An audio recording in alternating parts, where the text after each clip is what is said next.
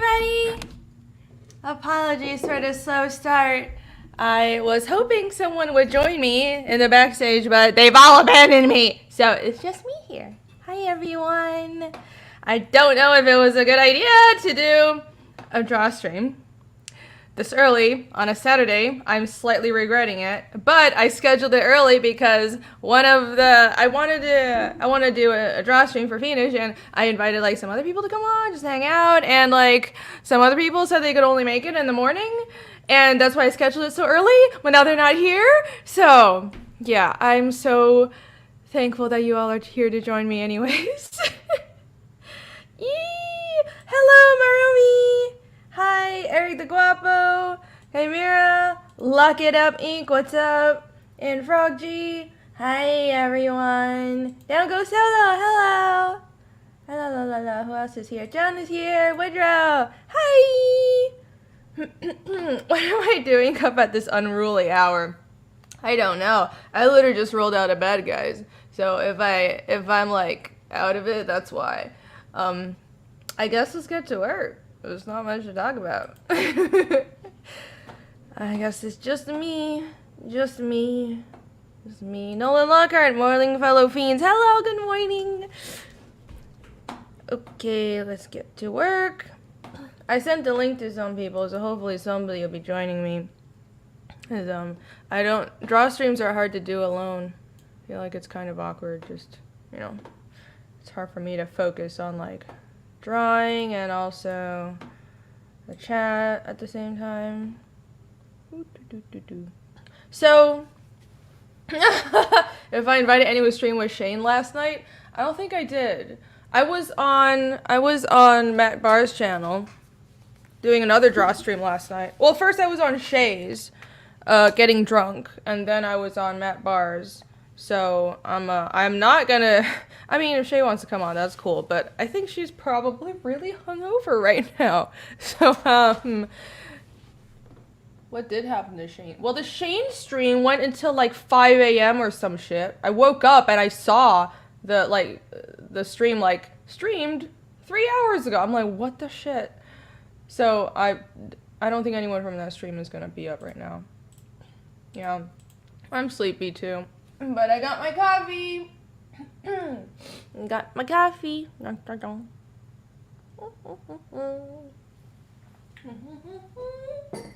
Okay, let's get going. So, the plan is I'm just gonna do a drawing stream. I'm going to be inking a page of Fiendish for a couple of hours, and then I'm going to continue the drawing stream, but I'm going to switch to a members stream because I promised I would do a monthly members only stream, but that one would only be for Hellion leveling up because it's the highest tier gets the monthly stream. So I think I'm gonna start doing this at the end of every month. I'll do a draw stream and then pivot over to like a private member stream for another couple hours. So that's the plan. All right, let's get started. Oh no. I could tell after we went off air she wasn't feeling well. I hope she is feeling better soon. Oh, I feel so bad. I was like egging her on. I feel like it's all my fault. I'm the worst. Guys, don't drink with me. I'm a bad influence. I'm the worst. Okay, let's go. Let me share a screen.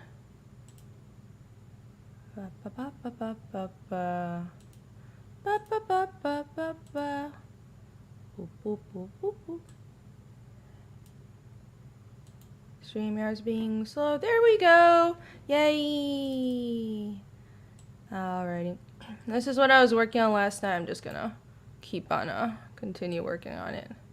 So there. Yay. Thought you guys would enjoy some Ragna. People like Ragna, so I'm gonna be working on her. Hi, Jeremy.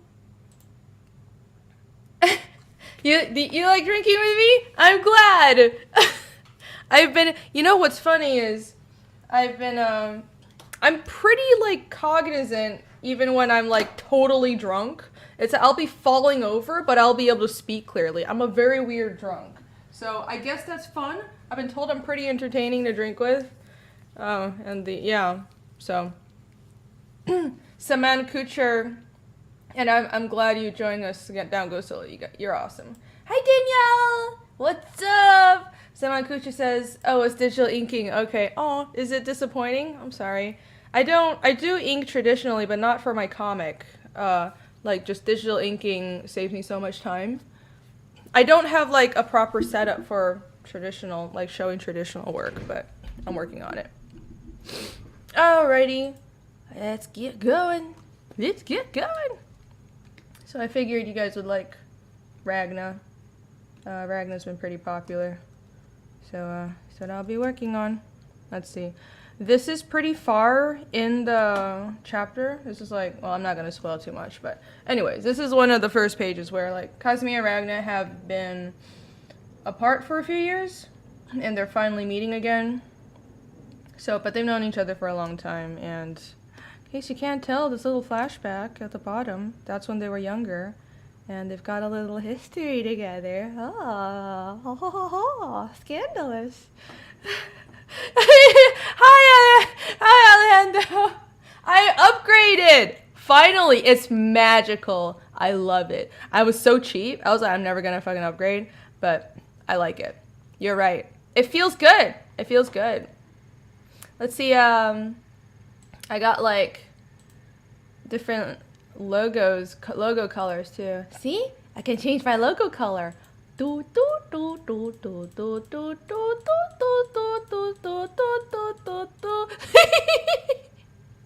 so much fun. Let me go with the red. Should I go with the red? I'll go with the red. Okay. It to work. Whoa, it's awesome. Yeah. You are right. You are right. And everybody go follow Infinity Comics. That's right. Alejandra is awesome. Okay. Let me get started. Excuse me. Ugh, I've got a bit of a funny feeling throat, but it's weird. It's like my throat feels funny all winter. It's not even that I have a cold. I'm just like sniffly and bleh all winter. That's just me. So, because I'm from like a subtropical climate and I can't deal with the cold. Which, by the way, is like freaking freezing here. I'm in Atlanta, and it was like 30 degrees last night, which is really cold for Atlanta, and I'm surprised it didn't snow. About that time of year, El Padrino, hello! Alejandro says we rock and we should act more like a hat group. A hat group? Well, I'm a fan of hats. Are we not a hat group? I feel so much love here. It's a loving hat group. Saman Kucher says, I like watch people ink using ink. I guess it's easier this way. I don't know if it's easier. It's nice because you get to do edits more easily. But, and it saves me the time of like having to scan in pages. It's faster for me to ink digitally, but I don't know if it's necessarily easier.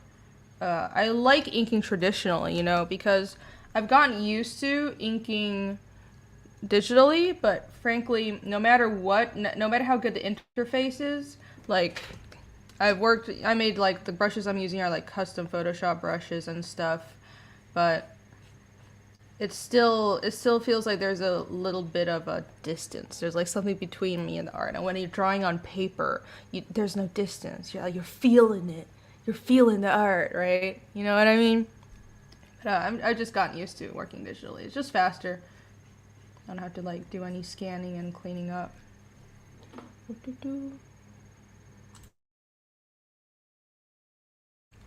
Sorry, gross, clear my throat. Oh, Down Go Solo says, I missed most of your last couple streams. How did Pathfinder end, or did it end for $10? Thank you.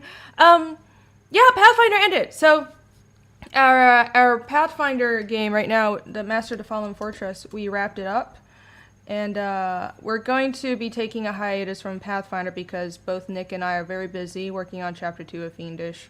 I am, for the next like month or so, I've already been crunching on pages this month. And on top of that, I took other freelance. I took interior freelance work for a project I'm very excited about. That hasn't started yet, but that I should be getting a script for that like next month, so I'm like ultra busy. I got a couple commissions, so we're busy, and um because of like the printing debacle with chapter 1, I'm not sure when chapter 2 for Fiendish will be launching, but I'm sticking to my schedule anyways. I'm going to like get, I'm on a deadline for my book right now. So we're busy. And right now we're just going to focus on work, but when we're still going to be preparing some more Pathfinder content. So this is not the end of the Pathfinder content. We're really happy with how it turned out, and we already actually on like just we were chatting the other day about doing a smaller module, and that we would continue. First, we'll do a smaller module that continues with a couple of the characters from our last campaign. So like Bilgra and Acadia, and we have like another module that Nick can prepare really quickly. But also, this is gonna be fun. So, I'm thinking of doing a Fiendish module because, as you all know, I have been skinning a lot of my Fiendish content into Pathfinder. So I have like the character statted out, and I have the monster statted out. Well, Nick statted it out because he wanted to. He really likes monsters. But there's still some more world building stuff I have to do because the magic system for Fiendish is a little different. So, but I'm using essentially what I'm doing, and I always plan to do this, was to use Pathfinder as a base for the gaming system, but make the world of Fiendish sort of a skin like psionics that you can skin over normal 1E Pathfinder, and it's going to be 1E, yes. So I'll be working on that kind of in the background, and I'm thinking of doing a module in the world of Fiendish sometime, much later this year, but whenever that's ready, I will be streaming that as well. So I'm hoping you guys enjoy that. I know it's like a super nerdy thing. Super nerdy. But like, well, you're watching my channel, so well, you shouldn't be surprised about that. What to do? Oh, thank you, Froggy. Oh, Froggy, the Link Master. Whoa! Thank you. This is the playlist for the Pathfinder playthrough. Oh, you're great. You know all the links. Alejandro says, Irene, draw a character for me? A free copy of a comic. I'll draw a character for you. I'm booked up right now, though. So, give me several weeks. Like, probably another month or so. But I would love to draw something for you, eventually. Hi, Pops! It's Pops! Where's Pops? Hello! What's up? Hey! So glad y'all joined us. Blingo says, did she just call us nerds? I totally did. I know. It's so insulting. I'm the worst host ever. How dare I? How dare I? No, I called me a nerd. And you are all the wonderful people who tolerate my cringy nerdiness. That's what I mean. That's the truth. Isn't that the truth? I'm just a cringy nerd who does drawing streams of the animus on YouTube. Oh. Man, seriously, I started to stream so early to accommodate other people, but they're not here. But it's okay. That's fine. That's fine. I love my friends. It's fine. Oh, Alejandro says, you're living proof that you can be both a nerd and a beauty. Thank you. Oh. I don't know if, well, that's dubious, but I'm glad you think so. Sometimes I'm an idiot. Sometimes. By that I mean a lot. But, I try to be smart. I try to think things through, but we all have our moments, right? Can't help it. I can't help it.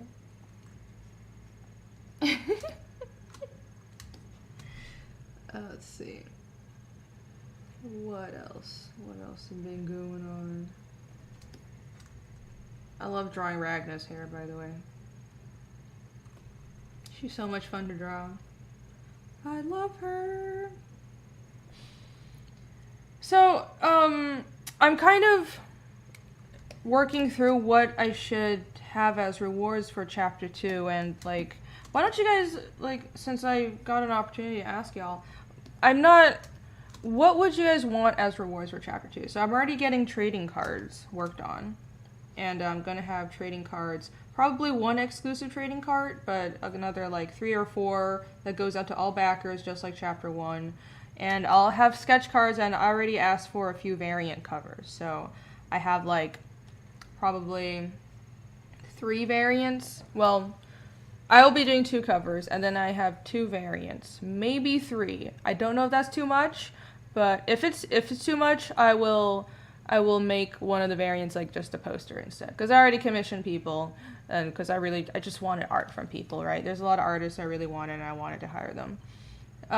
But other than that, I'm thinking of doing a standee of Ragna, and kind of just keeping it simple. I want to keep it simple and just make the campaign about the book and the variant covers and like the, training cards, sketch cards. So I don't want to be too gimmicky, right? Because I love like all the extra items, but I want the book to be most important. And also, I found with chapter 1 that as much as it's fun to do products, and I like the standee, that was fun, and stickers are easy to do, but still, like, if you have too many products, I find it distracting, and I want to keep the ball rolling on Fiendish, because I have a next chapter to work on and all that. So what do you guys want to see in chapter 2 of Fiendish? Let me know. Oh, down goes Solo. Thank you again. Oh, you don't have to do that. Are you going to be able to do the next art auction? Are you too busy with work for $10? I'm not sure. I might be too busy with work, unfortunately. Yeah, I might actually have to skip this one, which I don't like to do, but because I already took on a lot of freelance, I might be too busy. So, yeah, we'll see. When is it? When is the next art auction? Man, yeah, that's how out of the loop I am. I've been swamped with work. But but that means, I can do some more original art and just have a bigger backlog for the next art auction, because it is quarterly, so it'll only be like a few more months to the next one. Yeah, I was hoping to launch chapter 2 in like late March or April, like early April. So, let's see. Yeah, so like until then, I'm just like, I have to stay on a schedule, and I gotta hit my deadlines for this book. I hit my deadlines, but if things are going well, then yeah, I might do the art auction. Let's see. Amira says, probably an ash can or more content.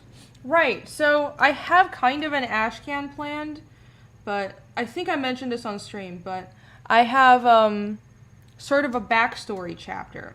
It was going to be the chapter 3 in the original script, but basically what it is, it's an entire chapter that's a flashback of how younger Casimir and how he met Iskall, and I think I really like the story. Like, I really, really like that story. And even though it's not essential to the main story about, the demons and everything, it's very character heavy, and those are my favorite types of things to write. And there's just like some really heavy stuff in there.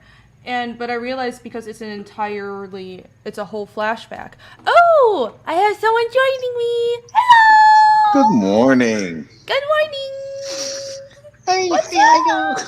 Good, how are you? Hi. Thank you for joining me. Thanks, what I'm you not working alone on? anymore. Oh my god, look at that. Oh, my audio's being weird. Hold on. Let me reset it. Is it So, yeah, what? Is it what? I'm just kidding. Sorry, what do you say? Nothing. I was just making myself sound like a robot for a second. Oh, okay. Good morning. Good morning. A little bit of I a see. hangover, or are you okay? Oh, I'm good. Oh, bueno, bueno. See. I got a liver of steel. Well, I didn't drink that much. It was just a few beers.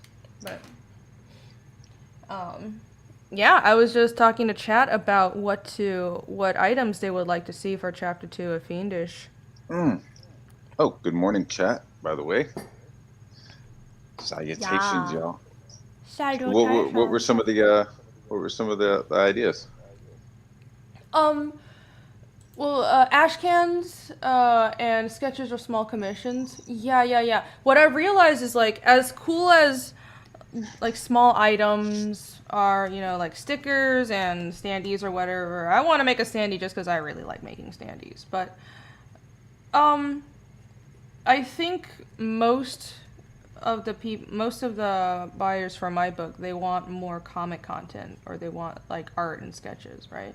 So I was saying I want to keep my next campaign like kind of straightforward, have variant covers, have sketches and trading cards, and that's pretty much it. As opposed to like tchotchke, like bookmarks and stickers and stuff like that. Yeah, Yeah. because Yeah. in like the first chapter, it was really hard to resist doing that because like the more the campaign got funded, the more I felt like, oh, I have to give people something more. But now I'm kind of looking back and realizing, well, I think why don't I can give people like what to do for. I'm thinking what to do for stretch goals, and maybe it would suit my audience more to do more the stretch goals as more pages or I might even do an Ashcan. I'm not sure. And so I was talking about I have this like kind of chapter 2.5, like a Mm-hmm. weird zero point 0.5 chapter that's entirely a character backstory. So I wanted to do it as an Ashcan, like not colored, and I'm not sure if I want to do it as a separate campaign or tack it onto, chapter 2. Here's something that just popped into my head, and maybe it's not even a factor, but okay, so somebody gives you $30 for this book, and then you get all this other stuff, right? So in 10 years, 20 years, like most of the other small stuff is like gone, right? And so you just have the book. So in 30 years, you like want them to still have the same value. And I'm high already, and it's so early. Am I making sense? Where it's It's like, 10:30, I know, friend. where it's like, hey, like right now you get like a book, and you get all this other like little stuff, and all that stuff Mhm. ends up like getting like lost, or getting like stickers get used, and then you just have the book. But if you like apply more to the book, and you do more stuff that's like into the book, then that becomes more value later on. I see. I Fuck. see what you're saying. You know what I mean? No, Instead of saying like, "Hey, we'll give you some stickers and some shit you'll lose," how about some yeah. more pages, more content, so that your book is thicker? Right on. I got that. Oh, thank God! Yeah. Shit, that took forever to explain. I'm sorry. No. It probably took longer in your head than it actually did in real life. Okay, You're okay, fine. You don't okay, sound that high. okay, good. Like, what if the book was invisible? Like, what if like you made more pages in your book? Let's say, Blah. I'm a slightly higher functioning pothead than that, so I can like You're fine. You're good. I understood you perfectly. like a Yeah. sketchbook. The ash can would be is a cool idea. Like a sketchbook of like all this Yeah. stuff would be cool. An Yeah. artist edition. I mean, I know you do stuff digitally, but like, kind of artist edition with notes and stuff always seems like a cool thing. Like I'm thinking about just doing a book, like inking it physical, so that I can like create an artist edition, because I think those are so cool. Yeah. Um, well, what I am also thinking is, um, I don't think I'll be doing a black and white edition, or that wasn't a plan. But maybe if the campaign gets like super funded, and I mean, fingers crossed. I don't know I really don't know how it's gonna turn out, but I'm hoping it'll do good. But if it can be like one of the higher stretch goals to print not like just a black and white edition, because I don't know, I'm really proud of the freaking inks I've been doing on this book, but they're all gonna be covered by colors. So I might do like a combination black and white edition and also like sketchbook. So I'll have my sketches and the planning and the concepts and also some of the black and white pages and printed all black and white, and it's sort of the making of book. And Yeah, the art of Fiendish. Yeah. So because that stuff's cool, man. People really like to see that stuff. At least I do. I like to see the little doodles and little sketches and just the brainstorming. Oh yeah, no, same here. And I don't know if it's like an artist thing. I don't know if like the regular audience would agree, but I love sketchbooks and supplemental books. Yeah, because it's cool to see the artists that you like working through problems and like working things out. They're not just sitting down and just like whipping something out. Yeah. I mean, you do, but you know what I mean? Like most people. No, I don't. You can't just sit down and start drawing shit. It's a struggle. So it's nice to see, people working it rather than just, flexing. Yeah, the process. Yes. Like the structure under everything. Yeah, I feel you. That would be cool. Oh, Domingo, hello. I'm a bit late and play catch up. Well, there's not that much to, it's only like 20 minutes. I started a little late. Miss Raina, hi. How are you? Miss Raina was on our show earlier this week, and she has an awesome book coming out. You guys should check it out. Black Rhapsody. Hey. Yeah. I've been on a stream with her. She's really cool. Yeah, the book looks lovely too. It's like some kind of goth rock kind of thing, right? It's like a music themed. It's like Cthulhu goth rock with a manga style. Well, it's basically it's like I think the way she pitches like Gem and the Holograms meets Cthulhu, which is pretty apt. It's about this. It's essentially a world where like sort of a magical girl, but she's a goth and she plays the guitar, and it gives her she's linked to like godly powers, and all the a lot of the characters have like powers from goddesses, like from mythology. So this like teenage guitarist is fighting like these evil music industry icons who are also like have like god powers, and the main villain is evil Beyonce, basically. I did a really bad job explaining that. I'm sorry, Miss Rena. I'm not even high. But the art looks really freaking good. It's like this really nice manga style. You guys should check it out.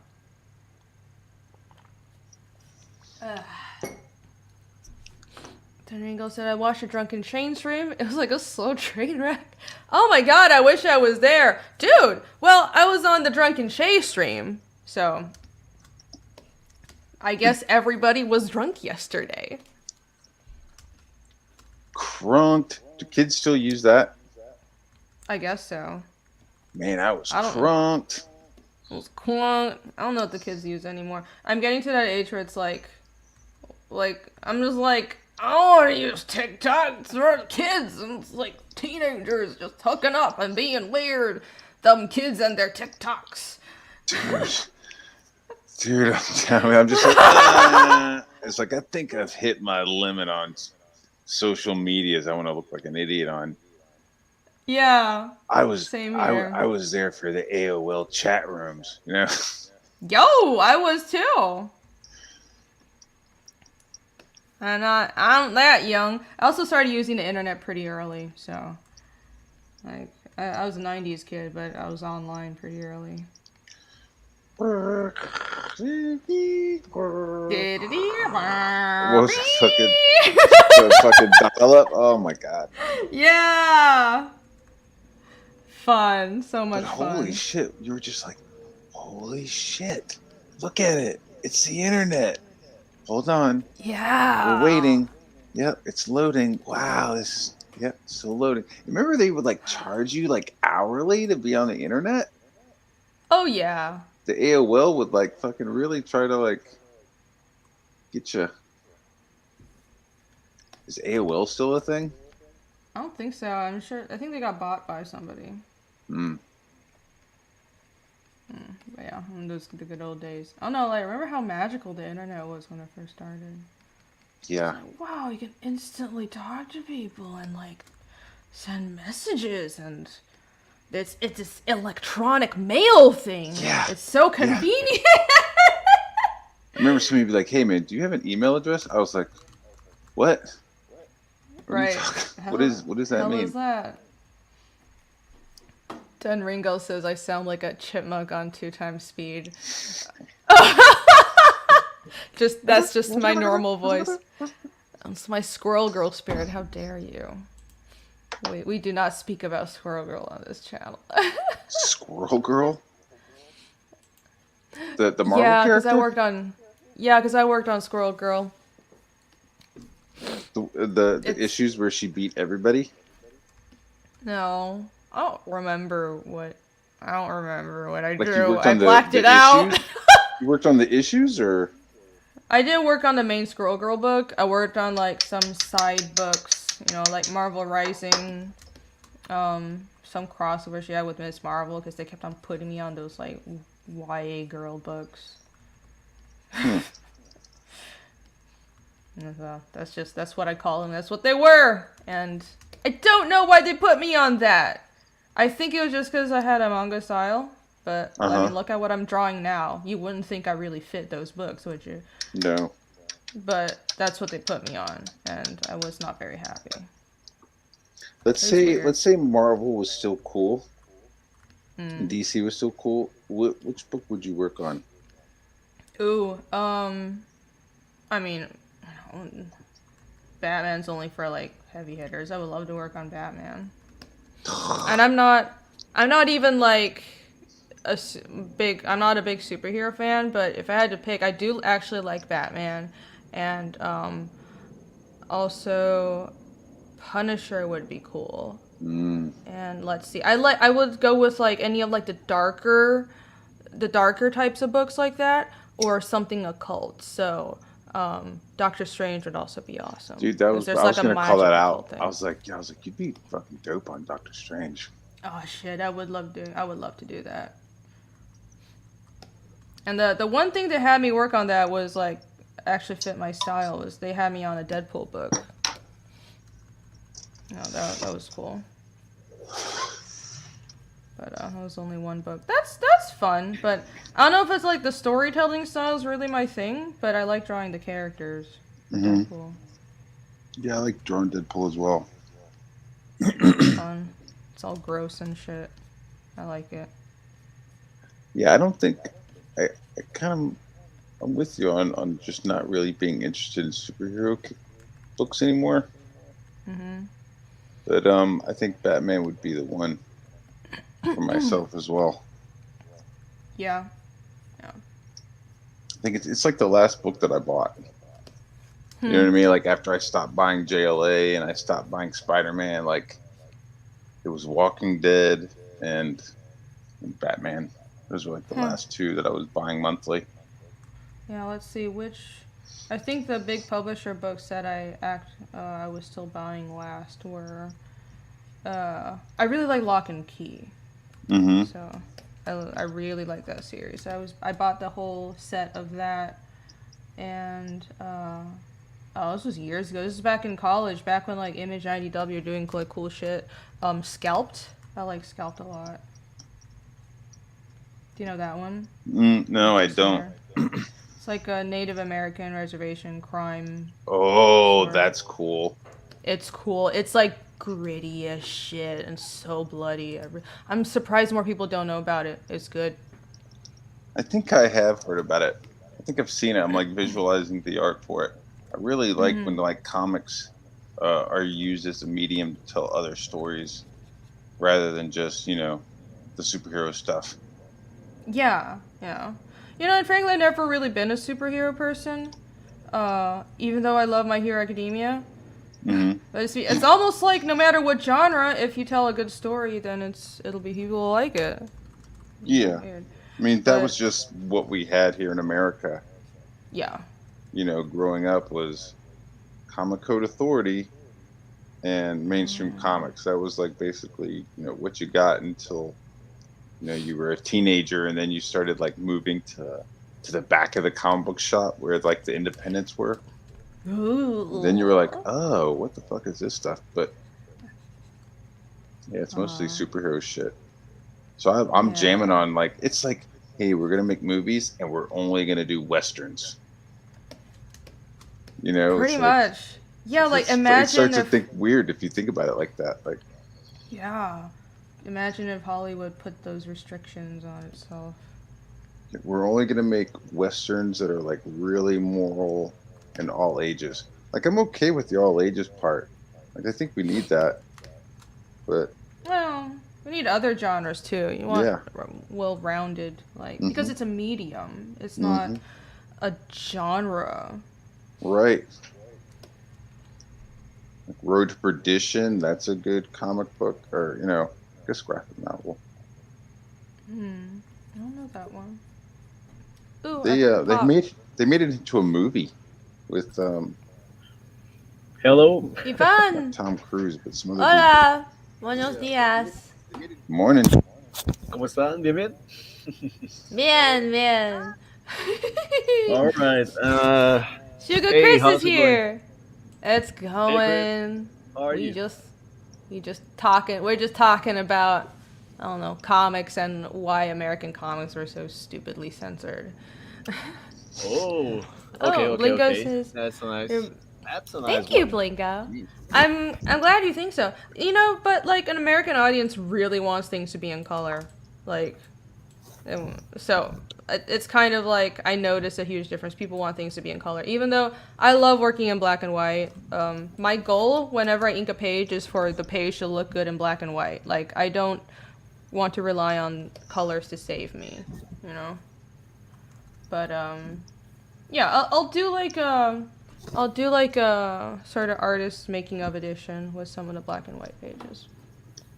How are you doing, Yvonne? I'm okay. Trying to operate in the day, which is not my thing, but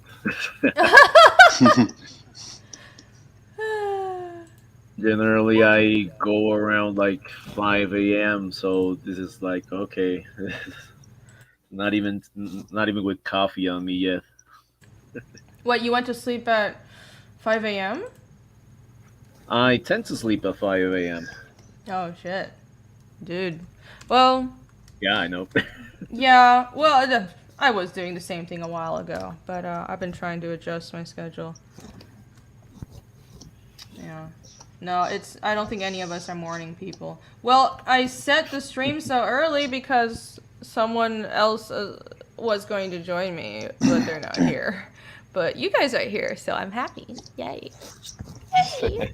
Hello, friends. Yeah, I'll be Hey. dancing a little bit. Hello, friends. Yeah. Back Goblin Girl, friends. Dan's probably tired. He was also up late. It's cool. Yeah, he has a really strange shift. Yeah, he schedule, works but, all night. Yeah, I mean, my schedule is also kind of fucked. I've been sleeping at like, whoa, that's wrong. It's like 3 or so, like 3 or 4. And I usually roll out of bed at like 10 sharp. Well, during work days, I get up at like 9 sharp because I have to be at work at 9, and I work from home. Yeah. So I literally roll out of bed and crawl to the computer and start work. And it's like a morning meeting time, and yeah, I just roll around my house. I'm just the ball that rolls, and that's my life. That is how pathetic my life is. But yeah. Do they like a little like what you're interaction in your incorporate. meetings?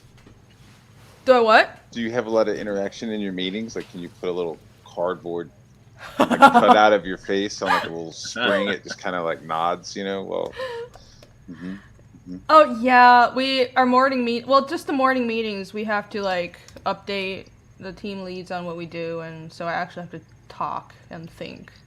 This is what we have done, our overlords. Keep paying us. Yeah, yeah. So I actually have to like be present for the morning meetings. But other than that, it's I don't know. I consider myself very lucky.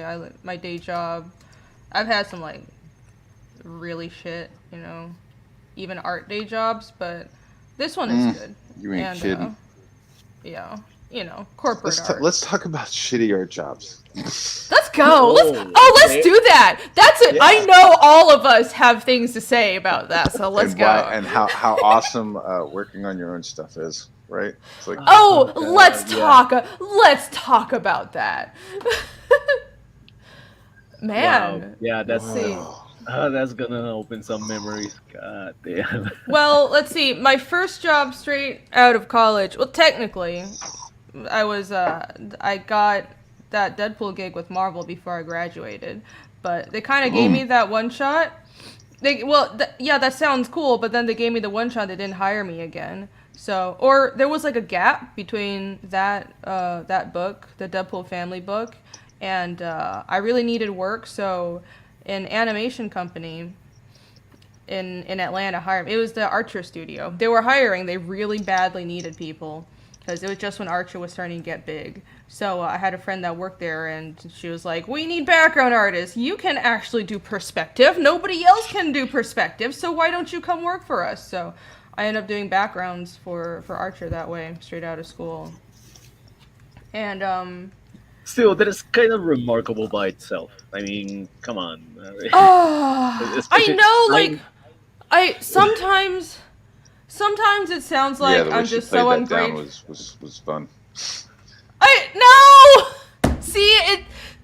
This is the problem where I know I don't want to sound like I'm spoiled and ungrateful for having, at least I got art jobs. Like, and I actually, I got work with Marvel, I got to work on Archer. That's cool, but at the same time, like, even though it's a cool property, all these companies make cool properties. Actually working on the properties, especially as a very young person starting out without like any clout, it's not a lot of fun. Like, yeah, you're an art monkey, and they're betting on you being kind of starstruck that I'm working for a Cartoon Network or I'm working for Marvel, and kind of like being okay with no benefits and like a very like barely livable wages.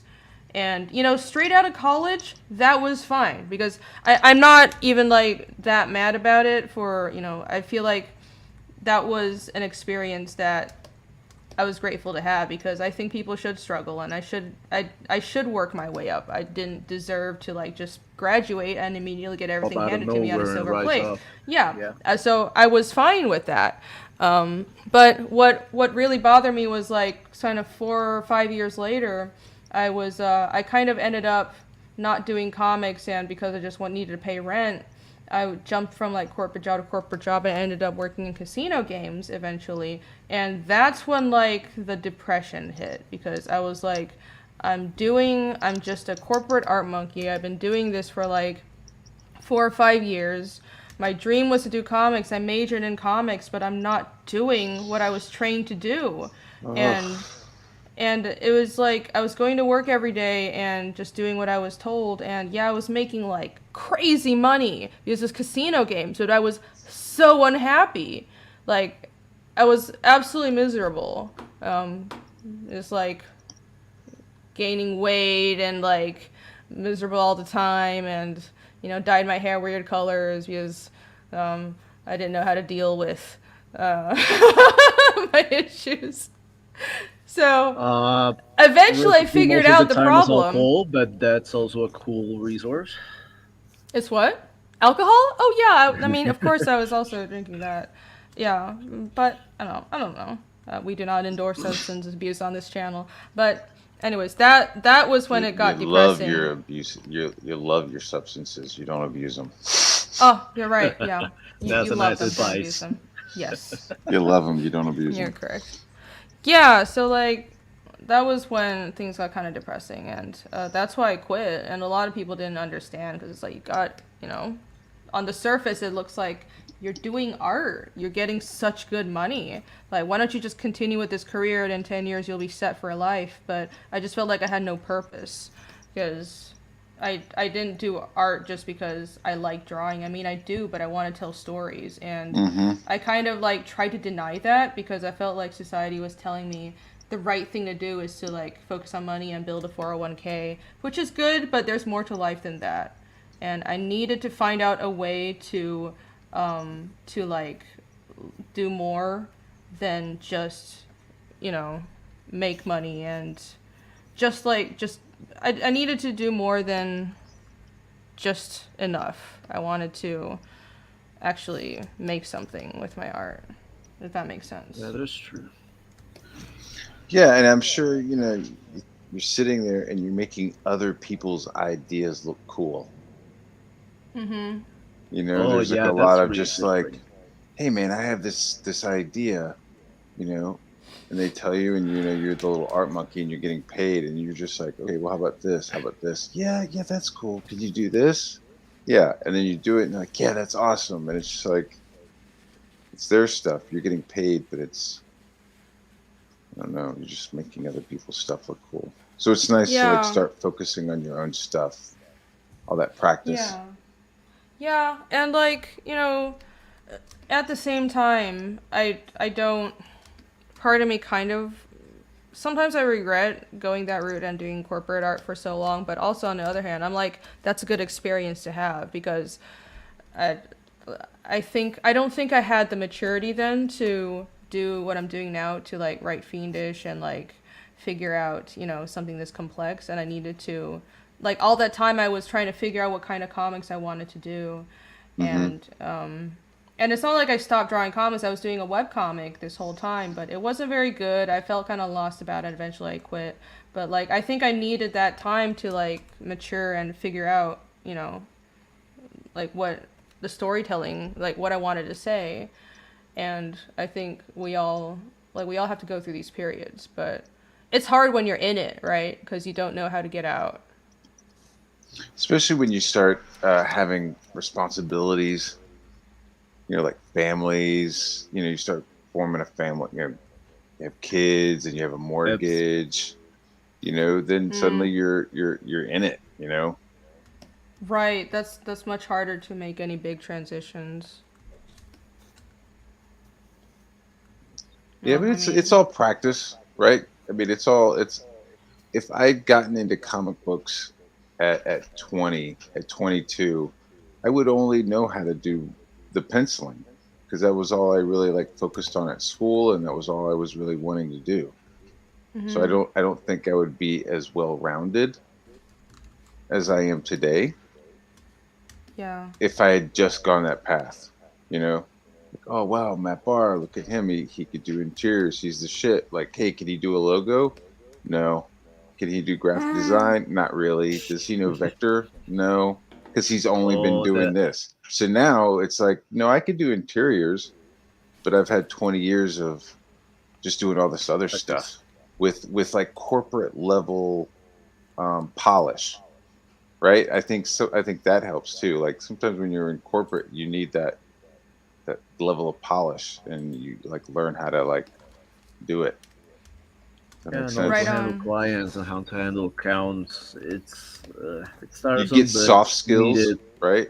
Like talking to people, talking to HR, talking to your superiors, talking to your people who are you're responsible for. Receiving You get input. some of those Yeah. soft skills. Yeah. That is true. Yeah, there's a lot of like just business management skills and that I don't think I would necessarily have, straight out of college.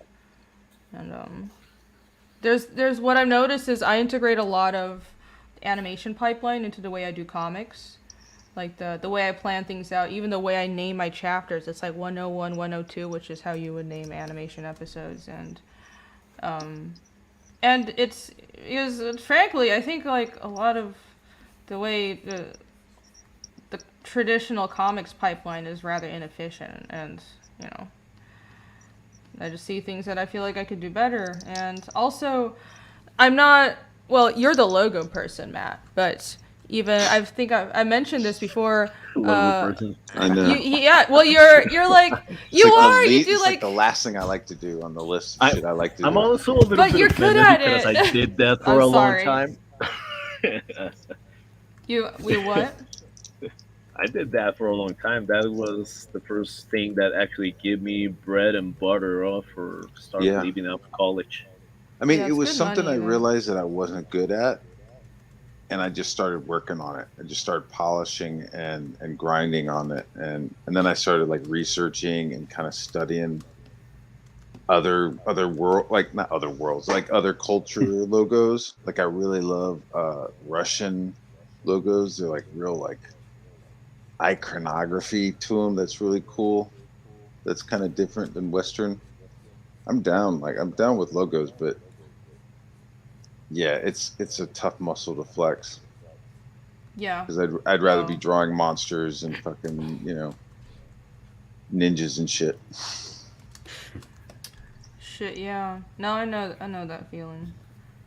It's kind of But yeah, there's doo doo man with some of those jobs. Like every I did the Super Bowl once and got my paintings back, and then I did the Super Bowl a couple more times and my paintings just disappeared, like from the What do you oh set. mean disappear?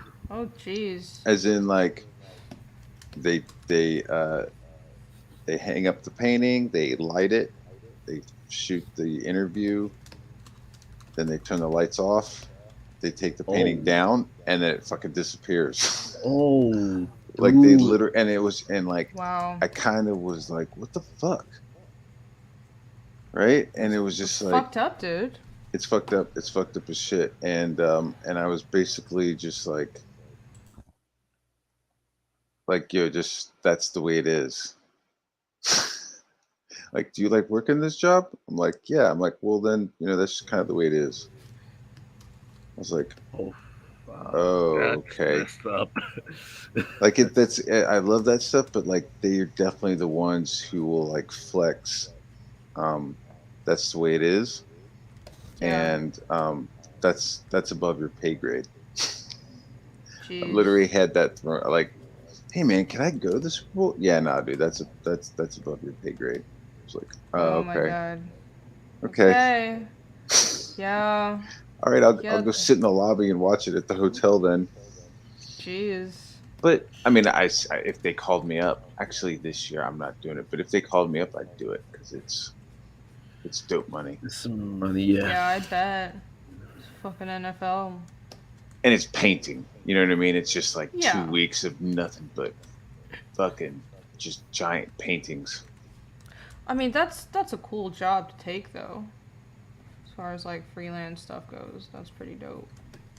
Yeah, I lucked out, and that's like who you know. I hate to say it, but like No, it is. the person that I got that gig with, like I met him 30 years ago, Mhm. and he was an intern at Nickelodeon at the time, Mhm. and then he like moved over to ABC, and then just slowly moved up the ladder. So Yeah. you know how Yeah. it A lot is. of art. Yeah. A I'm sorry, lot of go ahead. art is. Oh, I was just gonna say you're right about it's who you know, and your work matters, but connections is really how It's you make also a an living important as a thing. freelance artist. Yeah, it's like the connections let you know that the person could do the job, Yeah.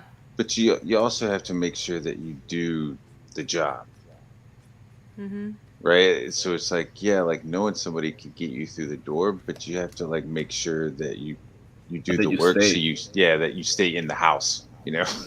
Yeah. I mean, it goes into two categories with that. It goes into people that just go up because of just brown nosing their way up, and the other one is just being a good professional and actually having both the skills and the backup to be recommended for several projects. And I guess that in the end that kind of pays off because I mean some people treat those connections as just something that's not really how to call it. It's not friendship wise, or it's like no honor honor between thieves or something like that. But in the long run, if you manage out to work out with people that have the skills and the ethos to actually to actually act professional, and not only that, but to act to learn on the way with you, that's pretty neat, and you actually meet good people with that. Ethos. I like that. I write that down. I like that word.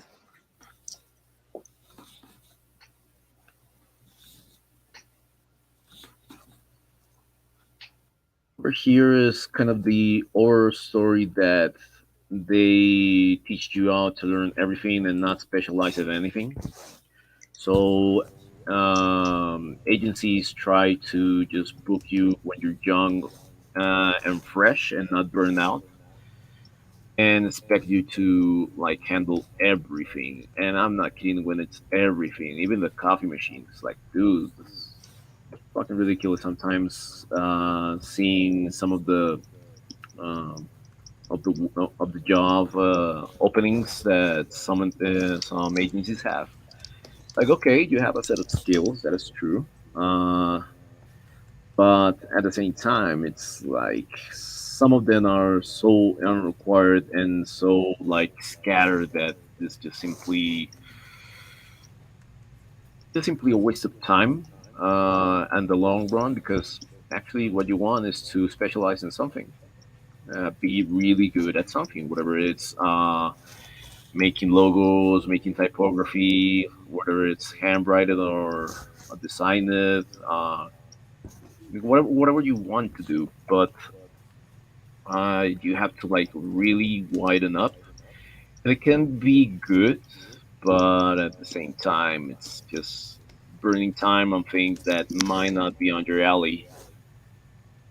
Right, you said that in Colombia, the way artists are treated is generally like, you can draw. Oh, so can you design me a website? You're a Yeah, comic artist. Cool. Can you like do me? I don't know. Can you do graphic design as well? What the fuck? and basically the type. You're an Yes, animator. That's great. Draw my logo. Oh my Hate god. make it. a Hate pitch. it. We've all been there.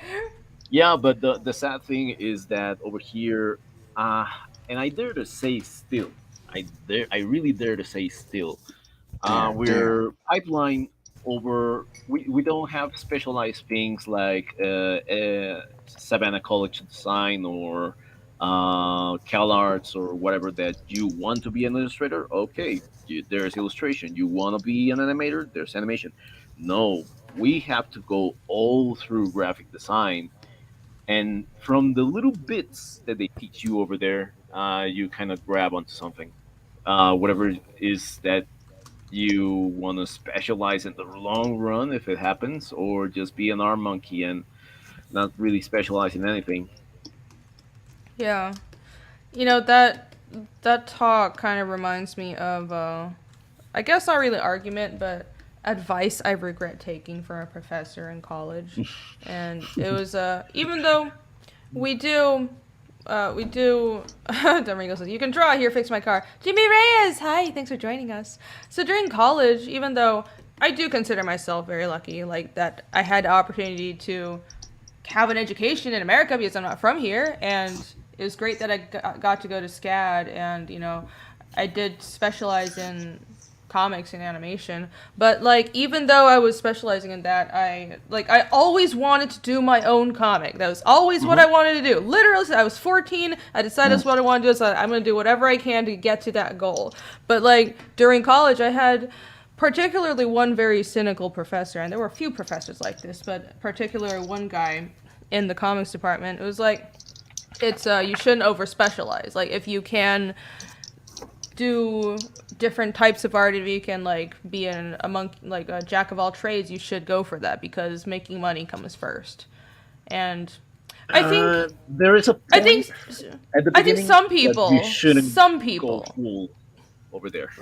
it depends, because I mean, you know, let's just be honest. Like, everybody's capabilities are different, and some people, they're both happy and their styles suit being a jack of all trades, and other people, they're not. Their styles are very distinctive, and they would do better if they focus on going towards something that's like, this is my recognizable style, and I'm hyper specialized as being an interior artist, and that's it.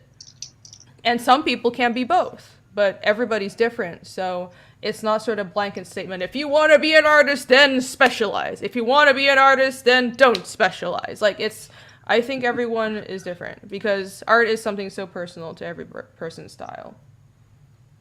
But yeah, that was terrible advice, and I don't think it fit me, because I did learn to do a lot of different things: animation, gaming. You know, I learned a bunch of programs, storyboarding. But like, at the end of the day, I'm a comic artist first, and that's it. And It is. I'm super fucking unhappy when I can't do comics.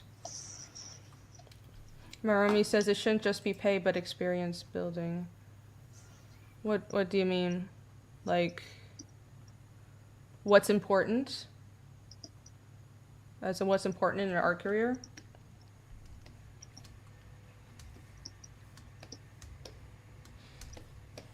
And building experience is important, but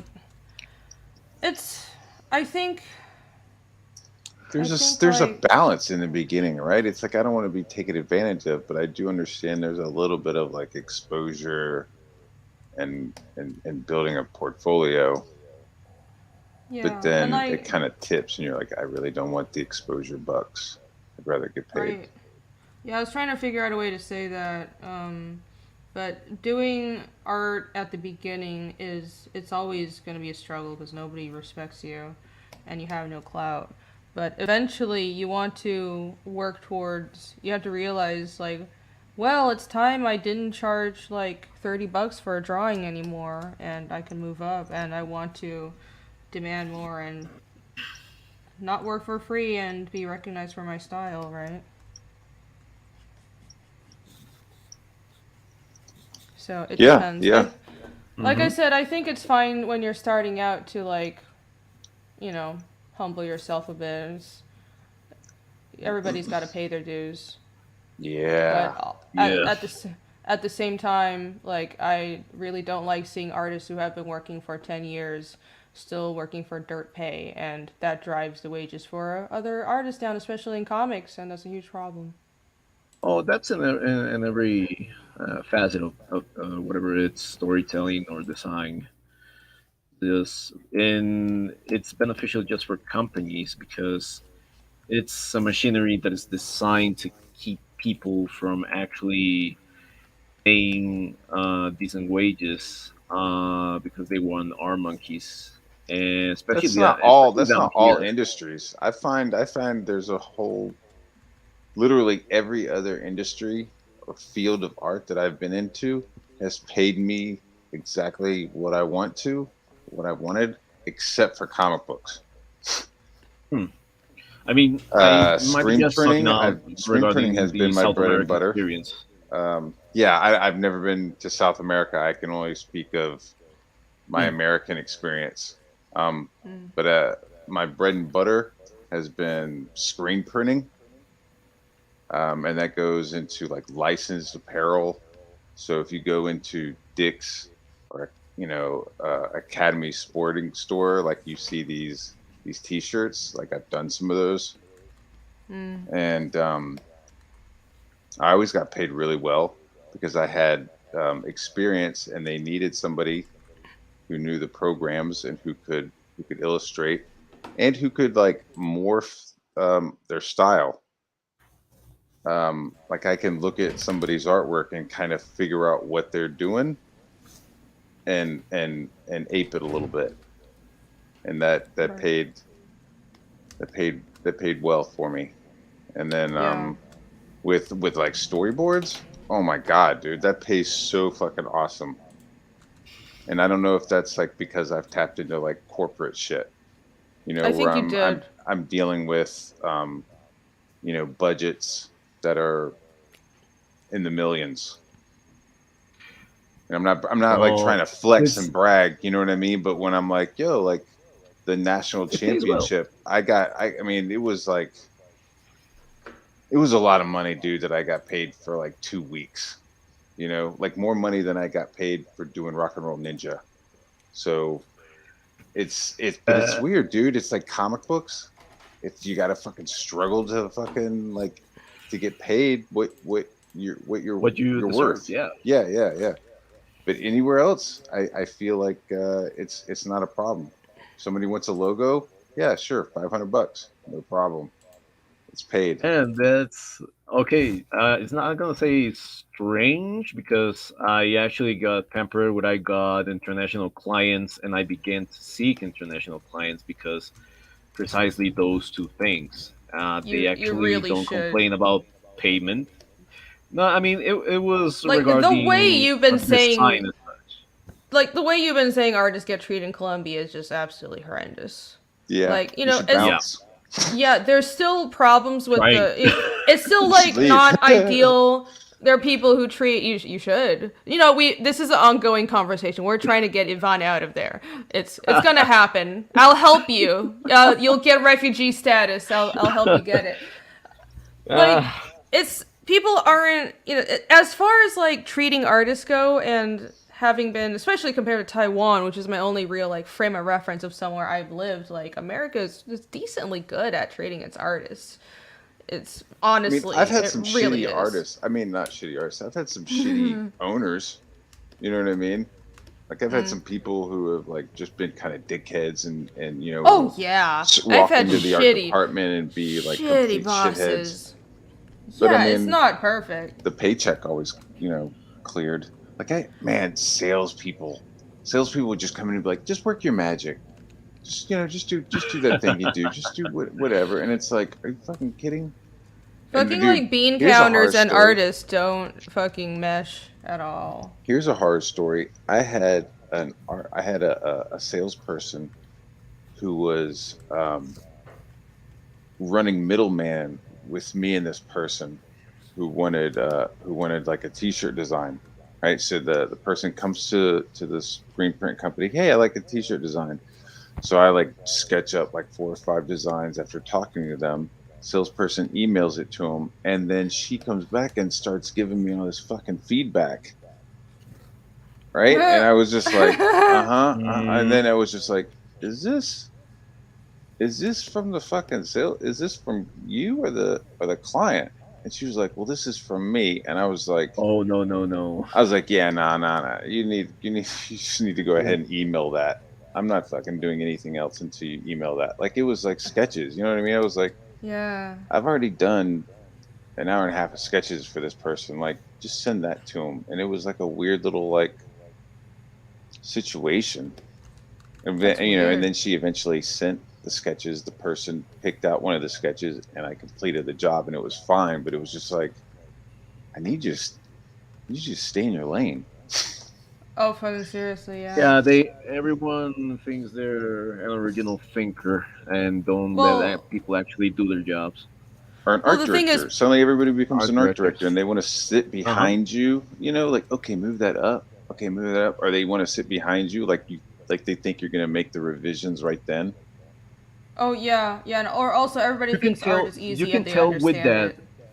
You can actually tell with that which person is actually an art director with experience and who brown noses their way up. Hmm. Because of their choices and how they treat the other designers about creativity and how they actually do their work.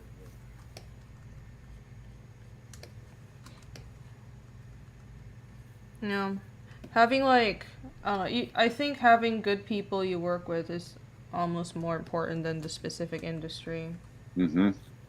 Because, I don't know, I think like Matt, you've done a lot of like corporate art, and I think I feel like you were smart. You went for like the higher paying corporate stuff because I've done corporate art, but besides from casino games, I mostly worked in animation, and animation is a real hit or miss because animation has like I don't know how else to put it other than very low professional standards, and basically I have so many stories to tell about working in animation, but um, there are these small companies who aren't really this like it's run by people who don't have managerial training, who don't really have experience. They're just a bunch of they pitched a bunch of stuff to networks and something hit and got famous, but they have no idea how to manage artists or treat people well. And a lot of the team leads in the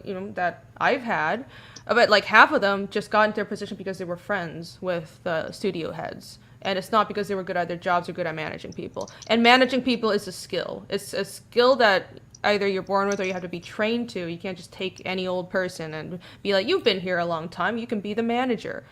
And there have been like freaking horror stories of like team leads that were so terrible they like made people cry and were I've heard a lot like of those. threatening. I had a team lead who my first animation job, he was just like really controlling and like he would use like this screen. It's like a screen share, not really screen share, but like so the team lead's computer at the studio had like special rights to view everybody else's screen on his team, and it was to help people like they could take control and view your screen and like look at what you're doing and be like, okay, here's the edit, without him having to come over and like point it out, just like kind of do edits and show you like see what your screen was. But he would abuse that and just kind of like look at our private chats. Wow. Yeah, he would just like sneaking. He will fit in China perfectly. He would just be he would fit in a lot of places that are extremely dysfunctional, and then he would like look at our chats and then like pull us aside and tell people like, why are you chatting about this, like you're not working, why are you like there was one guy, two people on the team were married, and like so they would get to work and like during they would just send these chats to each other like, I love you and how are you doing, sweetie, and then he pulled them aside like, you can't be doing this, you need to focus on work, you can't be talking to your wife. Wow, that's a power trip. And he constantly would threaten us with like basically firing us if we didn't stay late or work weekends, and we did not have overtime pay. And nobody did anything about it because he was a friend with the studio heads. Oh, fuck that. There's nothing we can do about it. That's a lawsuit waiting to happen. Because, I'm surprised he didn't get sued because he eventually got fired for threatening to punch somebody after myself and like most of the rest of the team quit because of him. That's how far I had to go for him to be fired. But, down goes so he didn't get fired. That. After I left, he apparently, threatened to punch somebody at work, and that's what he finally got fired for. That crossed the line. It was like, it was not fun. Yeah. It was really toxic because it was like, if we didn't do as we're told, we were threatened with like, there might be some changes around here, say that kind of stuff. And clearly he meant like, well, you're disposable. And we were all like straight out of college. We're all like 21 years old. Right? Yeah, and there was nowhere else to go because like there was like one other studio in town, but they weren't always hiring, and it's like the only other way most of us could get a stable art job was moving the fuck out to California. Yeah, so it's like we needed to keep this job and we were terrified. And they take advantage of that because at another one of my animation studio jobs, they want those young people that they can take advantage of. Hmm. I noticed that I've been at jobs where as soon as the season ends, they lay everybody off and they're kind of like, oh yeah, we'll hire you back, but then immediately they'll hire like a bunch of kids straight out of The college. next The batch. batch, Yeah, yeah. the next batch. And like, if you're friends with somebody, if you have the connections, they'll ask you back. But a lot of people, even like the really good experienced people, they don't get asked back because they need to be paid more and they're uppity and they don't take shit. But the kids straight out of college will do anything for shit pay and they'll obey and listen. That's how it is. It's a pickle. Yeah. So that's why you do your own shit. But I Yep. guess you gotta Yes. like learn. You gotta like you can't just like start working on your own stuff, right? Yeah, I know. But it's Well, no, like I mean if it's like a hobby, I've seen some people who are like coming out of the gate pretty good. They're like yeah, I've hobbyists. But you kind pretty of need much. the discipline that is often not taught. Uh, and if you're doing it all by your own, there's people that are really proficient in it, but not all people have all that discipline. No, no. I think if they have discipline somewhere else, it comes over. Like ink spots. Like I don't think ink spots is a professional artist. The guy does like plumbing and septic tank work, but Oh yeah. he is an amazing colorist, and like the stuff he does draw in color, it's fucking awesome and funny. Mhm. So I mean, that's he's a little diamond in the rough, Yeah. more like a little turd in the dirt. But I was like, ink spots is cool. ink spots is awesome. Yeah. Ink spots. Love you. I He's don't he's know who my you are, he's my but sweet little cat turd in the litter box. Pet turd in a litter box. Oh my god. Yeah, honestly, that boss I mentioned was like one of the worst stories. Most of the time, it's not that bad. The staff should have invented their own code. I know. I wish we were smart enough to just like fuck with them back. oh yeah, take advantage of the company. That's a thing to do. Right. I guess that I Uh, can cue over with my horror story. no, do tell. Okay, this was back in 2015, 16. After being a long time as a freelance after college, I was working out in what it was my second agency because I worked previously in a little animation studio here in Colombia, Mhm. and that was a good experience. I'm gonna say no. Uh, but the next one was full agency as such, full advertising. So, well, yeah, okay, got hands on deck over there, and by recommendation of a friend, I back up my work and started to work over there. Little did I know is that the salaries were really low for the amount of responsibilities everyone partake, and Oh. and going over time you say like, oh, okay, I'm just an entry level graphic designer, it's kind of the expected. But when you started to talk to people, you begin to see that there was like levels of responsibility that were beyond what it was being paid. S- Take for example like management and placement of full campaigns and with all the elements. Uh, I don't really know how to call this job position in English, but I will put it like backstage. With all Mm. those people that like actually um, place the events, constructed everything, like and supervised all the equipment. The pay was less of us graphic designers on an entry level, and there was a lot of of risk over there, because if you damage an equipment, whatever is a TV, whatever is a projector, whatever is a smoke machine, whatever, it goes down from your own money. And Damn. Oh. yeah, and they were being paid less than us.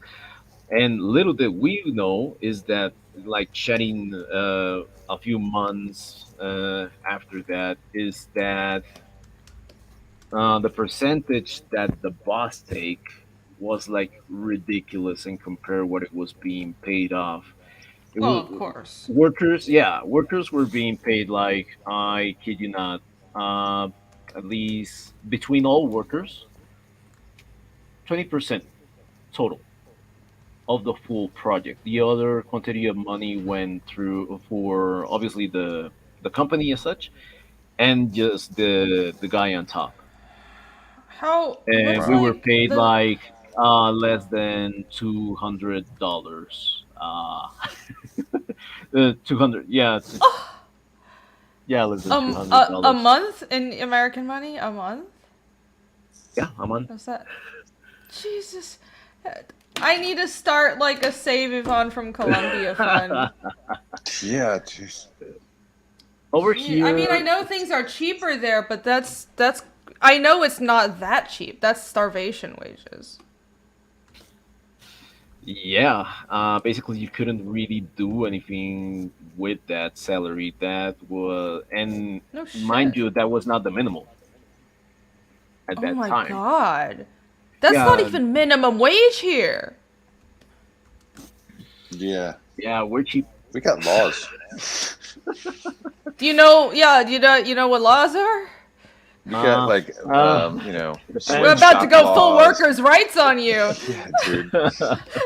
You need to start a revolt, Oh my That's why I god. say power to the we take people or just advantage of the bounce. company, because after rallying up like the information of all the workers and all that, me and one friend that's called Alejo, uh, we basically by our own time and all that, like seek another position, and we both worked into a project that secured us like a position in like a beer company, to work on branding still, but it was far better paid. It was a little bit more lax, and it was really funny because it was like all of a sudden, like, well, all the graphic design team took off.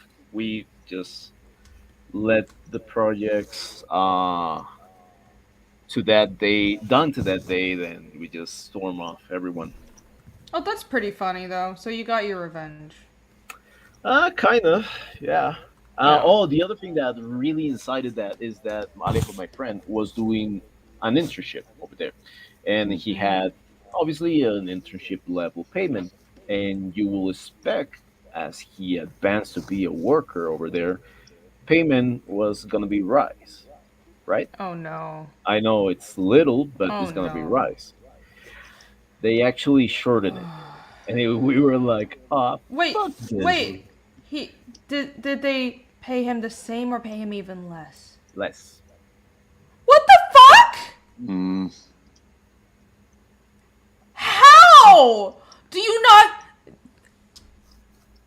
That's And we suable were, shit, yeah, and dude. yeah, and That's very the fucked up illegal. thing about that is that we were managing clients like Sony, like some products of Disney, Epson. They were like big firms, but even so, it was not reflected on us, on anyone apart from the boss. Holy shit, man. And oh, the fucked up thing is that in some projects, we would go like straight up to 5 a.m. mm. And we were expect to Oh, go to work at 10 or 12 a.m. the next day. well, that's like Japan. But, even with like the wages that they also like some shit Hey, wages in I'm all Japan. set up for Japan then. Yeah, there are, but it's not that low. It's like you can survive, like, because they also have laws. Yeah. Holy shit. But well, from what I've heard about my friends in Japan, yeah, they kind of, especially when you're at entry level, they expect you to just like be a slave for the company to prove your suck it loyalty. up. But at least in Japan, there's job security, which we don't really have here. Everybody switches jobs every like 2 or 3 years in America. Yeah, the old gold watch after 30 years just Yeah, isn't a thing anymore.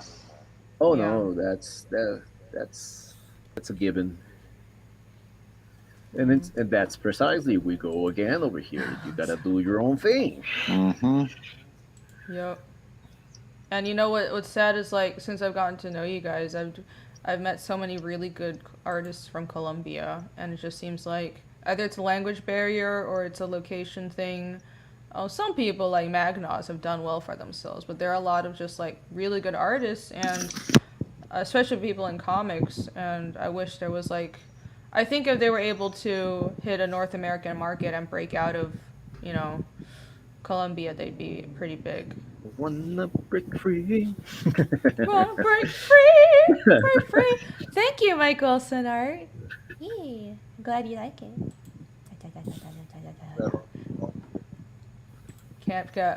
Can't compete with that PRC slave labor. I'm Spanish. I'm trying to learn Spanish, but I'm doing a bad job of it. Yeah, they can come here and make this all the would be comic the- books they want, as long as you don't mind if I make some Spanish translations of my own stuff and send it down there. I'm thinking of doing that too. I'm gonna do that. I'm thinking I'm gonna do like Spanish version, maybe do French. You know, I mean, Irene Yeah. Why did say not? that it was far easier when you're doing out your own project to actually thinking and expanding in languages, to other markets than it is with a main AP. IP, yeah, IP. hmm Yeah, well, when you're working on doing a comic for a company, you kind of they're in charge of, oh, okay, well, you need to make this many sales before we'll like deem your work, it's you made enough sales to be translated. But that's also because they're actually doing a print run. What I meant to say is if you're only doing a digital release, you're in control of your own IP. Translator is not that much that expensive to hire. Expensive. I think No. like yeah, it's a couple $100 for even like a big like a 50, 60 page comic in my experience. And you can afford that if you have a successful campaign. So what I'm thinking is, I plan on doing I need to get the actual physical books out 'cause that's my priority, of course, but I already have a Japanese translation and I'm going to do a Spanish translation, and I haven't really considered French because like I've actually like studied Japanese and Spanish, and it's like I Well, don't the know, Spanish gets you like South America, right? In The Spain. Japanese gets you, Asia, and then the French gets you like most of Europe. Gives you Europe and Yeah. parts of Africa. Yeah, so Yeah. you're kind of covering the globe. yeah. So I'm considering French. if It's you- just I don't if really you know partake that of many French Mandarin speakers. versions. I don't Or- know if I will. I don't know honestly. I don't- Swahili, you could do the Swahili one. I take all, yeah, good idea. I'll do a Swahili one. Yeah, Swahili. That's a lot of people speak that. Click, click, click. Baba, baby, click, click, click. Is that what? That's not Swahili. That's the other language that has the click sound. Ah, they both got it. Fuck it. Oh, yeah, there we go. Yeah. Oh my god. Eric says I'm still trying to learn English. We all are. English? What be English? What English is? I don't think I'll do. English. I'll not speak English. I don't think like I can. I mean, I've actually done Mandarin translation work. I'm native, but I just don't think I have an audience, like a Mandarin audience. Like culturally, I don't think my work really fits. It's not. It's not. I don't project it to be worth it at this point. Because it's hard to explain, but even in Japan, I think there's an audience for like the type of fantasy and comics that I'm doing. But in Taiwan or mainland China, I really don't see it. It's hard to explain. It's just not. It's part of why I had to leave. It's like, first of all, well, it's just the opportunities are in America, and I like being here more for various reasons, but also, I I've done conventions in Taiwan. I tried to find sort of like a Niche. niche and my people there, and it wasn't happening. Oh yeah, you're not a proper in your own land. That happens over here. Yeah. No, it's really weird because, I was born and raised there, but I honestly don't really fit in. So, I don't know how the fuck that works out, but I guess some people are just like that. I'm much more comfortable in the West. I like it there though. I like it in Thai. I like it's really comfortable. It's a nice peaceful country, but professionally speaking, I can't expand in Taiwan. Maybe Japan if I could learn a language. This woman needs room to spread her wings. Yeah, Merca. Her eagle wings.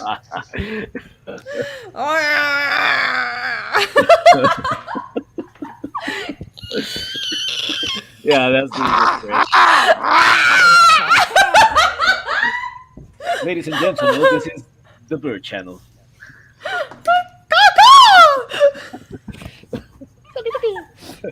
I'm not even drunk yet. You guys can't see that, but I made those. That's like the. I hate that StreamYards can't show the custom emoji. I made this awesome, cute custom emoji of like bleeding headphones. Dango Solo said I could do a version in Ninarsa. People have told me that. That's a lot of work.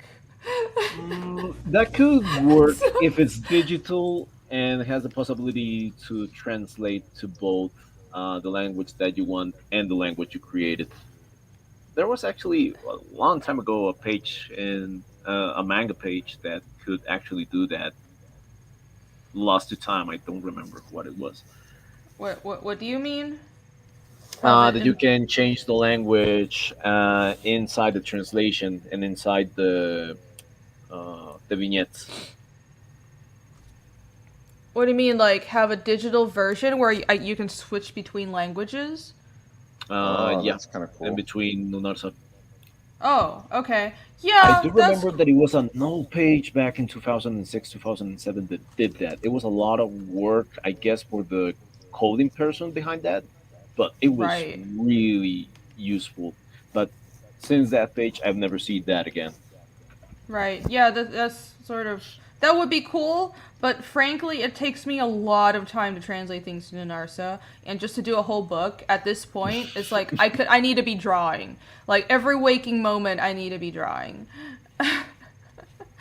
um, I need to live. I need to laugh. I'm not opposed to like. I'm already. You guys know that the sound effects in the whole book are in Inarsa. Hmm? So I have certain sections of like right on this page actually. Here down here, this is the Narsa. I have it in English. I haven't translated to the text yet, but so the thing is like the characters aren't always speaking in Narsa, which is another detail. Like most of the time, they're actually speaking Arvosa, which is a common version of Ninarsa. Ninarsa is a clerical language, so it's like the way I thought of Oh, it is like like a holy yeah, language. it's like the formal scholastic / clerical language. So think of it like how Mandarin Chinese and local like dialects work. So how in Taiwan we speak Taiwanese or Hakka as our dialect at home, but on television and like formally and in like speeches and at school we speak It's Mandarin, another and language. which was kind of forced on us by Oh. the government, but that's a different story entirely. And how in Hong Kong it was. And in Hong Kong, thank you, KMT. And in Hong Kong, they speak Cantonese, but most people like know a little Mandarin as well. So it's like that, and how it's like you have like vulgar Latin, but then like another like higher form of Latin back in the day, back in ancient Rome. That's the difference. So Ninarsa is actually not what people are always speaking. Okay. Very, very cool. End of nerding, and it's As I went way too into depth about this, and it was unnecessarily complicated. I'm sorry. Was it? Irene is worth it. Nah, that's dope. Yeah, makes it Oh far more God, interesting. It just takes a Oh, second to just like soak in. You know what I mean? Just like, wait a minute, you did what? You made two separate languages? Like, I, yes, that's fucking dope. Well, I haven't done that much work on Arvosa, and I haven't shared it either because it's not that important. In my book, I decided that whenever people speak Arvosa, it would just be the text would be in English because that'll be like the standard text. Like that's the standard language most people speak as a native language in my comic. But to show that like Nanarsa is a separate language and any other language that comes up, I have a few other languages. Those languages will be in separate, like different text, and that'll be actually not be in English. This is a comic created by a normal, sane person.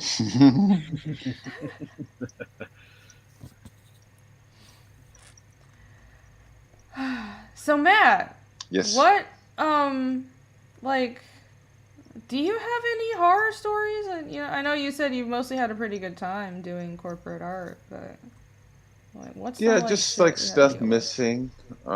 Dealing with salespeople. Dealing with weird HR situations. With because of people they know. I had somebody tell me that my children were accidents once, Holy what? right? And I was like, "What?" And she said it, and I was Okay. like, "Okay." I was like, "I need you to apologize," and she was like, "No." And so I was like, "All right, well, this is gonna escalate." And I said that, she went to HR, and I was like, Wait, she went to HR? She "Yeah, went. yeah, yeah." She complained after Right? And I deserving was to She be right. complained slapped Yeah. in to the face. you for insulting your children. Yeah, Yeah. yeah, it was right. So That's I was fucking like, you need to golden. apologize, or this is gonna escalate. And so we're sitting in HR, and I was like, do you realize this is exactly what I was talking about? Like Wow. I was like, all you had to do was apologize, or I would, this is exactly where I didn't want us to be. Like and then she started like crying and apologizing, but like her dad was like somebody big Oh, Oh my in the god. local college, oh. so they needed the licensing to the local college. So it was like, hey, she said she was sorry, so that's kind of it. And it was like, what the fuck? And so we went back into the office or whatever, and she just kind of like kicked back into like her same attitude. It was really weird that she like knew she couldn't get fired, so she just like acted accordingly. Oh wow. That's a horror story. Whoa. Yeah. Well, the people who know they're unfireable, that's no for whatever reason, it's always just a fucking handful to deal with. One power trip over there. Yeah. Let's see another. Should I tell this story or not? This might be a bad Yes. idea. Do it. Do Do it. it! Do it. I don't You know don't if it have to was say like names. Don't say. You don't have to say. I won't say names. I'll never say names.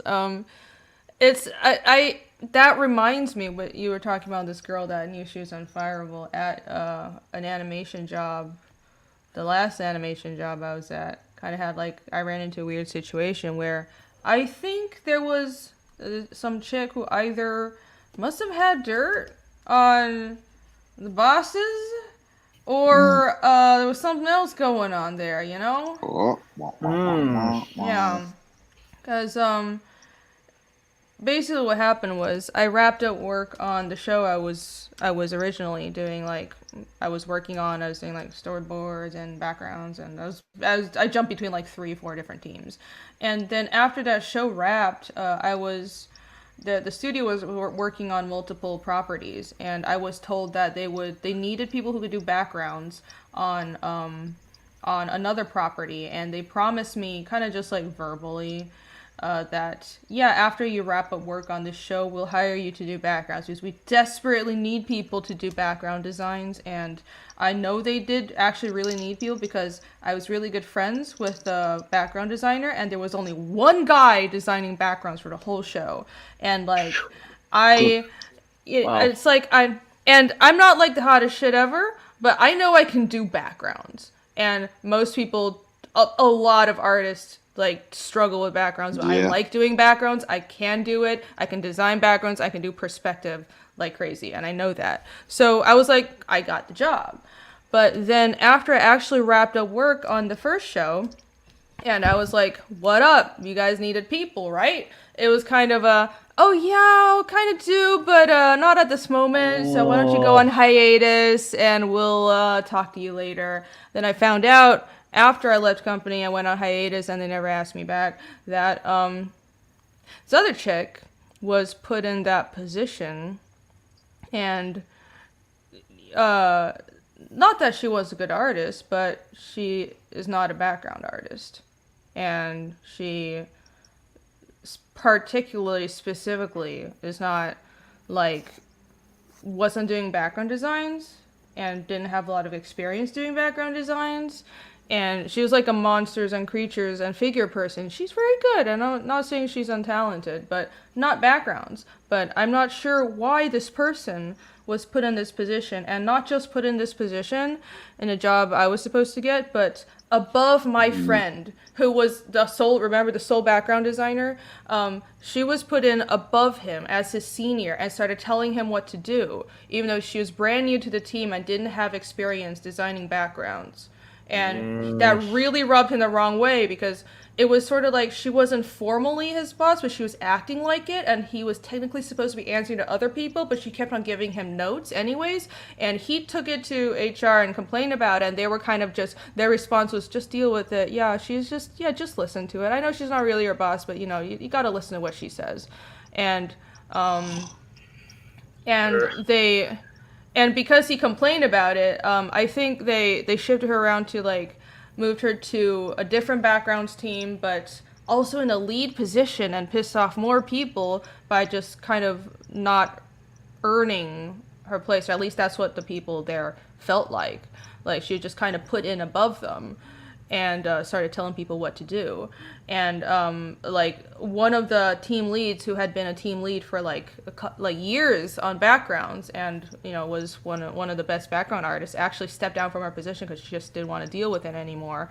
And they kind of just like kept on shifting this girl between teams as leads, because she just really wanted to be a team lead, and like the company just kept on catering to her, even though people kept on complaining like, man, she just like, we're not right. It's like, it's not that she's not a good artist, but she just doesn't have that experience to be telling people what to do. And she also like put her on character designs or something, because that's what she's good at. And it was very, very weird. And eventually my friend finished that season and also essentially left the company because he just didn't want to deal with it. So I don't know like what happened to that situation, except a bunch of people stepped down from their position because they just got tired of being told what to do by this girl that was apparently unfireable, and nobody knows why. Nobody knows why. She knows something, or she did something. And they were letting like talented people go, or pissing off the talented people that were pulling their weight on backgrounds just to please this person. Mysterious reasons. Weird, right? Huh. So funny. Rarísimo. Don't know. Weird. For Christmas, my wife got me a kind of a male crime thing, right? Like every month they send us like clues to a murder, and like we're like figuring it out. So everything I'm like thinking about is like super analytical. And this woman, she's a suspect. She's suspect. He knows something or she's doing You know something. Yeah, something. Yes. That's I'd you like know, to. no, I'd no like to need to get the be a report on detective. her. Yeah. yeah. It's like I'm a mystery, mystery minded person. I like putting things together, and Mm-hmm. I'm just saying, I don't know what it is, and I'm gonna openly speculate, but it was suspect. Like something was going on there. It wasn't right. All I goes just to who know recommended her. there's a bunch more history. This person is actually tied to that boss I mentioned earlier who got fired for threatening to punch somebody. Oh, okay. Yeah, very strange. That guy got like blacklisted from the company. He's not even allowed to like show up at the company anymore. Because he punched somebody He or he threatened to threatened. punch somebody. Well, Yeah, after torturing his teammates or his like, his Several underlings months. for no, it was for like a year and a half straight, Oh and he shit.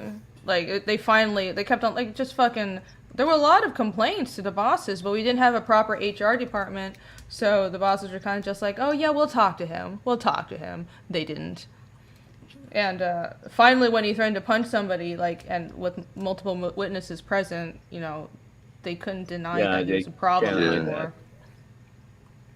But so this person I was just talking about is tied to that previous boss. Very interesting, isn't it? Very. Hmm. That's all I'll say. I had somebody That's would all like I'll show say. up to the set with a gun, and I was like, "Yo, can you leave out your car?" And he like wouldn't, so I had to go and like talk to the producer. Like he had like a license for it, and it was like open carry, but I was like, "Can you just go put that in your car?" Huh? Like we're sitting here like making backgrounds, and like he was a carpenter. I'm like, I don't think you need a fucking pistol, dude. Oh Your wow. biggest threat is Very carpal weird. tunnel. Yeah, I didn't. Yeah, it was weird. I guess that would be. I'm all guns cool, but that would be a little off-putting, wouldn't it? Mm-hmm. Mm-hmm. Not that I'm like, oh, guns need to be locked up. I'm not saying that. I was just like, do you It's not really the need it? appropriate place. Yeah, yeah, yeah, I yeah. get you. Yeah. It felt more flashy. It felt like he was like flashing an accessory rather than. I feel you. Yeah. Yeah, I can see that. That's a little weird. His face. It's Harsh off. eyes. Oh my god. Ugh.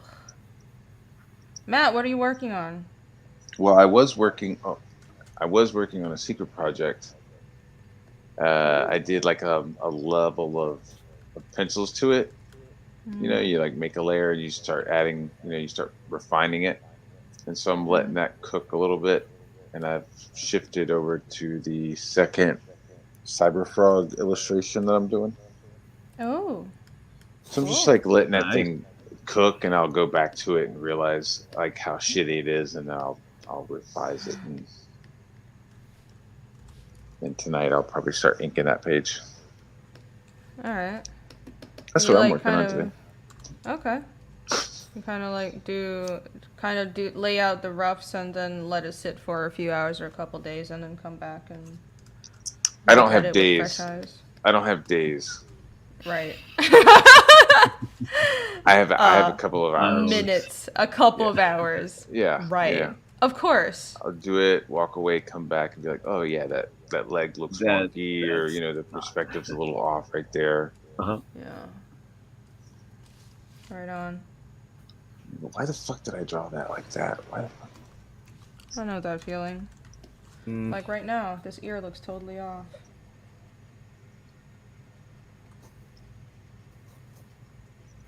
Moving on at this point. Mm, Oh yeah. see what? Last night I was revisiting out some old files, and I decided I should redraw up some things that I did. Oh, just for no reason. Because I am rusty. 8 months in the military, just doing user interfaces really messes with your drawing skills. Hmm. All right. Right. You did have like a semi-corporate job. Well, you were working on with the military for 8 months. For anybody in chat who doesn't know, Yvonne got kidnapped by the military. Not literally, because that could actually happen over there. But Well, like recruited or drafted? No. It was a contract that a friend of mine was seeking for a long time, and when I was finishing off an animation job that I was just like giving the last files, he's like, "Hey, got a position for you." And I'm like, "Okay, where is it?" In the military, and I'm like, "You do know that we're in a little political turmoil and protest over here, and you're dragging me into the wolves' den, are you?" right, it's He's like like, right yes. when everybody like literally just riots on the streets and people hate the military, or your friend's like, Yvonne, come work for the military. And I'm like, Fuck. "Shit, I need the money." Yeah, Oh my god. mercenary mode. Oh my god. Sell your soul. Well, you made it out alive. I mean, in the long run, it is a job that has to do with training these people. And if in the long run, these people don't tend to be corrupt or anything and they actually do their jobs, then I'm actually did something good. That was like the balancing point over there. But goddamn, that balancing point almost took off because of all the paperwork. People turn evil over there because of paperwork, I tell you. Tell Well, you. from what you've been saying, it's like companies and especially the military are like super. They're basically stuck in the 60s, and there's a lot of bureaucracy, and things are super inefficient. There's like paperwork to do, like for Oh, everything. that It's is like, the best story. That it's like the first time we're like doing our first payment contract. Well, not contract. Like, well, papers to get paid. We actually went over there, and we know that some of us may have some mistakes over this gigantic amount of paperwork that has to be done. Yeah. But the most ridiculous thing happened is when, oh yes, you need to print this again. You had to print this not in color. You had to print it in black and white and side by side because we're eco-friendly. Eco-friendly, I freaking mind you, is that we had to print because of those mistakes that seldom they uh, they teach us how to properly fill some of the files or correct some of the numbers that were over there. uh, We had to print like 5 or 7 times the same fucking thing over that first I mean, if you uh, were eco-friendly, you might want to like be able to do everything on a fucking digitalize it. computer. Like, do you know what a Yeah. computer is? Instead of like, it's so painful every time Yvonne talks about like, okay, every time you needed to get paid working for this military job, you had to fill out a ton of paperwork itemizing Oh all my the things you god. did, and it's like, aren't they supposed to be keeping track of your work, or just like have a contract? This is your salary every month, and you just get paid. You do the paperwork once, but no, you have to do the paperwork itemizing every single thing you Yeah. did and submit that, and then you have to print it all out in person at the base. You can't even like just email it to them, and then they're like, oh, we're trying to be eco-friendly, so please print it double-sided. Thank you. That's the best explanation. Yeah, you understand the struggle. That's fucking nuts, That's dude. crazy. Soviet Colombia. I mean, it sounds like that sometimes. It's funnily it doesn't lean towards the left. It leans Ooh. toward the right. Yeah, apparently the government is like in Colombia is more It's uh ultra conservative. right. It's It's like, ultra like religious conservative too, yeah, and it's which a country that what is the word for like laico layman. Seriously? Okay. Is it supposed to be a layman country? Secular country. oh well, Sec- those countries are secular, but that but but in practice it's different. yeah, Yeah, so in and South that America happens. confuses me because you have like socialist disasters like Venezuela, but then you have Colombia, which is Mhm. like apparently ultra completely opposite. conservative, but also very, very like dysfunctional, just because the government barely works and there's a lot of corruption. Yep. Very, very weird. Very Let's weird. not get into depressing things. It's like what, 11 a.m., 12 a.m. Let's talk about art. it's too Let's talk early to about drink. art and happy things, shall we? It's too early to drink. Let's wait till the sun goes down. Let's wait till we can drink publicly without feeling ashamed, and then we'll talk about politics. Yeah, it was understand. freaking ridiculous over there. And I did try to work over time with Andres doing some card illustrations, but I got burnt out. I got burnt out because I had to commute over there and it was a really long take. And I was arriving almost at 10 p.m. and going to work from 10 p.m. to 4 a.m. to wake up at 7. It's not really good. 10 p.m. to 4 a.m. Wait, like your own work, like your freelance work. Yeah, with Andres. You remember Oh, Andres yeah. from Condenarium? Yeah. I'm a little proud still because, well, thanks of the previous work that we did in the first part of the project, a lot of people got employed. Like, I think it was 6 or 7 illustrators. But I had to step up because I was burned to the crisp. I barely could stay focused at work and stay and not fall asleep. Oh, jeez. I bet. It's 3 fucking hours of sleep. I was doing that when I was on my animation job, because I was trying to well, I don't know. It just sucks that you've been working in art so long. We're about the same age, and you still have to deal with this shit. And just because people have so little respect for artists, but like things really are supposed to get better, you know. I mean, my you- first. Oh, go ahead. Oh, I was just gonna say my first animation job, on top of the crazy boss and all the other shit I had to put up with. So I didn't have a car at the time, and I had to commute to work. And if you've ever been to Atlanta and know about the Atlanta public transit, yeah, you know, I fellow know. Georgia buddy, hello. You- Right. So You're doing me afraid, Ari. I mean, you know, just besides from there's honestly, I've just met more crazy people yelling at me in an Atlanta subway than even in New York, and that's really? that's something special. That? Yeah, Wow. yeah. Well, do you think because to ride on the public transportation in Atlanta means you don't have a car, means you're kind of on the lower side of the economic scale, as opposed to New York where everybody rides the train? I mean, I for the think most that part. is.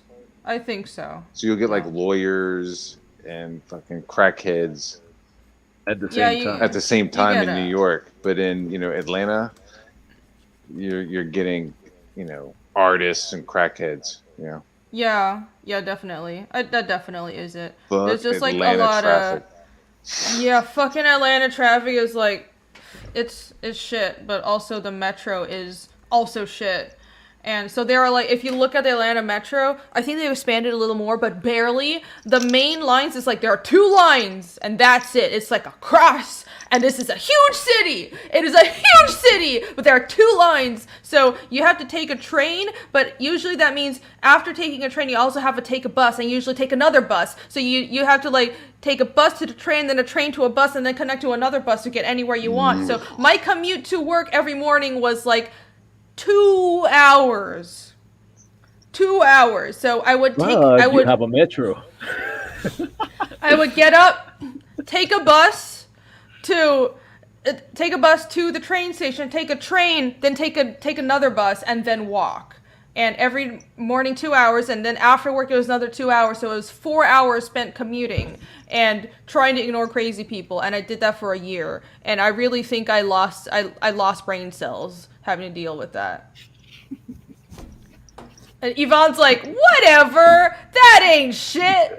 Yeah, it's No, I'm not gonna say my that. country is falling apart, and you're complaining about fucking public transportation. It's oh no, Irie, did you have to sit in traffic for 5 extra minutes? Oh, you poor American. He's like, I ate my We have dog. we have a little expression called over here. Se le encona la cola. What does that mean? Oh, you get pimples in your ass, huh?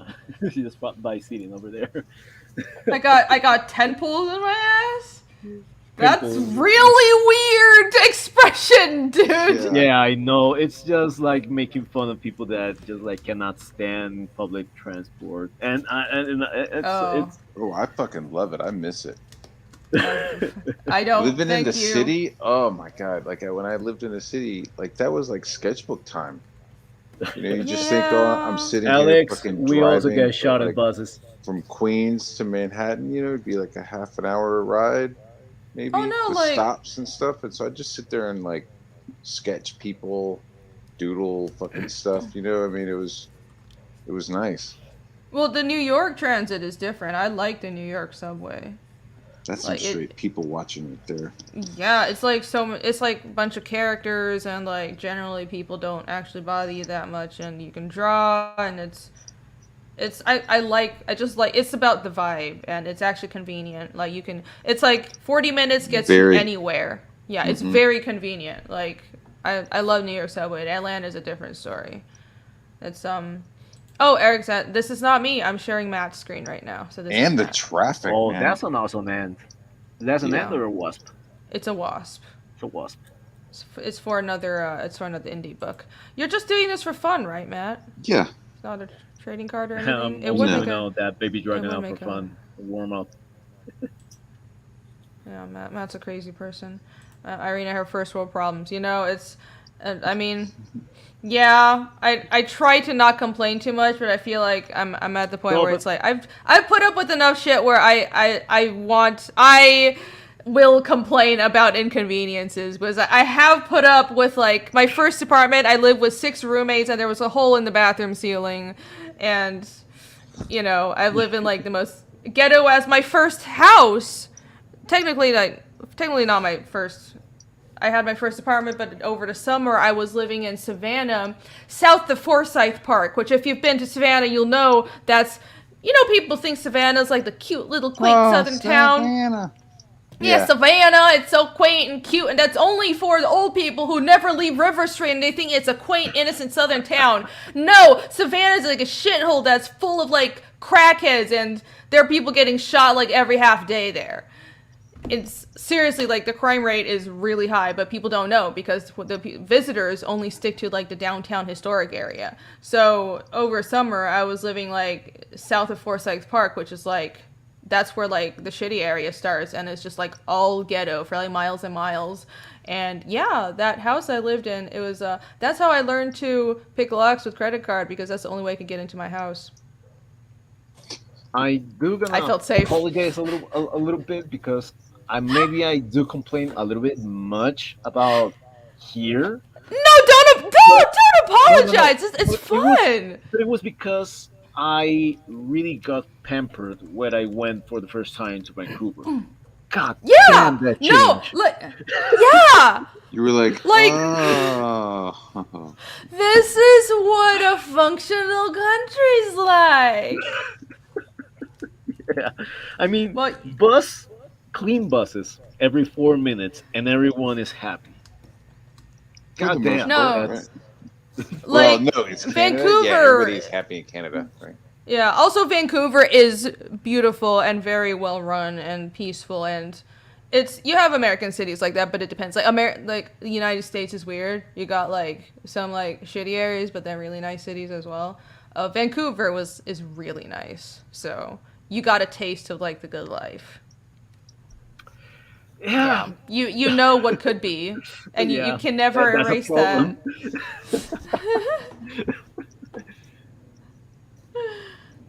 Let's see. Yeah, Douglas I says I do remember. I know that you're not a really like much of a Simpsons fan, but it's like one of those episodes that they went to Mr. Burns' house, Mr. Burns' mansion, and they stayed for a while over there, and they had to go back. Oh, do they like all complain about like Oh yes, of course. It was at the end. It was like, well, we're in home, or shitty home. yeah, I guess. Uh, Yeah. Oh, I don't know. it will surprise you how much the Simpsons over here are like. They have done far better in peace relationships than all the governments. Everyone in Apparently, South America can relate to the Simpsons. no. Apparently, Simpsons are huge in South America. Really? Yeah. Yeah, I mean it's like how to put it. Hmm.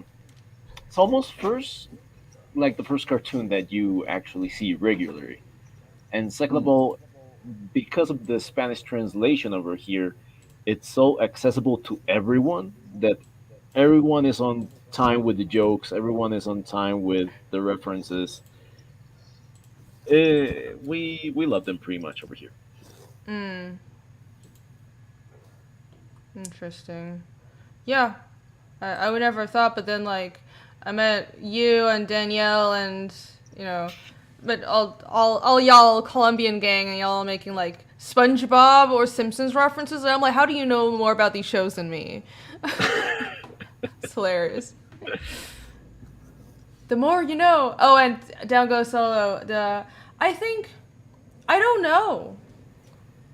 I think I just didn't know how cheap owning a car is in America because in where I originally, in Asia, owning a car is like expensive. Like Over so that here was my too. impression. Yeah, and honestly, America's really weird about like how affordable owning a car is. Like, you get a car for cheap and gas is like I mean, right now it's like crazy, but relative to other countries, it's affordable, and just like the taxes that you have to pay on a car are not that high. Like in Taiwan, the annual tax you have to pay for owning a car is ridiculous. They purposely make it hard because there's not a lot of space. They don't Hmm. want everybody owning a car. So usually you only buy a car after you get married and you've already had 2 kids, and then the whole family shares one car. But most people ride scooters or public transportation in Taiwan. So my impression was just, I thought it would be really expensive to get a car. I was like, I don't have like that much money, so I put up with public transportation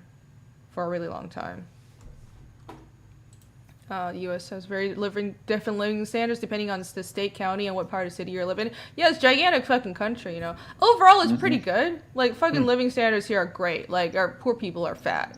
But it does differ a lot. Diego, sir, I was trying to ignore that comment. How old do you think I am? Guess! Guess, guess, guess, guess, guess, guess, guess. I mean, I have been working professionally for about 10 years now, so I think that's a pretty big giveaway. We still look young. We still look young. ¿Cómo va Asking tu you how old español? you are? Yeah, he asked me how old I am.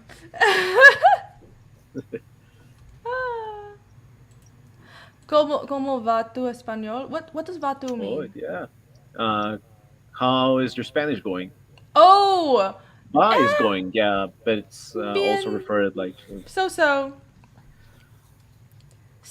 Ay, qué So. va.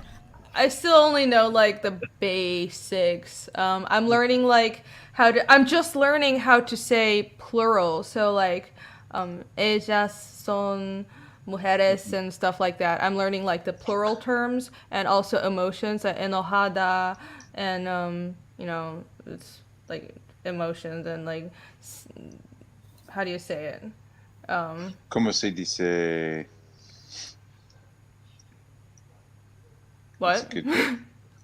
What? That's how you say. Like, how do you say in Spanish? I like to use that. Like, como se dice Oh, is that how you? toaster? Yep. Oh, Como se okay. dice toaster? And then they Oh. say, Tostadora. oh, Huh. yeah, Tostadora. tostadora. I love those. Tostadora. Tostadora. It's like computadora and all these other things that are really similar to English. I love it. Um, let's see. Triste, enojada, emocionada. Emocionada. Oh, yeah, emocionada, emocionado. And just Feliz. feliz. Yeah, I learned that pretty early. Ocupado, ocupada. So I'm starting to learn like kind of like uh, those kinds of terms, but also plurality. And I haven't learned tense yet. Apparently that's really hard, but I'll be learning that soon. Yeah, I'm working on it. I'm working on it. I think I'm at the level where if I'm at a restaurant, I can order food and pay, Oh. and I'll be good. But I don't think I Man, can have a that's functional progress. That's complicated. conversation. Yeah, and I've tried it because I've told you guys I live in a super Hispanic area, and I can manage at a restaurant now, and I'm really proud of myself. Dele un poquito más, está hablando español, se está esforzando. Oh, Not that good! Échale un poquito más de comida. Échale un poquito más de comida a la güera. Oh my god. Give her The a little Gusto bit more turtles. portions. she's making an effort. I am. Feed me. Give her more beans. Give her more. Feed me. Man, it's like that ask a code and guy. that was Anyway. wow. That's amazing. I didn't used to. I don't really give that much of shit about my age, but I like making people guess. early 30s. And no, there you go.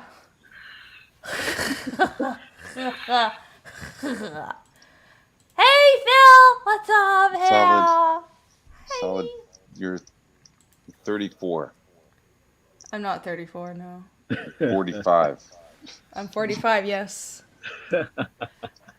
Now everyone Looking good. knows I'm 45. I take care of myself. It's the blood of my enemies. You have some of that pearl cream. Yeah, that pearl cream. How You did got you to. keep that amount of enemies? Keep them fresh in the fridge. Well, you see, when you're arguing with tankies online all the time, you make plenty of enemies.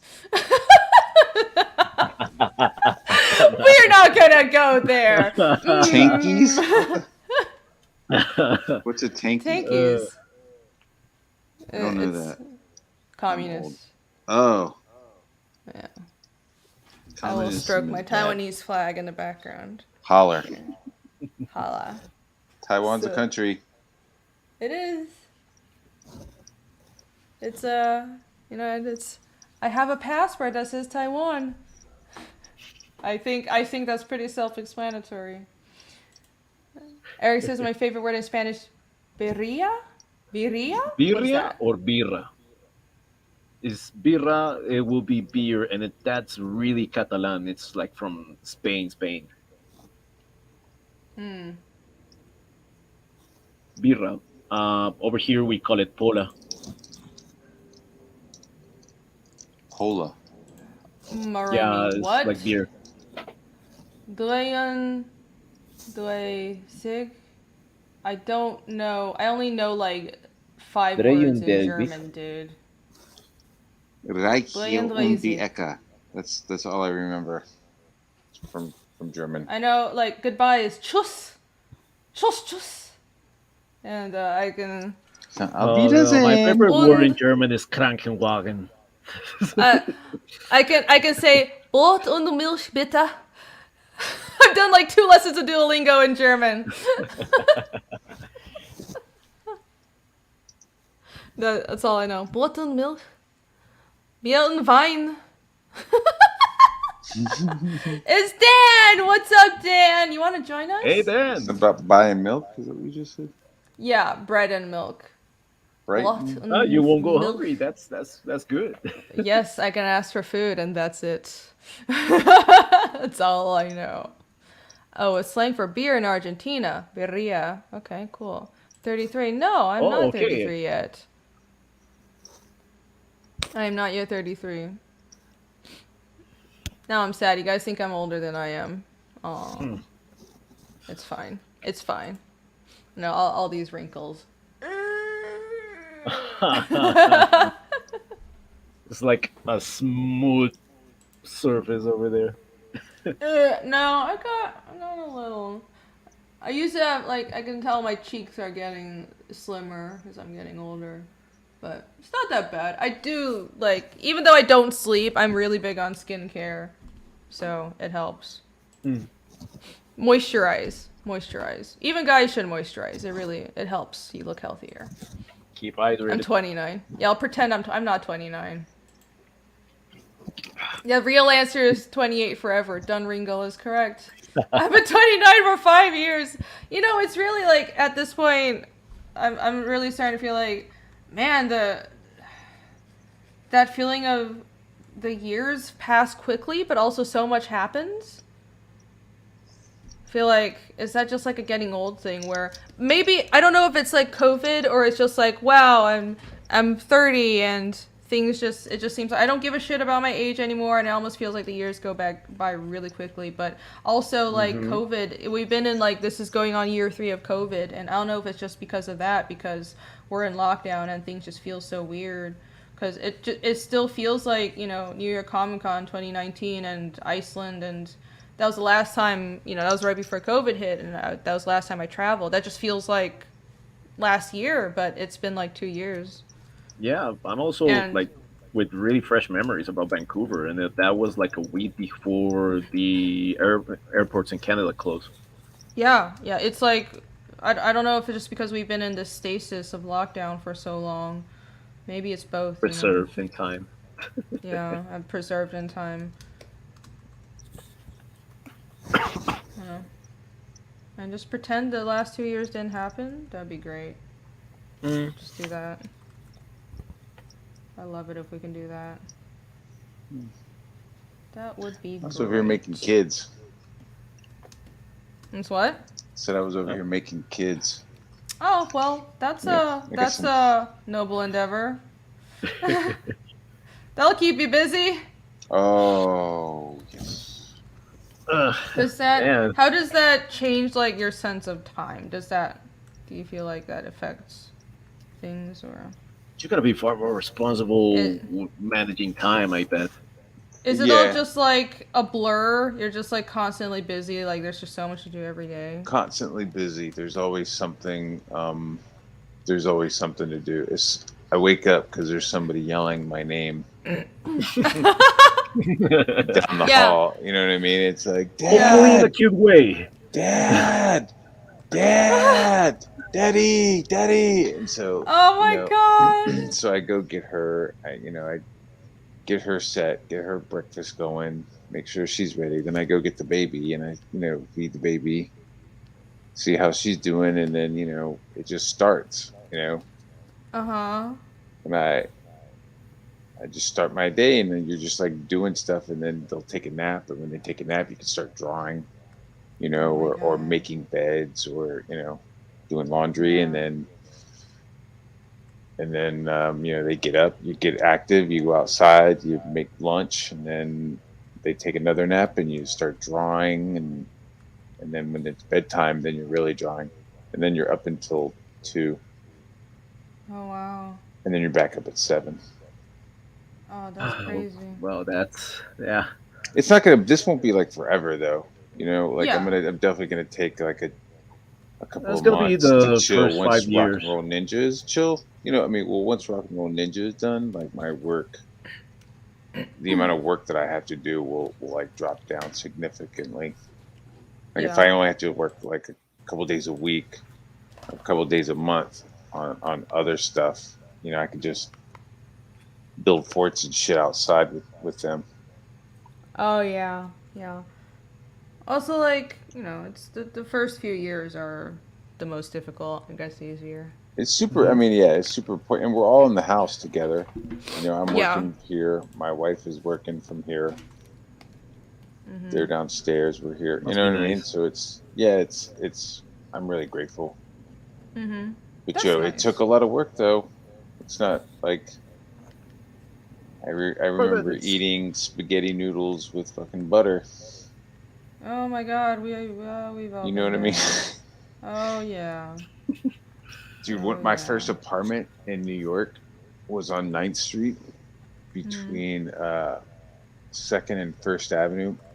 And Mhm. when you were taking a shit, you couldn't close the door because your knees would be sticking out of the bathroom. Oh my And, God. Ah! Oh, I could sit in my Oh. tub and turn the channels on my TV. Like it was fucking like it was like 2 bedrooms. Like I've like gotten hotel rooms that were bigger damn. Oh my God. than I that think. first apartment. Damn. But I loved it. It was mine. You know what I mean? It was like it was my place. Yeah. Yeah, your But it inch was of freedom. yeah, my own little like coffin-sized area to like But it was decompress when I yours. was home. Yeah, Yeah. Uh, Wow. there was like a yeah. magic store. There used to be a magic store on the ground level. So the ladies were like always burning incense and shit. So it was always like a nice smell. It was cool. Is it good incense or is it shitty incense? It depends. I mean, most of the time it was like you go in there and it's like overwhelmingly fucking patchouli, but every once in a while they'd like, Okay. rock some new stuff, But it was like straight like witches and wizards and stuff in there. Like they had Mm. crystals and like they believed in it. Like they had like fucking wands and Oh wow. enchantments and stuff. Yeah, I'm Oh serious. I was like, shit. At least you were protected. hopefully, you don't know what the fuck's going on in the basement. They're Well, like yeah. You don't know. straight Better, covenant. better safe than sorry. Don't piss them off. Better have it as friends. Yeah. Sorry, are you still streaming me? Because I was, oh fuck, I was like looking out the window, like talking. Oh, I'm sorry, okay. I I wasn't can even switch fucking. back to me. I was like, oh, people want to see I mean, I'm Cyberpunk. back to working, but yeah, for a couple of seconds, I was just like fucking It's fine, whatever. daydreaming. People are here to chat and Reminiscent stuff. of the New York apartment. Exactly. Um, So I'm- fucking tiny. Yeah, dude. That's I mean, I think that's really small for Americans, but most people in cities, and honestly, most people in most of like the world, that's just very little. People have very little living space. Like, I remember just how odd I was at how big houses are in the U.S. Like proper houses, because I grew up in Taiwan. It's such a big difference. I mean, that actually makes sense of why you settle up with this measurement of a house that you have at this moment, because Oh, my tiny that it's little baby still, house. but it's still. I feel that it will be far more space that maybe you were accustomed before. How many Yeah, this bedrooms is do you have? it's 2 bedrooms. Just two? Yeah, Okay. But it seems it's really a spacey. really little house. Well, for you, I think your entire family of 6 people lives in a space about as big as my whole house. Yeah, My house is really. I got a tiny house. It's like I wanted a small house just because I knew like it's just me. I don't have a family yet, and Yeah. it's like I know taking care of a house is a lot of work. So I'm like, this is all I need. It's an investment, and I can eventually upgrade. But also, I bought a house with a really huge yard that had nothing in it, and I'm thinking of like building extra stuff, and I might build like a studio out there. So that's my plan. Chicken coop. Chicken coop, yeah. It's huge. I got space. I'm gonna build. I'm gonna do a garden, a studio, like chicken coop. Just piss on my neighbors. It'll be fun. Buck, buck, buck. Buck, buck. Yeah, I think this spring Yeah, I'm I gonna mean, get some chickens. yeah, compared with my space at the moment, it's it's not much room. I don't know. Well, you live with like your entire family, like everybody. Yeah, Latin American families. Yeah. So it's not just That's that your kind of house an is small. Italian thing to it, but yeah, it gets tiring. It's also like a Taiwanese thing, which is why I don't know. Like in Taiwan, people are kind of expected to just stay with their parents until they're married, and even after you're married, a lot of people still live with their parents. Really? And like I can't do that because I really, really need my space. I can't deal unless like I have like a wing of the house to myself. I can't deal with it. Yeah, that's kind of how our setup is. Like my wife's parents moved in, and so they have the lower floor master bedroom, and we have the upper floor master bedroom. Right. I mean, we have 7 bedrooms, and they have Oh, 2 wow. of them, and then we have the other 5. Yeah. Well, you've got It's like cool an because actual they're like getting, family, so. and they're like getting up there in age, Mhm. so eventually, I feel like they were going to move in anyway. So she was like, "What do you think Mm. about them moving in?" I was like, "Got the room." Plus, her mom's a Yeah. really good cook. Oh, that's nice.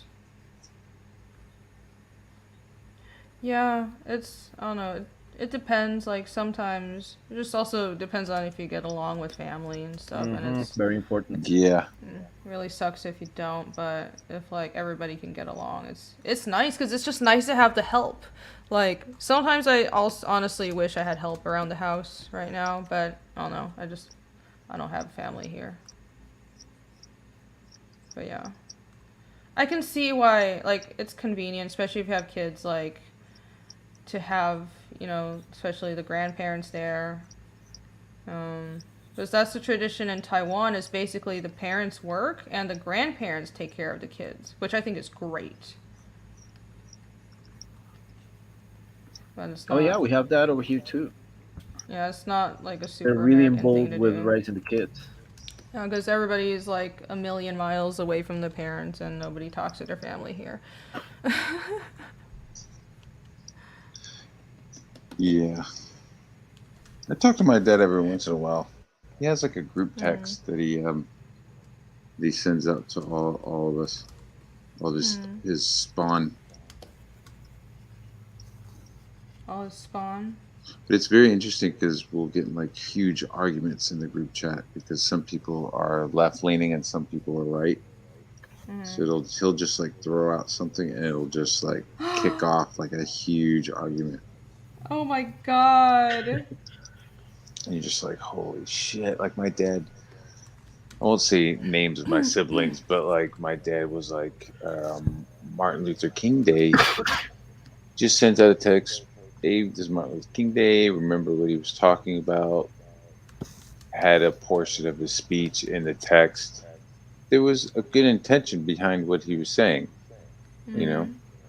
And one of my siblings, my sister, just started fucking dropping memes about how he was murdered by the white man because he was a socialist and don't forget white people killed him. I mean, it was just like, Oh my fuck, dude. god! And so I was like, could you not, like, what is your fucking problem? Oh my jeez.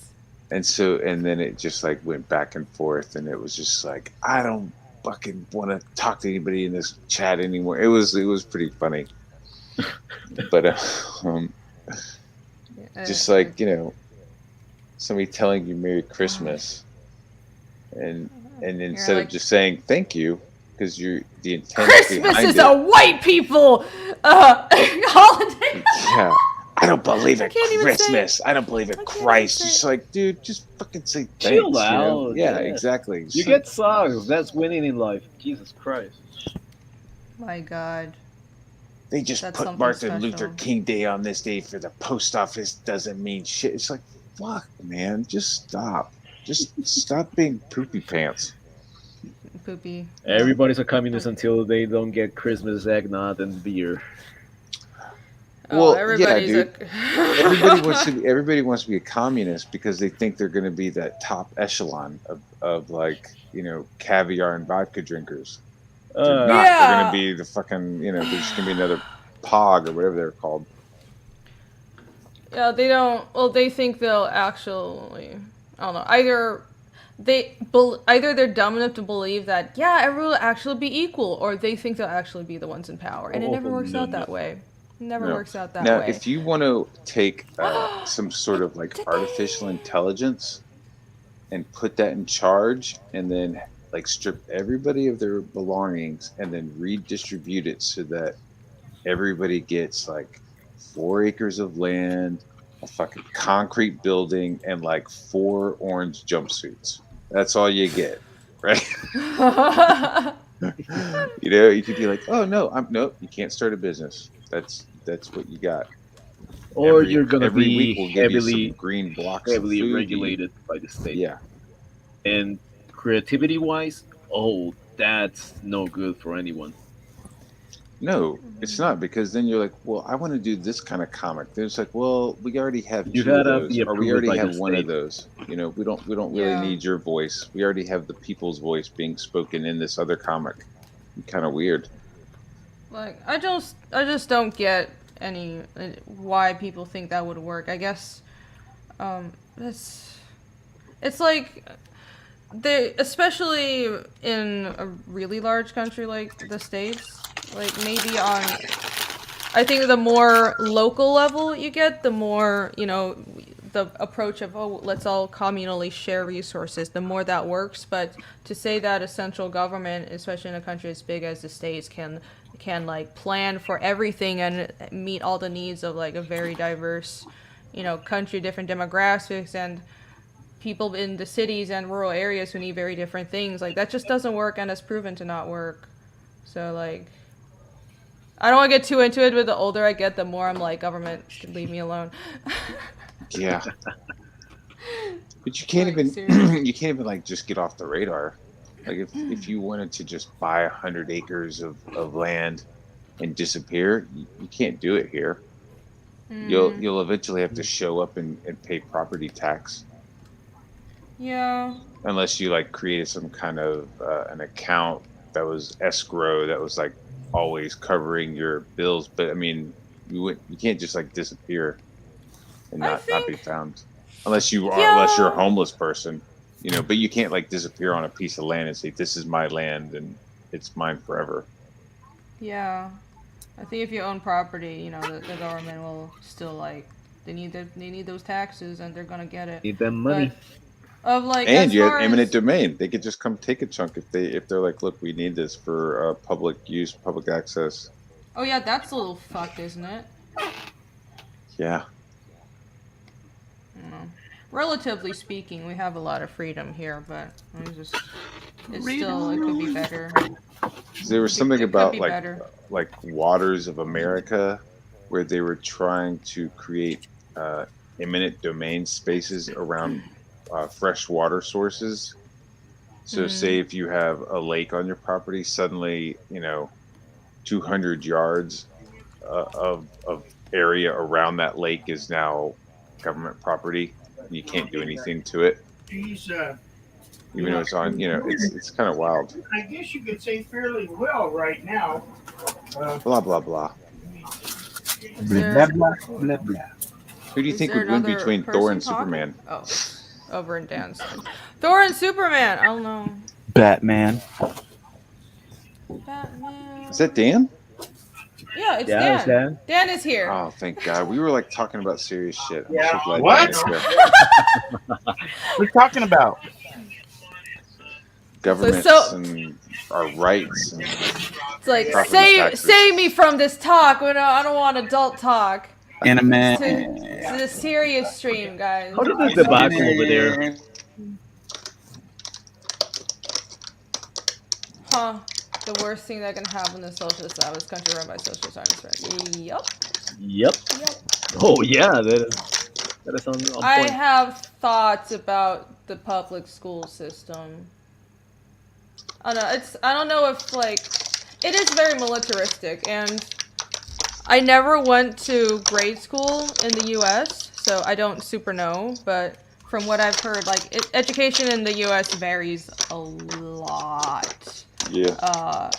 But like, public schools can be so bad. I was really shocked when I know a lot of people who like grew up kind of more affluent. Like, yes, I went to international school, and my family's not rich, but just because like I had foreign citizenship, I was able to go to international school and get a bilingual education.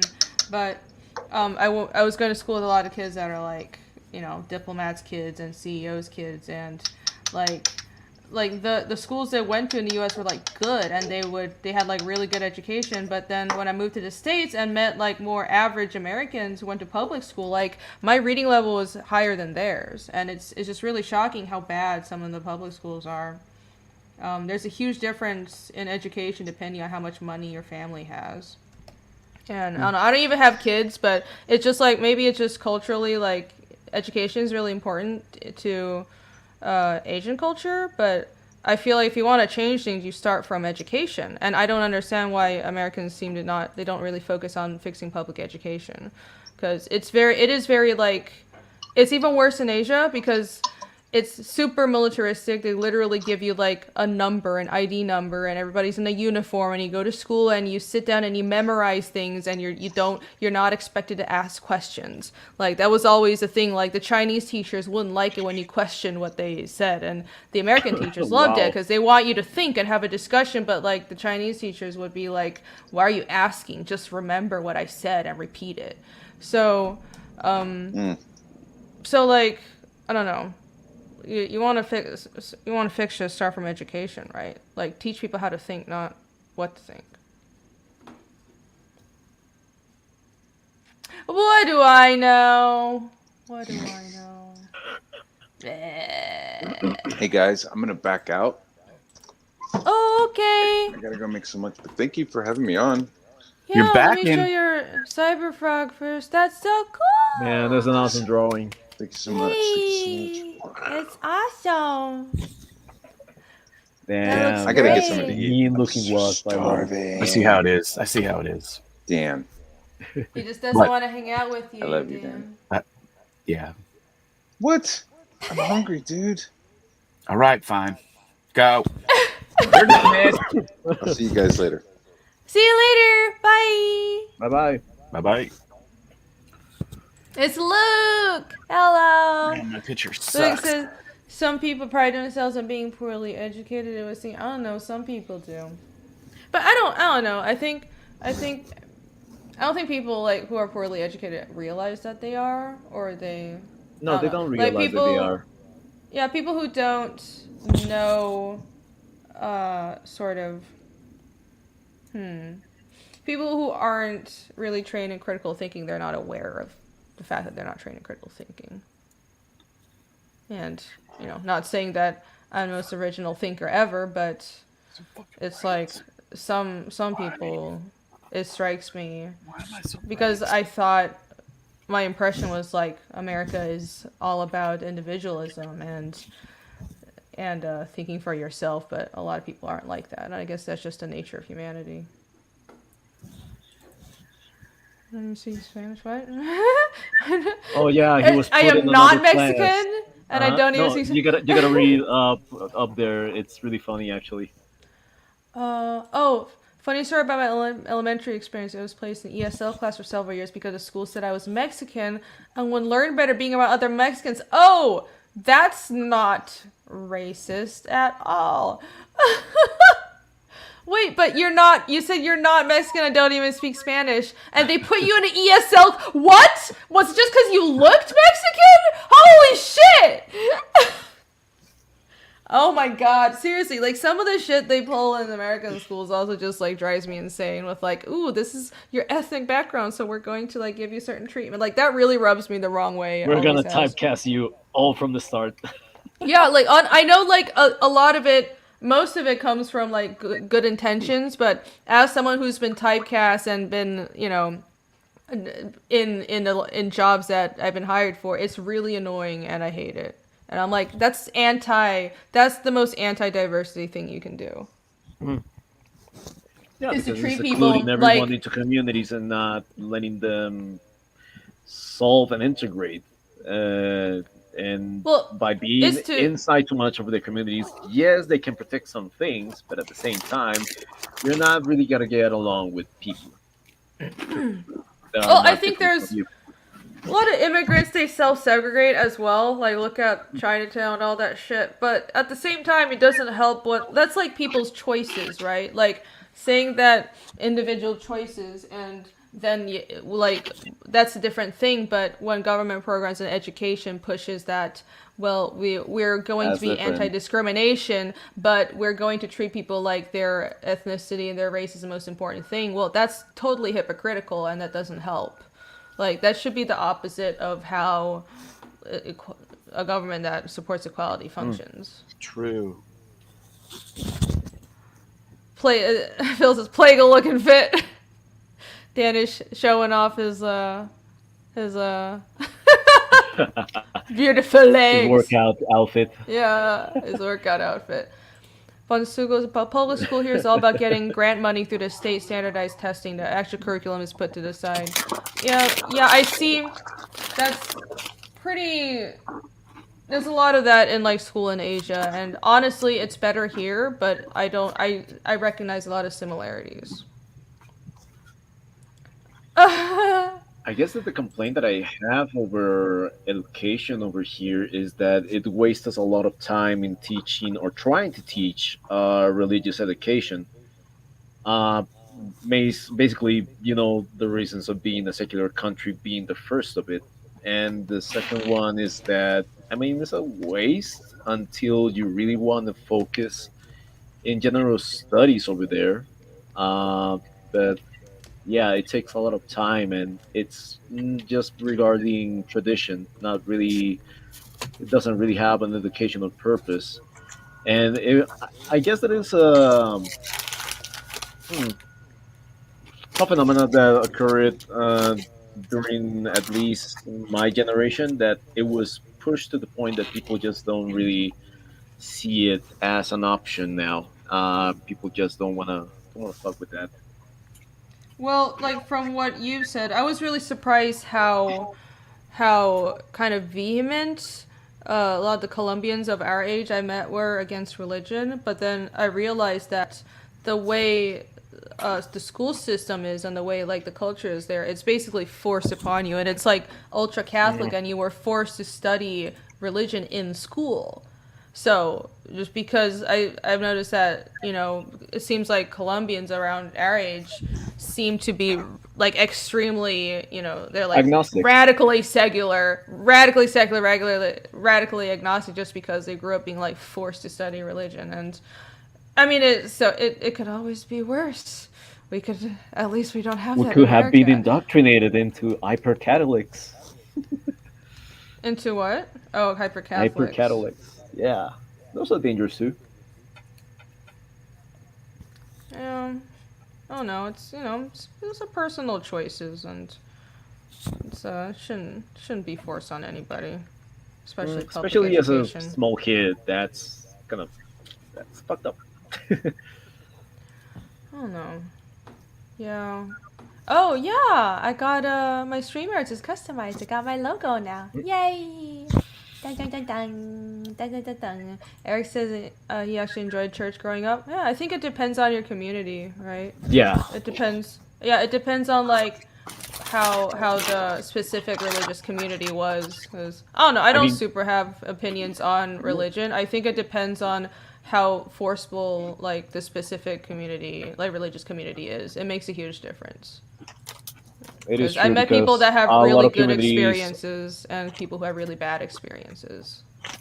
I guess that the general experience over here, it's just like guilt tripping you into thinking that you need salvation out from them, and it's just like we begin to see, thanks to the internet age, that there was more to it. So yeah, people was really discontent over there. I mean, we were all raised Catholics and survive, and that's why we don't buy into it anymore. Hmm. It's a personal choice.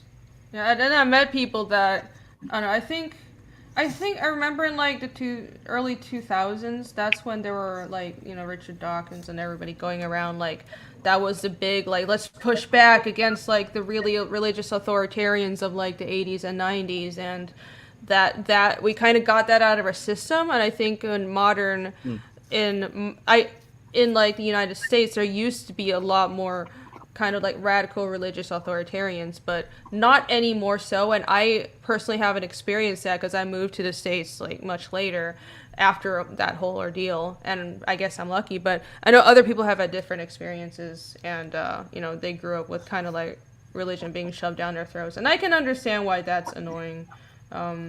But I mentioned I was raised religious too, not Judeo-Christian religion, but they were really chill about it. They just didn't give a shit that I wasn't interested. They're like, it's your personal choice. So, Perfect. yeah, but that's Buddhism, and Buddhism is not, it's not like part of the doctrine to convert people. So it's different. It's different than, Judeo-Christian. Get your dirty fatty's like, draw! I've been drawing! I stopped screen sharing. Okay, here we go. Yeah. Sorry, we're over here drawing still. I am Took a little drawing. pause to run. Draw. I keep on pushing back my members stream. I'm sorry, man. I will still do it. I'm just gonna be drawing all day, so I'm It's a gonna member push stream? back. Yeah, I have like a private members stream as well. Wow. Yeah, but so basically, I mean, I don't have that many members. I only probably have like 3 people that are Hellion level members right now. But I'm still gonna do like an hour or so of a private stream. So after this ends, so if you guys want to watch that, consider joining as a member. Yay! But I'll do. Let's go for like another hour or so, and then hop over. Yeah, does that sound good? Fair. Cool. Okay. I'm gonna ink this page. Okay. Dun, dun, dun, dun, dun, dun. Got your Hellion on ink sauces. I only have 1 member. Oh well. Do my you? God, it I is a wonder what member. that is. I have no idea what you're talking. Yvonne, he's talking about something else. Up. Talking about his member circle. Damn it. Okay, yeah. Yvonne! It's a language barrier. It's a language barrier. Yeah, it's a language barrier. Eric, the community aspect. Yeah, Eric, the community aspect, that's one thing. You know, whether it's religion or it doesn't have to be that, but what I have heard is like in America, the church would provide a sense of community, and that's very valuable. And the people I know who still go to church, they say just besides from faith, they go for the community. And I can see that. And, you know, one of the things that bothers me about American society is the lack of community and the lack of family. And, like, I am not even ultra close to my family, but I think, like, family is important. And the older I get, the more I realize that, because these are still, like, even if you don't entirely get along with everybody, these are the people that will be there your whole lives, and that are tied to you. So it's good to like try to build a good relationship with your family, like, because friends come and with go. the community alike, because Yeah, and also even so, they're somehow gonna have your back. yeah, and like where you live, you know, it's like if you settle down and like somewhere and like get to know your neighbors and participate in the community and stuff, and that's really valuable. And there's not a lot of that in American society, and I wish there was more of that. I think that's really valuable. And honestly, you know, I feel like I found something akin to that in indie comics and like where we are now, and that's why I love it so much, because it's like, well, before that, I didn't feel like I had my people. Like, it was just, yeah, I knew a lot of people in art, but it's hard to explain, right? It's people who share similar values and have similar interests, and you know, you don't have to be aligned on everything, but just like having a similar outlook and similar goals, it means a lot. So I think yeah, like everybody needs to find their community, and a healthy community as well, not like a controlling cult that'll tell you what hashtags you have to use and shit, because I've seen that. We're not gonna get into that. We're not? That's another rant for another day. Yes. What's that? Let me see. Ooh. Yay. Are you redoing that page, Dan? No, I'm inking it now. Oh, okay. All right. Oh, Cool. wow, that's pretty nice. One of the 10 new pages that I added since New Year's that I was all done, and then I went, oh, I'll just add this real quick. Yeah, that happens. Death says, I'm all for spirituality and being connected to the source. Cool, yeah. Dude, it's, everybody has a different approach. Everyone has a different path and different stages. Yep. And I am accepting of all approaches. I love you too, yay! Paulus, hello. Hi, Paulus Arts.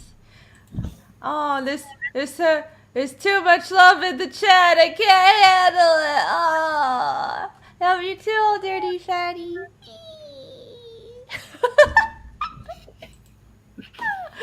Oh, I'm shy now. No. Too much positivity. Okay.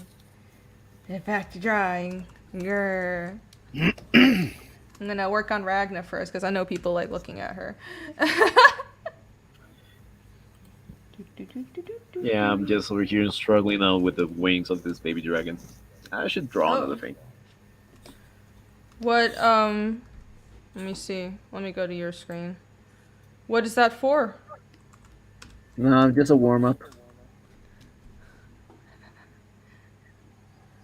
Just Oh, that's warming. cute.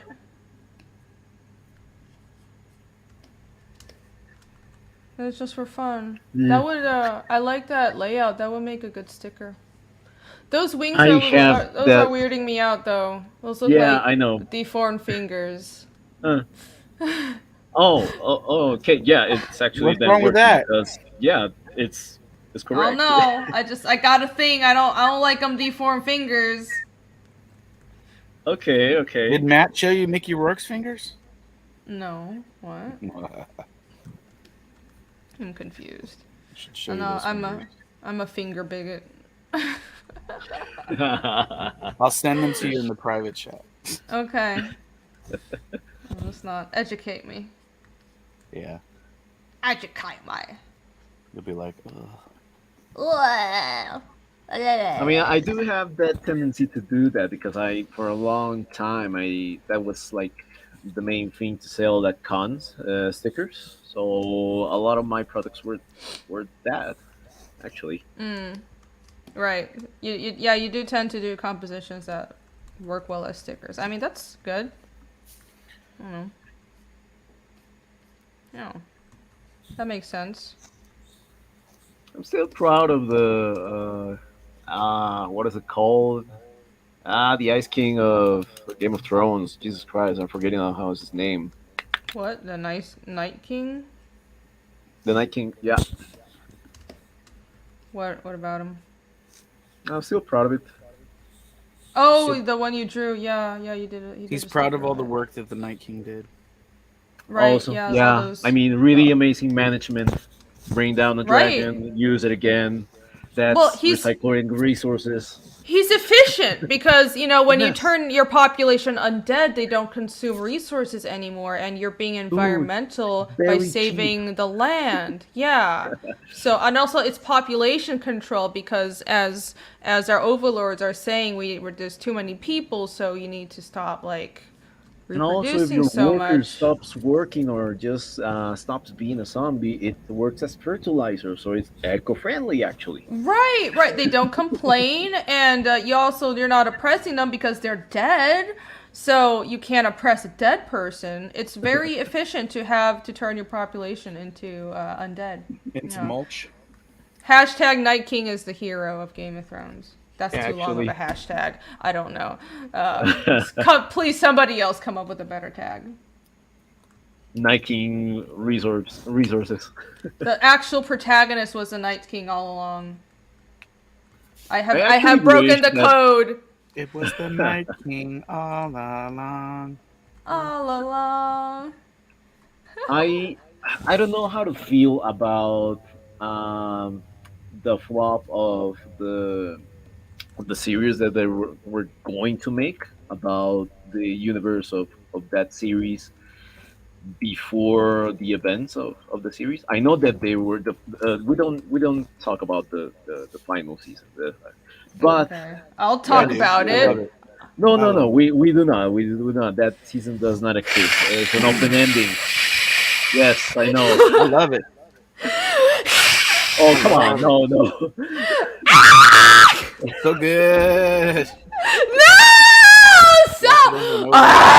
My Dothrakis were slain in one was scene, and they so- took 4 seasons No. to fucking ship them. They were That's slain bullshit. and then they just came back because logic doesn't matter. No, come on. Okay, yeah. Well, Who came back? looking back and making an ellipsis, I Dothraki. don't know how to. What I about don't know him? how to feel about. They were trying to do like a series that it was based before the events, and I wanted to see that just because in my hopes, I wanted to see more of the weird stuff, of the mythological stuff of that. Uh, I mean, there's a bunch of things. There's like a whole lot of land that wasn't even explored over that. Yeah, but okay, So like I wanted that, but the at the same time, those writers really pissed me off.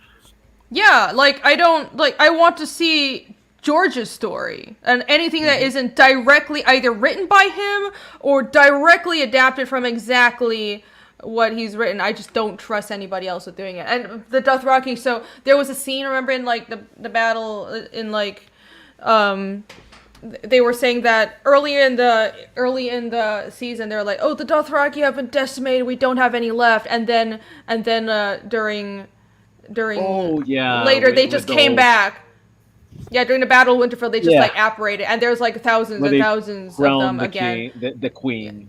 And it makes I remember now. right. Oh no, they said like during the Battle of Winterfell it's supposed to be, oh, they're just decimated, but then when they get to King's Landing, the Dothraki are all back. There's just as many as there were before. There's so many Replenish. continuity issues, right? It's not even the whole Daenerys thing. There's actual like illogical things happen the whole season, and that's my main problem, even beyond Daenerys. Like I don't have a problem with what Daenerys did. I think they just rushed it, Yeah. and yeah, like my main problem Also the is there are Golden too Army. many plot holes. The Golden Army was pathetically underused. Yet from you still what give they Sean Gordon Murphy a pass What? What about Sean with Gordon his- Murray? with his plot holes. I don't know. I didn't buy it. Oh. Was that a- threw was me that off a- a little bit? Was that a pun? That was something. Okay. Language Oh barrier. no, I I no gotta pull if the language barrier card there. no oh no Yvonne, Plot Holes is a book by this artist Sean Gordon Murphy. It's a book by Okay. indie book by Where his yeah, you just- characters it's- go around. It's an in indie books comics and thing. They fill up the plot holes. Oh, is it? Okay, I don't know. I didn't back in. I don't know what it's about. You It should didn't seem that know. interesting. You should Oh. know. No, I mean maybe Yeah, I say I'm a fan of his work, but like that specific book just didn't seem that interesting to me. Agreed. I was like, "What's the pitch?" Upstream. Oh, I don't get it. You Okay, should whatever. have known. I should have known. Boo. You should have known. Yeah, she kind of. They forgot about a lot of things. They just kind of forgot. They just kind of forgot. They just kind of forgot. But Irene did not. Pedro Ang is right. It didn't happen. It didn't happen. So. It didn't happen. Yeah. So, like, yeah, going back to what you're saying about the further, exploring the world further. Yeah, I agree. I would have loved to see more of the world explored, but, not by D&D. And, not only that little fucking attitude they developed at the end, where it's just like, yeah, I just kind of just forgot, and it's fine, and I just kind of forgot, and, it just pissed me off so much. They have no respect for the series. There's just, I don't know, there's so much to say with like all these adaptations, and it's really disheartening. Especially now they're doing the Lord of the Rings adaptation as well. I'm really glad the song, yes, Yvonne, they're doing a Lord of the Rings adaptation. It's called current Porno year. of the Rings. It's probably going, okay, from what I heard, it's not just, there's like, people are saying there's like a bunch of current year stuff as well, but like, What? they want to make, it's Lord of the Rings, but not within the timeline of the actual books. It's in the Tolkien's world, but like thousands of years before, when the actual like, What's Fellowship the- of the Ring occurred. Yeah, it's the forging of the ring, basically, is what. Yeah, they're the doing. Forging of the Ring era, which could be cool, but I've heard that they also want to make it like real mature and like Porno. Really. maybe sex scenes and shit. And I'm like, We're gonna get some Sauron dick in action. I don't know. I don't know. Probably it's gonna be Hobbit on Hobbit. Yeah, baby. There's black hobbits now, baby. Oh yeah. Wait, really? Are they? Yeah. Oh my god. Wow. And you can't. Oh my god. I don't get it. It's gonna be Black Hobbit Night now. I don't get. It's like when they do historical films and documentaries and stuff, and they just have like people who. Because Just they were in never the- represented before. They made it look like they weren't even there during that time period. Like it's like when they do, you know, historical. It's like that Anne Boleyn movie where Anne Boleyn was played by a black woman, and I'm like, they say it's representation, but it's just It is. historical inaccuracy. She was It's black. And- rewrite on the history, and that's really dangerous.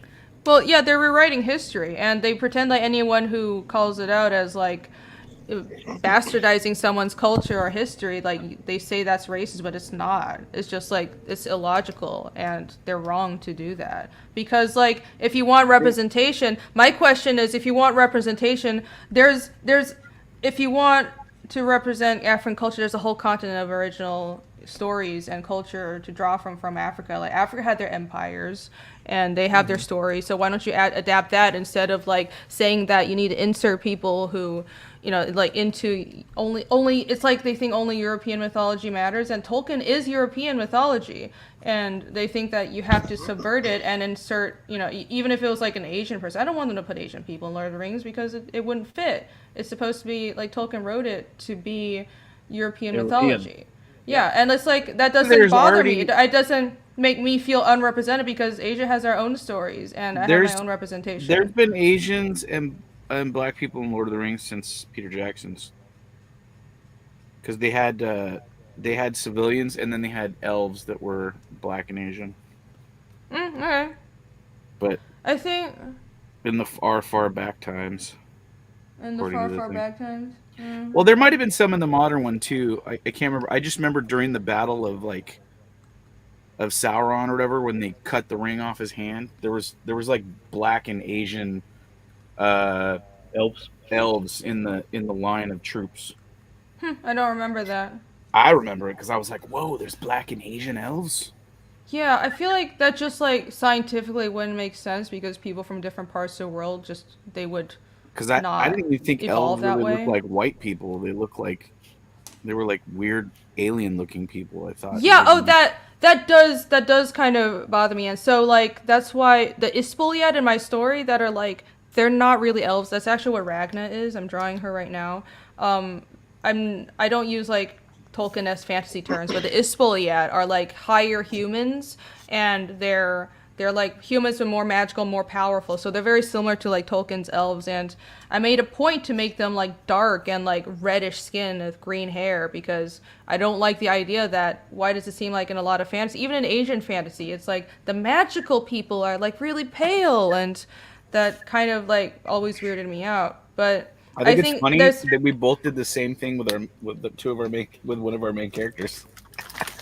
Oh, the same. Yeah. Well, our Because I main totally one thought of our the main same characters. thing. I was like, I need her skin to not be like normal, maybe like a reddish color, and I'll give her the green hair. Yeah. I want her to look inhuman, but not like some standard like in so much fantasy. The really magical like sort of otherworldly humans are like really pale and wispy and Hyperborean looking, and I'm like.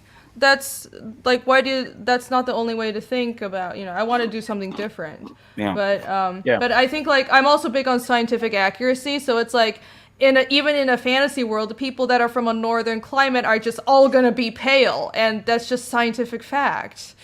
And people from a southern like equatorial climate with a lot of sun are gonna be dark.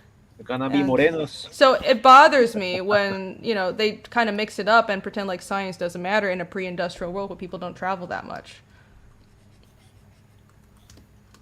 Well, yeah. But you know, we're not supposed to think too much about these things, right?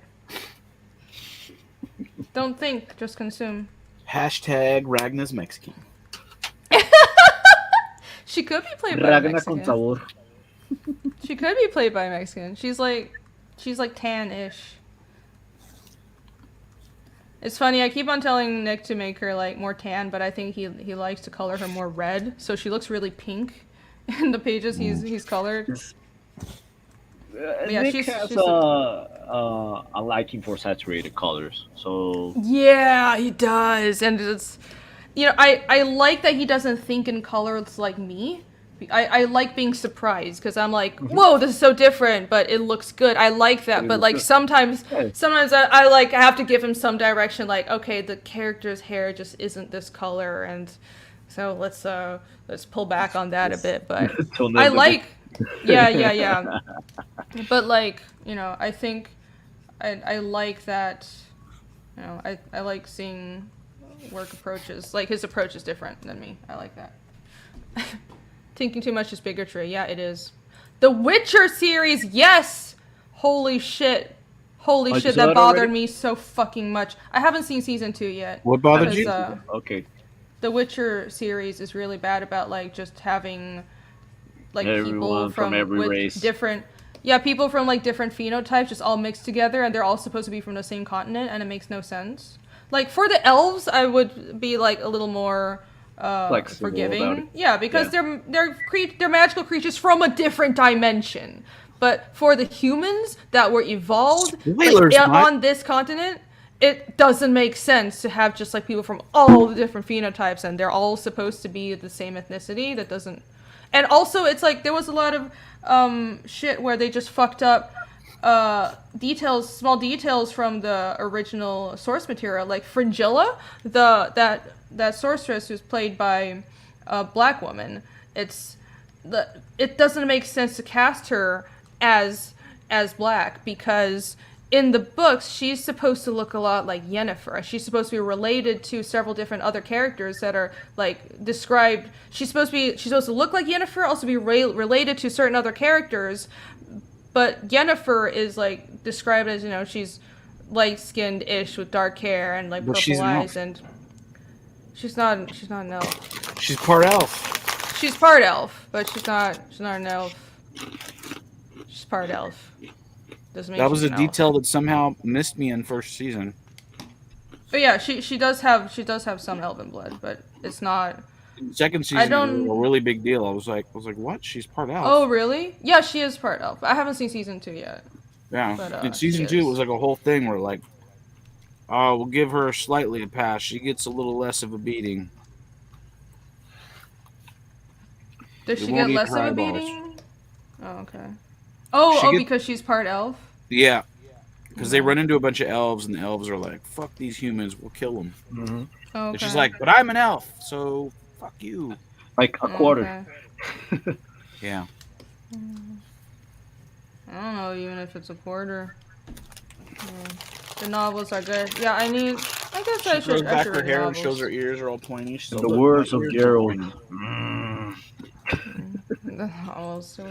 Isn't The Witcher just bad? Kind of. No, it's not. The Witcher isn't bad, dude. It's good. It is good. It's first of all, the game was Witcher 3 was really. I love that game. I want to play it. That game. I'll just say this. So good.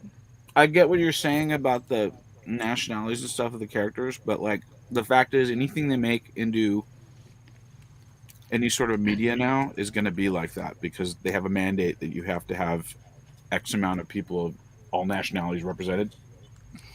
Yeah. So I can put that aside just because I know that that's the situation.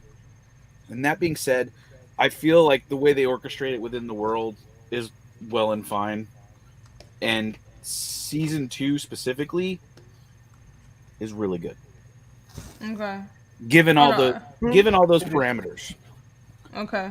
I think I'm less forgiving of media than you. Yeah. And yeah, I feel like I'm that's usually just... not forgiving at all. Like Leah would tell you that I'm like a Nazi about certain things.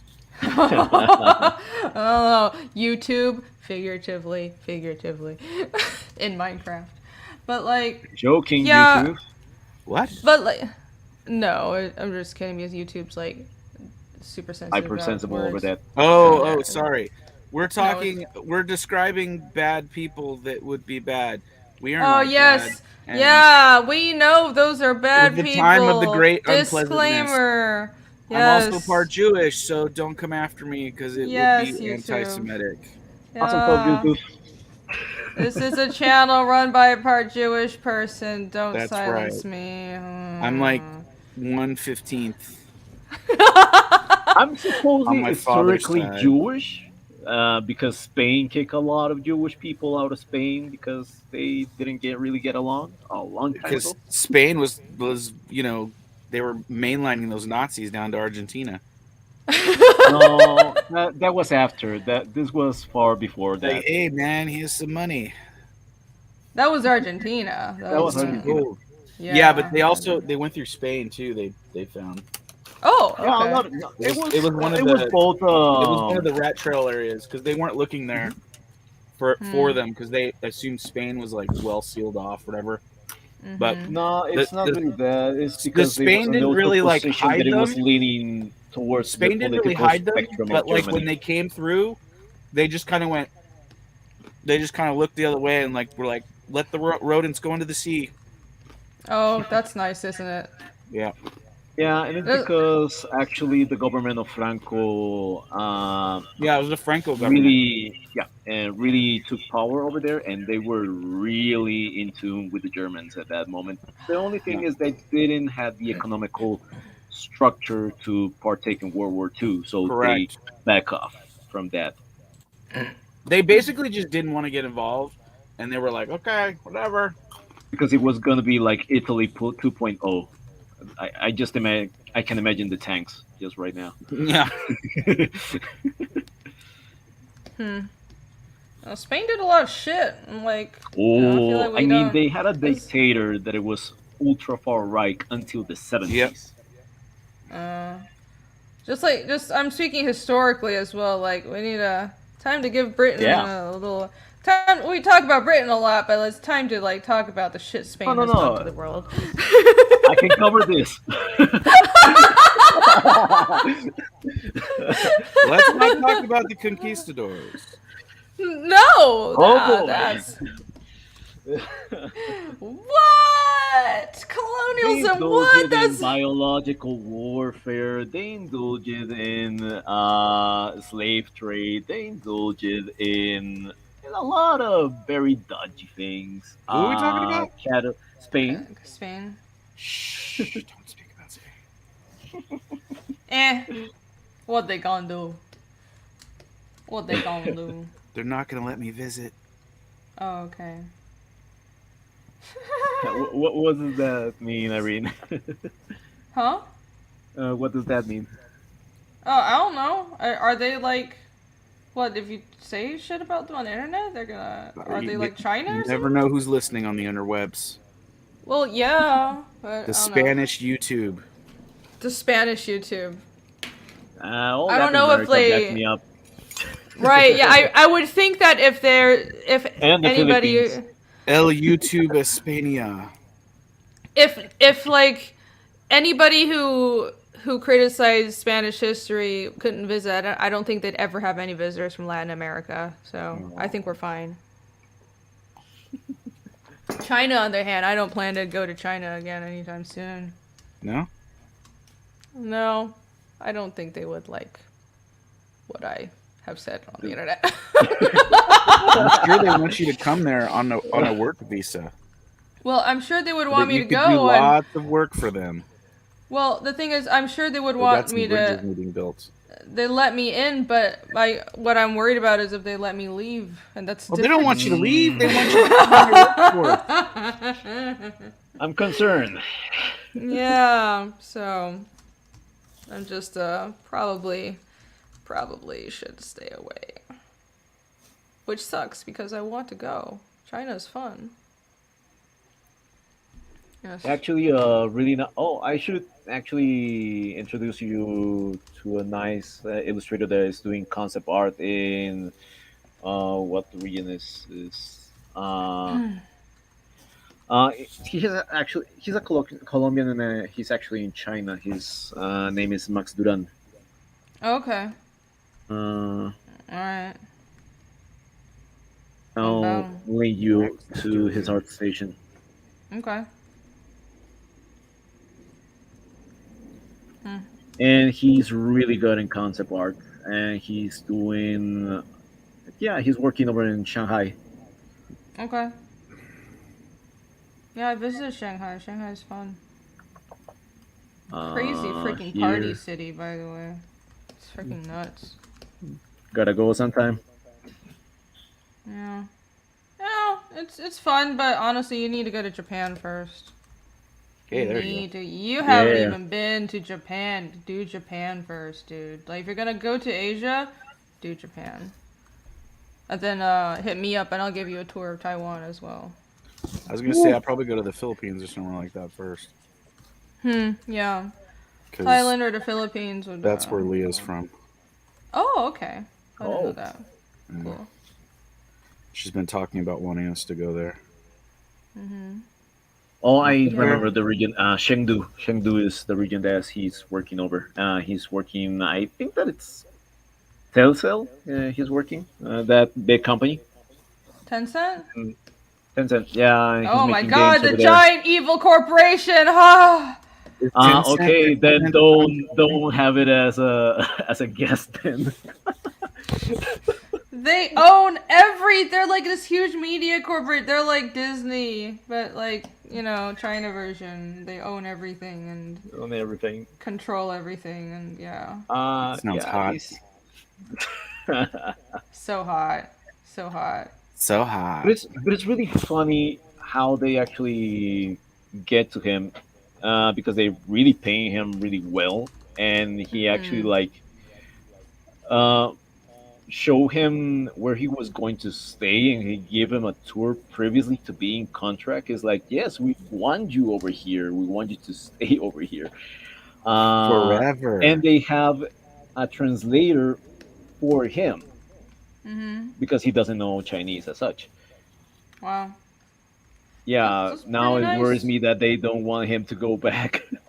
Well, I mean, I don't know, as long as he doesn't like say anything too political, it should be fine. Because they clearly he's want him for his pretty- talent.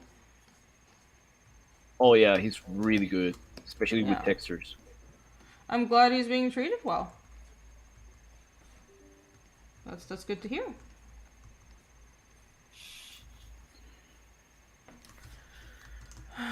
Down goes Scylla. Is Japan letting visitors in? I don't think so. Not at the Not moment. last I heard. No.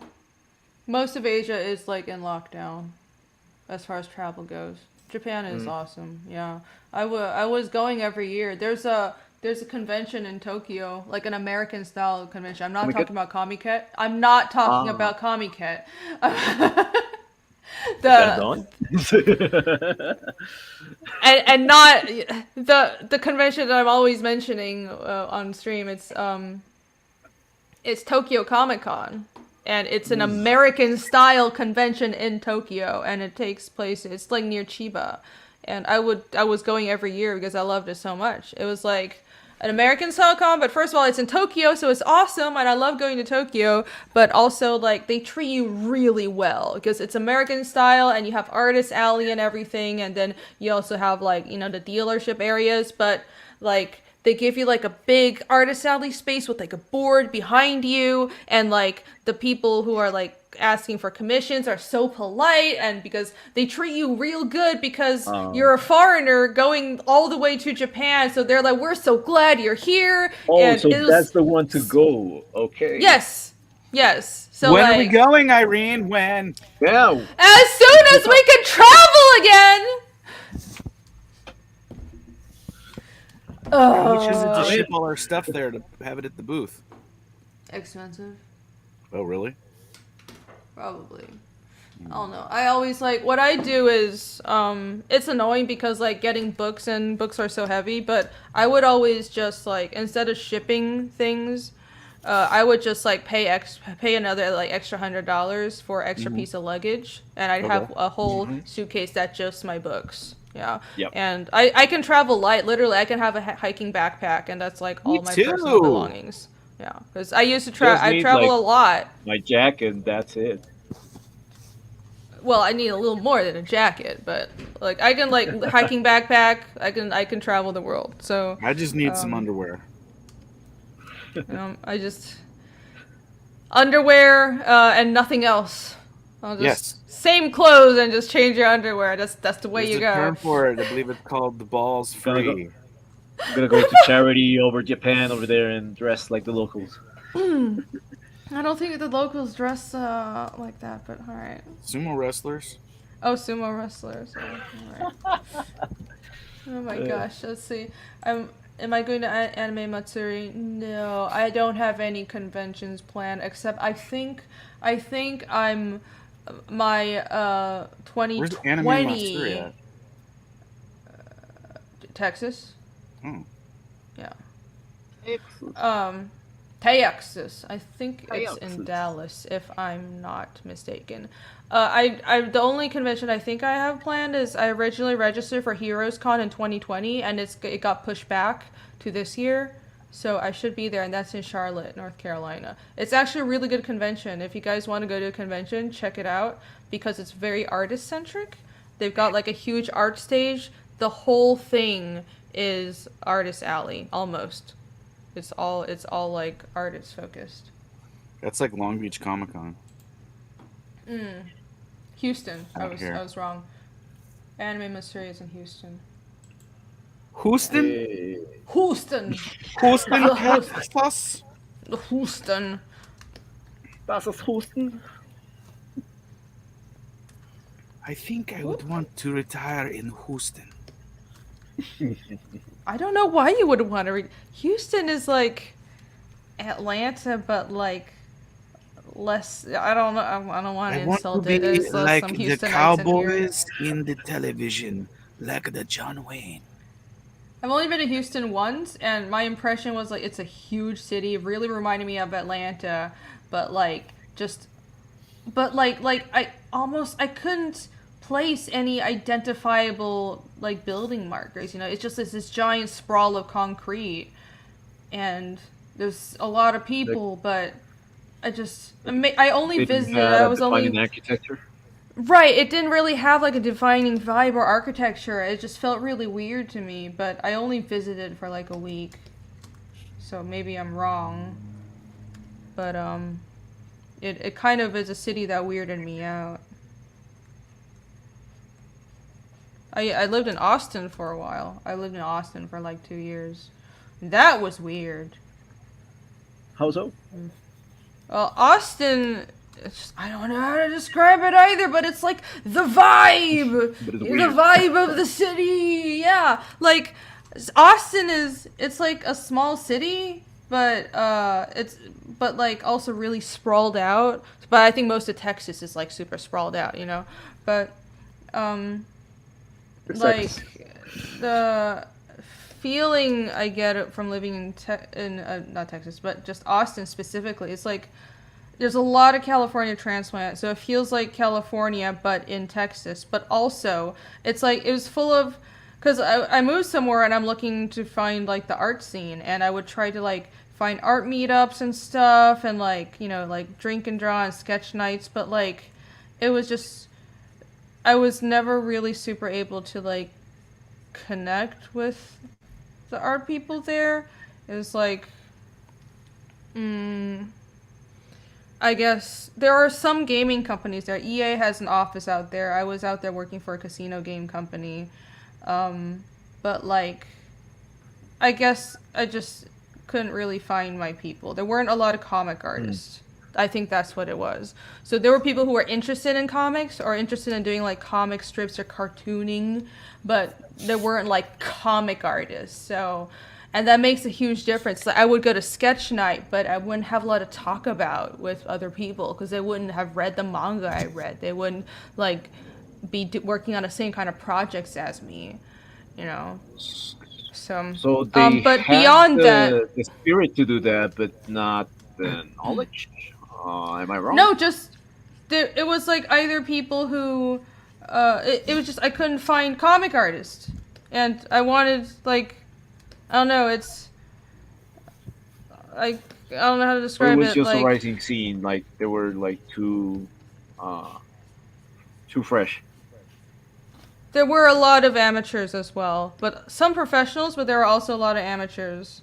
And a lot of people like it was also beyond that, like there were some professionals but also like a lot of amateurs, and just I didn't it was people doing types of art where I couldn't find a lot in common to talk to them about. It was weird, but I think beyond that, even more than that, it's like it was a lot of like artsy fartsy hippie stuff, like ooh, this is like cute little like artsy store of craft store, and then they say Austin is really artsy, but it's the kind of art shit that I just find completely boring. Like look at my like craft store where I knit things that Oh. in different styles of fried eggs or some shit, and like look at my That crystal kind of store, artsy. and yeah, and like that was a lot of the art scene in Austin. I think that was the main problem, and that on top of the fact that I couldn't find like a comic community, and I really like hanging out with like comics people, because I'm like kind of just I don't have a lot to talk about it unless it's like either you're a giant like D&D nerd or language nerd, or you like comics. Yeah, it's Nothing Central to Scrutinizer. say to you. It's History hipster nerd. as shit. It's hipster as shit. There, Alex VRB. There was a lot of that as well. Yeah. So I don't know. That's because there were a lot of far left weirdos. Yes, there were. Yes, there were. Mm. Yeah. Okay. It was weird. So it was a really weird experience. But yeah, I ended up moving back to Atlanta. I didn't think I would, but the thing is, like, Atlanta has changed a lot. When I first started college here, it was like, I don't know, the vibe was really different. It's before the film industry, and there wasn't that many opportunities. But I like Atlanta now. Like, when I first moved here, I kind of wanted to just finish college and fucking leave, because it was like, there were a lot of really rundown areas, and like, there wasn't like much of a cultural scene, but now there is, and part of it is because of the influx of like movie money, and the art scene has just grown a lot bigger because there's so much movie production, and there's like there is Animation actually industry is there's a lot of animation companies, and frankly there are a lot of comic artists here, like quite a few. Like most of them are hermits and they never go out and never meet other comic artists, but there are actually a lot of comic artists in Atlanta.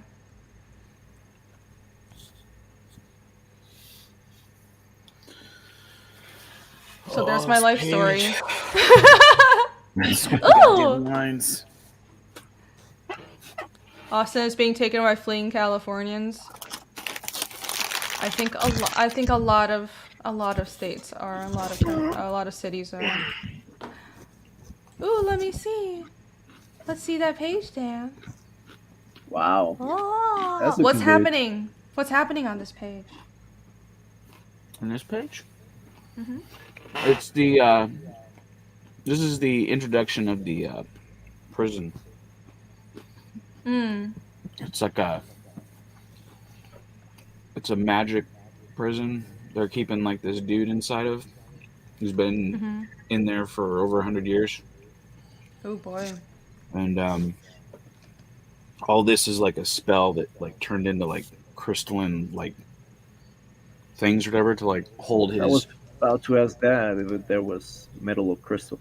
Yeah, they put a big like sarcophagus thing in the middle of the room, and then they put this binding spell that made all these like things come out that would hold him in there. And then these things here, these statues, these are like kind of like jailers or whatever, and they're spectral in nature, but there's 4 of these giant statues, because there's 4 of them or whatever, and they're big edifices inside of this big room, because the room was like a big kind of a domed room with galleries around the outside of it where there was other prison type shit, but these statues in the middle, and they put the guy's little coffin prison, like in the middle, in this pit thing, and then all these things went in here. And there's these two brothers that were would be the equivalent. They would have been like princes of a kingdom, but now the kingdom's gone, and they're going into this prison. They've been cutting their way into the thing, trying to get at the guy's body because they're assuming the guy's dead. But if they can get his armor, they think they can get his armor, then they could basically subjugate like all the bandits and stuff and make a new kingdom. Oh, I see. But as we will see, that may not be in the cards for them. I see. Oh, dun dun dun, dun dun dun dun. You know, shit, Dan. Sometimes I'm like, we must be on some sort of similar wavelength, and it's a little freaky. Because without spoiling too much, I've got like an underground, hidden, ancient prison thing in my story as well. Oh really? Oh, shit. Yeah. Well, this one's only underground because it got buried by like earth and shit. But it's Okay. It's Stop kind of spying on each underground. other. It's like, Yeah. it's like if you had a prison. Where did you put the hidden cameras, Dan? It was like if you had the prison, and then like this cataclysm came along, and blasted the roof off of it, and then like landslide, like dirt and shit, just covered it up. And that's what it looks like now. It's like kind of like a hole in the ground. Oh, I see. And they're kind of going down like slightly like one of those open quarries, you know, where they're driving the trucks around down in the quarry to like get shit. That's what this is kind of like become a little bit. This part is still sort of buried, but like the top part of the entrance looks like an open stairwell going into the ground. Okay. But there's further bottom parts of it that are like covered in water.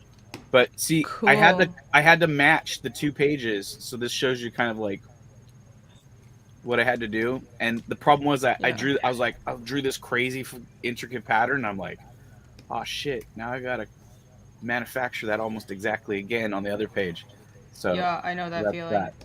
So luckily, it's only going to be on these 2 pages. So yeah. I got to get through that. this one, and I'm almost through it. So the bad stuff. So it'll be all right. Oh my god. Yeah. I was gonna save this page. Powering through that complicated page. Mm-hmm. You're gonna save what?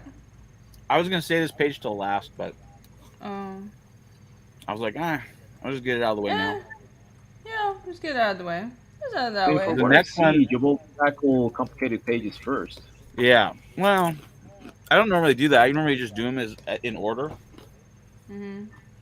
I'm gonna do this one next. It's the wizard's turret. I think I'm gonna scan the pencils first, though, Mm-hmm. and then ink it. Cool. I love it. You've got like some really cool environment designs and stuff in your story. So cool. So you're gonna have a prison like this too? Yeah, it's. I don't want to spoil too much, but it's fine. Nobody's gonna remember by the time we actually get to that part of the story either. Most prisons historically have been holes in the ground. Yeah, exactly. Like the whole dungeon The thing. French oubliette is basically a pit that they throw people to forget about them. Yeah, like towers or just fucking pits in the ground. Over here we had we had a prison island that is called the Gorgona, and it's famous because the quantity of snakes that are over there. Oh, well, that's a proper place to put They a threw prison. the prisoners over there just to fan out there. Yeah. Nice. Yeah. Yeah, it was a part of being surrounded by snakes everywhere. It was pretty brutal. A lot of not really ethical stuff happened over there. But yeah, so far it's now a national park. Pretty dope. Now look at this beautiful national park that used to be a prison island. I mean, full of our deadly national snakes. museum was the main prison when it was like the what do you call the colonial times over here. Where's this at again? Okay, Gorgona is heading toward the Pacific Ocean, and over here, the National Museum, it's in Bogota. I know. Is this Bolivia or Colombia. Colombia? Colombia. Okay.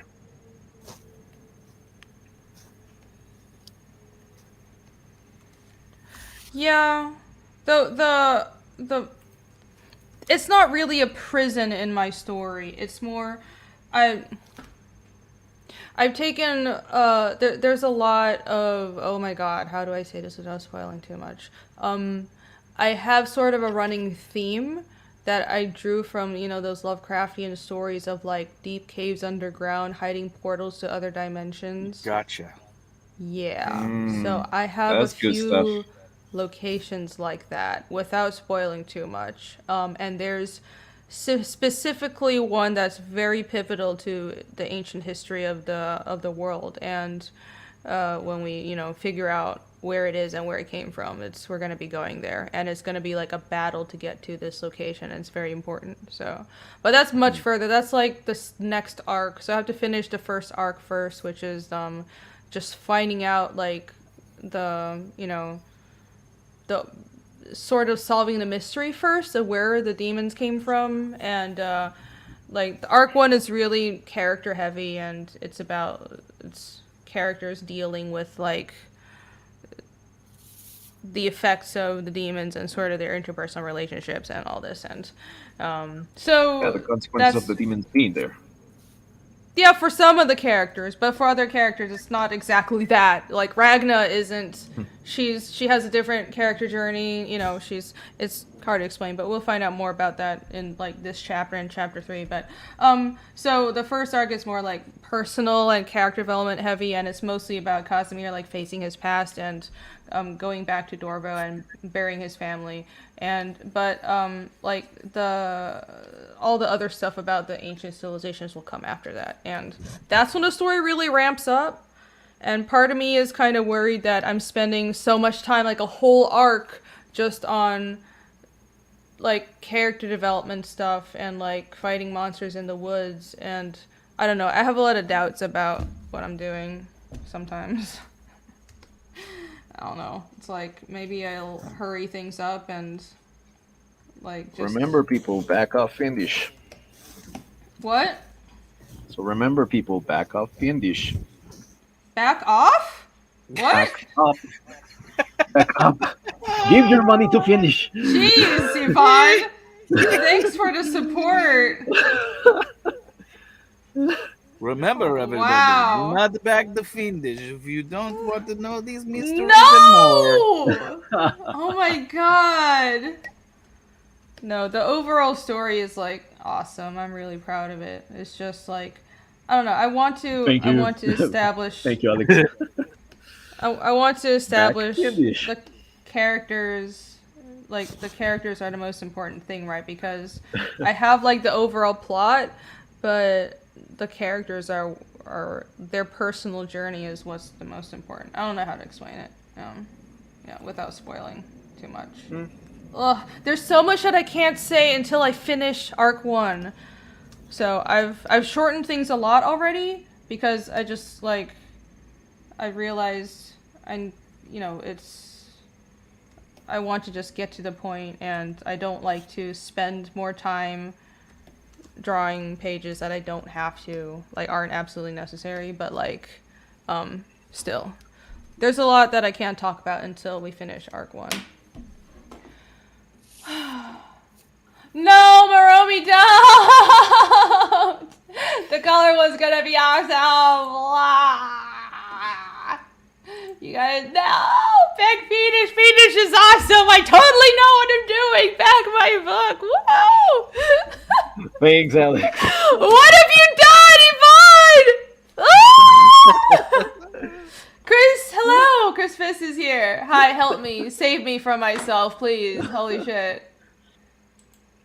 Oh my god. So anyways, what the fuck was I talking about? Oh yeah, like No.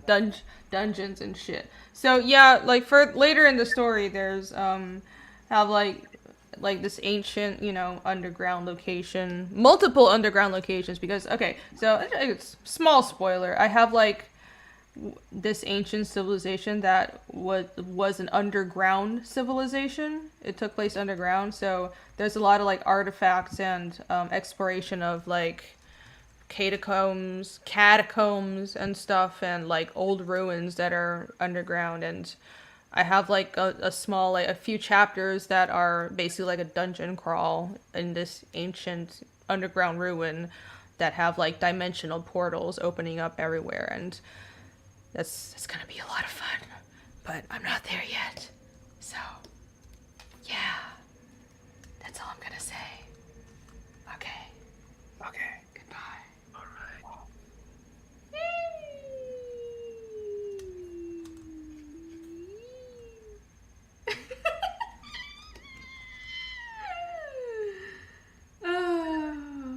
Save me. Yeah, I don't know. Like, I don't know if I'm sure all creators run into that. It's like it's that love-hate relationship you have with your work. Like some days you're like super confident about it, and like you're like, I got this, I know what I'm doing, and like I know people are gonna connect with these characters so much. But then 5 minutes later, I'll just feel like, oh, this is boring, and this is such a long story, and nobody's gonna have the patience to follow it through, and why would anyone be interested in this? But I think you need both. Like, sort of, it would used to really get to me, but I think I've been dealing with like that artist's mood swing so long, I've just realized that I think you need to have both ends of that kind of polar spectrum, because if you don't doubt yourself, then you risk becoming complacent, and you're not questioning whether or not you're doing things right. You're not striving to improve. But if you doubt yourself all the time, then you never get anything done. So it's just how it is, man. And it's rough. Us artists are like very mood swingy types, aren't we? Yeah, we tend to fall into self-doubt a lot of time. Yeah. Not that much for me, because I'm an. I'm awesome. No, it's not what I said. But I don't think I lack confidence. I don't stop or something. She's the bestest in the whole wide world. Dude, I do not. I have never said that. I am not. I am by far She is not. the queen of perfection. Oh my god, you guys. I have so much to learn, seriously. All that is done perfect is done by her. Please stop. Please stop. If there was an idea that was ever most rightest, it was her idea. Oh my god. I'm gonna have to kick Why Dan. stop? I can't deal It with is this. perfect. No. No, that just makes me feel gross. No. You gotta be confident, you gotta be confident and sell your work, and like, you have to trust yourself. Like that's not mutually exclusive against like continually improving, you know what I mean? Like trusting yourself and like being confident in the fact that you'll eventually figure it out. It doesn't mean you can't like be self-critical as well. But yeah, you have to be self-critical. Yeah. If course. not, you're not going to improve. Of course. You have to be. If you don't, you never stop improving. There's always something you could do better. That is some taco. No! No! Unless you're Irene, and then it's perfect every time. No! Stop! Dunringle says, "Don't go." Irene goes to every emotion while working on Fiendish. I mean, pretty much. I don't know. Like sometimes Oh, thanks, man.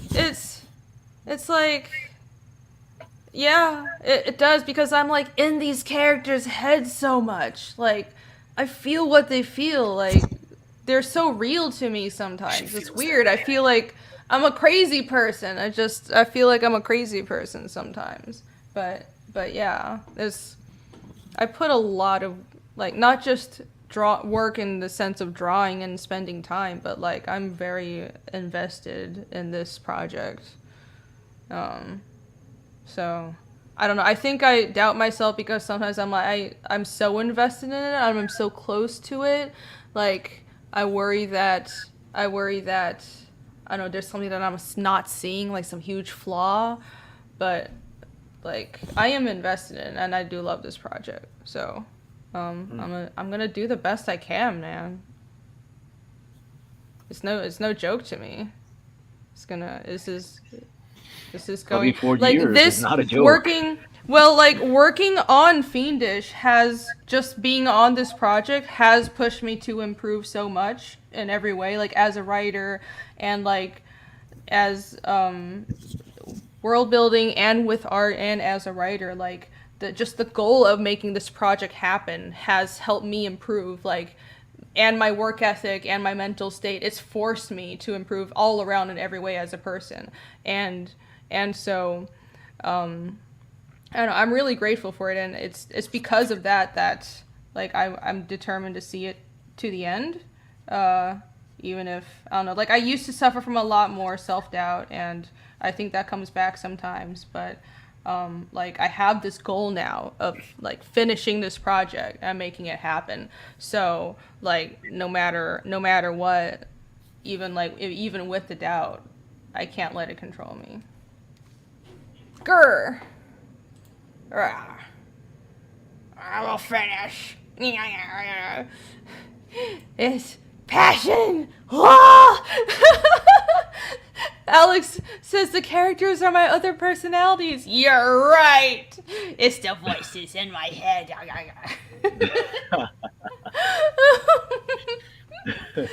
I mean, kind of. Well, like, you guys ever, when you're writing a character, and when you start looking at like the reasons for why you wrote a character and like your influences, I think sometimes it happens subconsciously, but when you like step back, and I think this happens for a lot of writers and artists,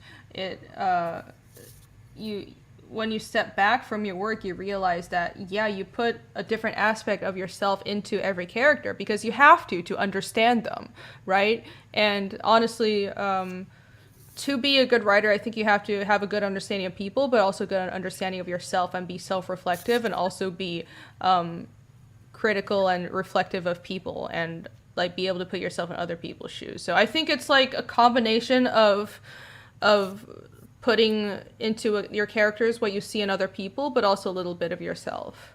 And I think that's what works. I don't know if that made sense. What? There's a red dot. What? Why? I don't see it. Oh no! Don't get sniped. That's so scary. Scary. Jealous that the voices are talking to me. I sound silly. I don't know what I'm talking about. Yeah. Oh my gosh. Yeah. Anyways, so long story short, I'm a crazy fucking person. We all are. I'm crazy. We're all crazy. We're all crazy. We have been going for like almost 4 hours now.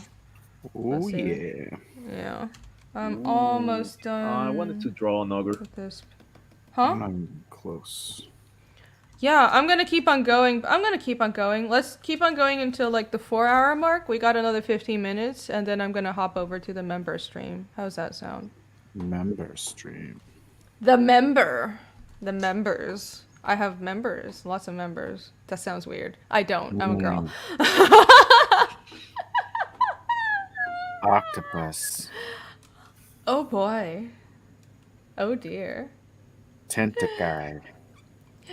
Chris says the more I understand people, the greater my misanthropy grows. Oh gosh. That happens, doesn't it? It depends. Yeah. Yeah, it really... I don't know. It's like...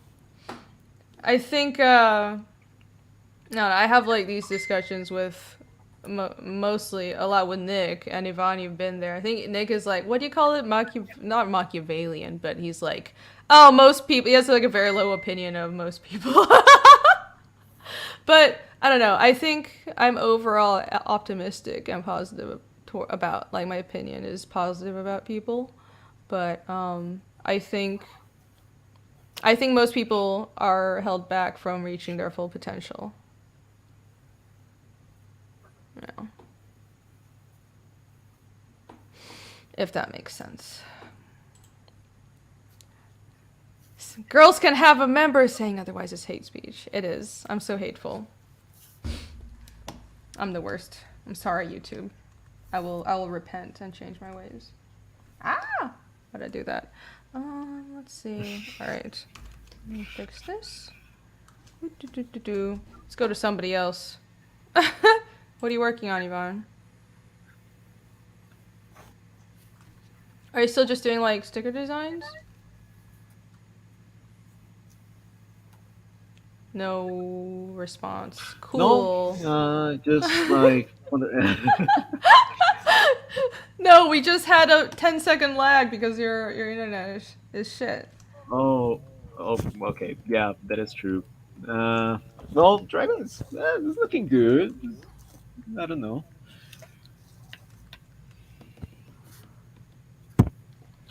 I like it. To get The out wings to... are kind of weird. I like it that they're kind of hands. I mean, I like the bat type wings that are a little more functional that can serve as claws. Well, I think I like the sort of. I guess I would usually when I want like dragon wings to be functional, I would draw like little claws on the tippy top area because I don't really see how like having the whole wing as a giant hand that doesn't really feel that practical. But Okay. I mean, sure, yeah. It also just feels like to have enough muscle and bone density throughout those like long like bone like fingers the fingers for it to be functional, that would put too much weight on the wing for it to be able to fly. Maybe I'm being too like I'm overthinking it a little too much. Maybe. I am. Ignore me. I'm Nah, super it's okay. It's overthinking. okay. Done. No, I mean, in a biological perspective, it does make sense. I mean, if you compare the wings of like pterodactyls and all that, it's just like a big canvas held by very light structures of bone. Yeah. That's what I mean. So I'm right. Ha.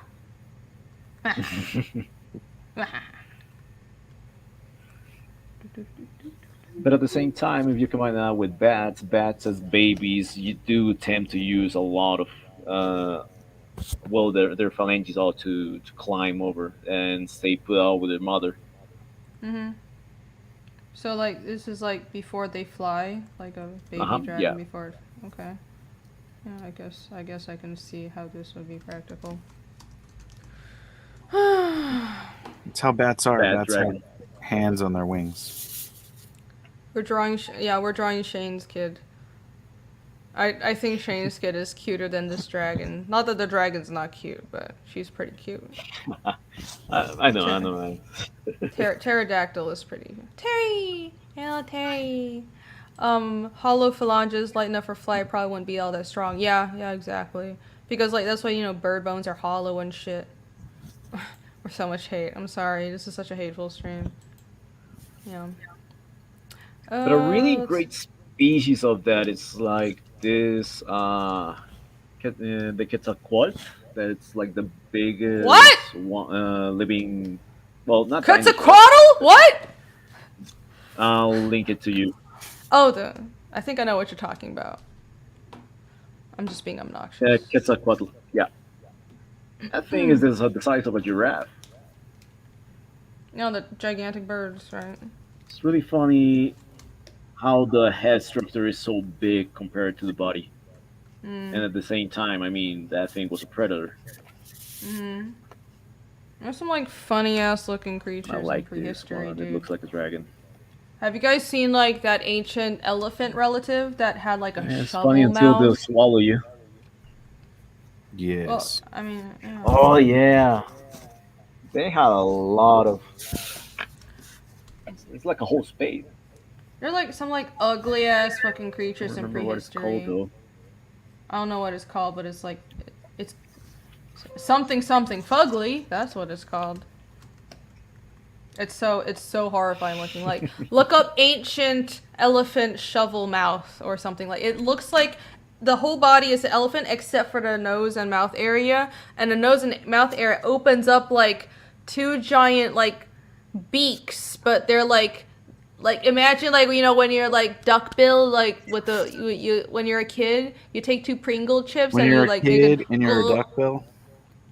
no, like you take the two Pringle chips and then you like make it hold it in your mouth so it looks like you have like a duckbill. So it's like that shape but huge, and then they have like buck teeth at the end. I'm not describing it very well. It's okay here. I'm gonna draw it really quick. It's like Yeah, I'm searching it also. like it literally looks like Trilopodon. It's a trilopodon. it looks like this. And then it looks like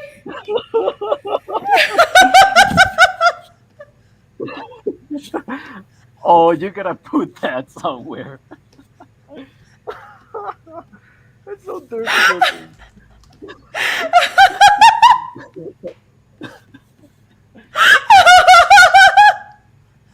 Oh god. I'm not think- joking. That's what it looks like. I think Irene's found her new stationery icon. Put her That's gonna laugh be your over an Pathfinder animation of that ride, thing with isn't its it? mouth opening and closing.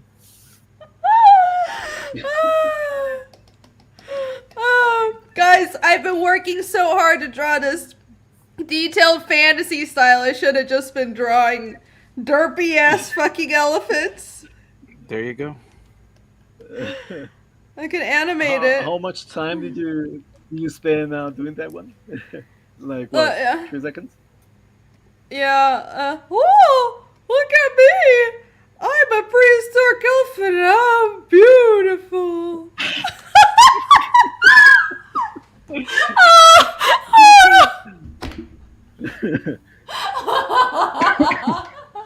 Yeah, I'm choking. A Donkafon and Peloton? Oh A no! Donkeyfon. No! Fuck! I'd be so depressed if people like this more than all the shit I worked so hard on. Printed it. I will at the next auction. I'm gonna have a derpy elephant. Gonna meme it out Donkey now. fan. Yeah. There we go. The buck There. teeth. Oh, God. Yeah. The buck teeth is. It literally has buck teeth. Like it's what it looks like. Mhm. That's look at that friendly face. Hello, I'm your friend. Oh, I'm your friend. I think I just killed my career in comics. She's enjoying it. You just enriched it. I might be enjoying it a little too much. Oh my god! You just what have I added done? a new exotic creature to your fauna. Yeah. Yeah. Yeah, I need to have that, what, Donkafont? Derpfunt? Derp elephant? I'm gonna have it in Fiendish now. Instead of Oliphant, I'm gonna have that hideous The monstrosity. donk salon. Yeah. You know, I am using, like, prehistoric creatures in Fiendish, too.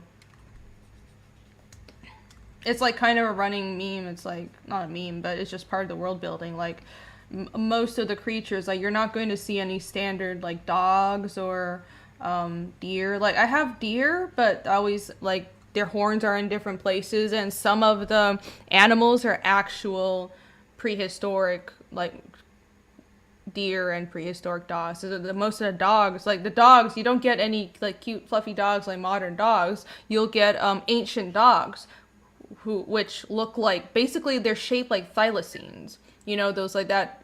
They look That like marsupials, like all marsupials. the like that, the Australian, like weird looking Australian doggo, the thylacine Dogs. that went extinct. Yeah, that's that did kind it. of like body shape. That's how prehistoric, canines Oh, the look. Tasmanian tiger. Yes, yeah, the Tasmanian tiger. So, and like the giant boar that was in the end of chapter 1, that was also actually a prehistoric That's a hell pig. boar. Yeah. Yeah, it was an actual prehistoric animal. So, the animals in Fiendish are all like prehistoric. Oh, joy! There you go. See? It had tusks. I what? forgot it. But literally, look, it had see, let me those see. buck teeth at the bottom of the. Yeah, see? No, I'm showing you what you're yeah, that's the drawing, one dude.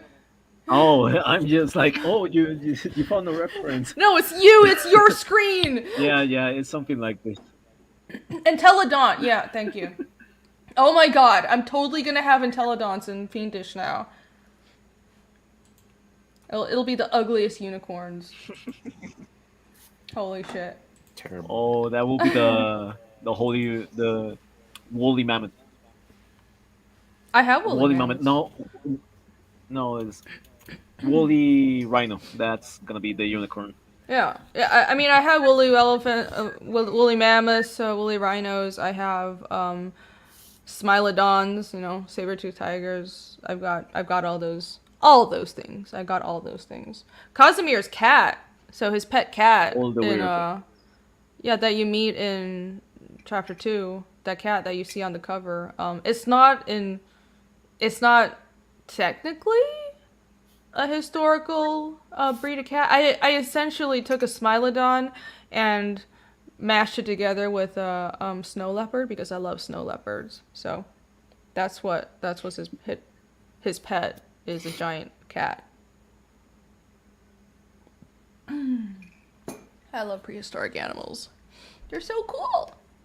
You're so awesome and cool. From now on, I must use that voice once per stream. I will. I promise. Do you guys find it beautiful? You like that voice? I'll use it. I'll talk like this from now on.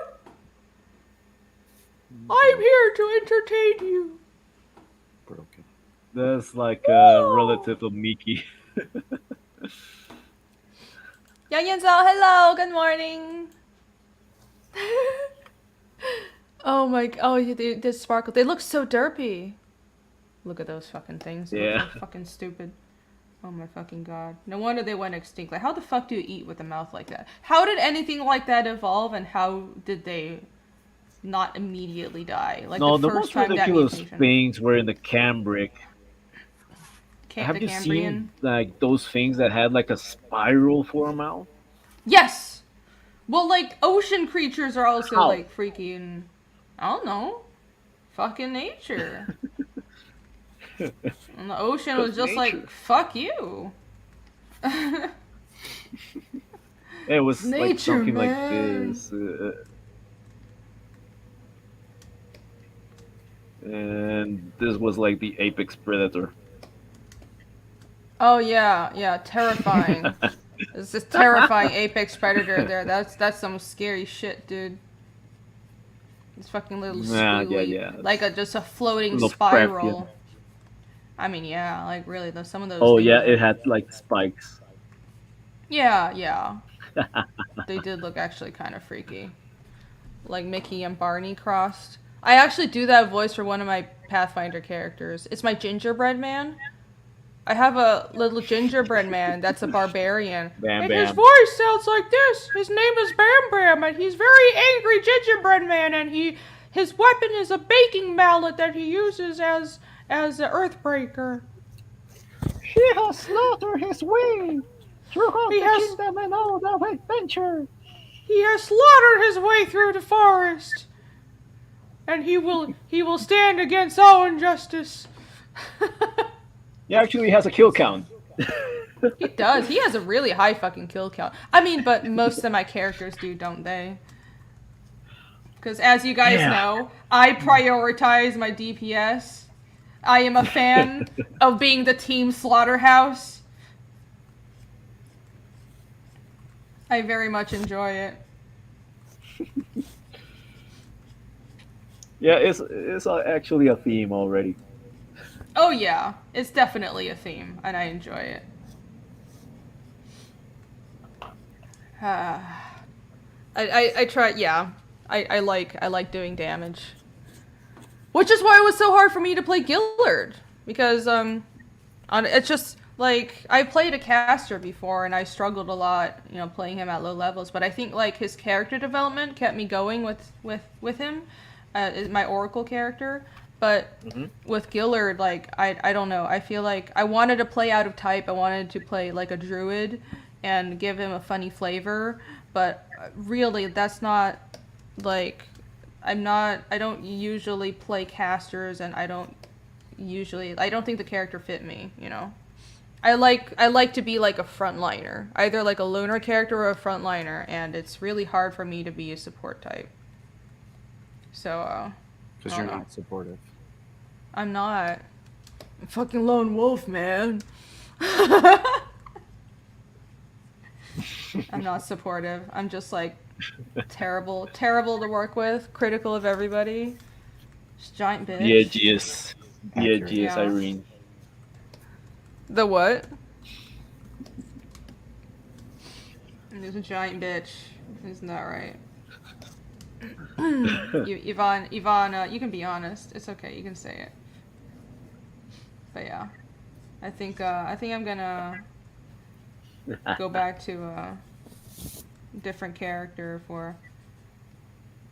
I think I'll do like a Slayer or something. I have a Slayer character that I was playing in another module, so we might be like continuing playing with... Chris will be using Acadia, and AC will use Bilgrub, but I'll go with like another character. Yeah.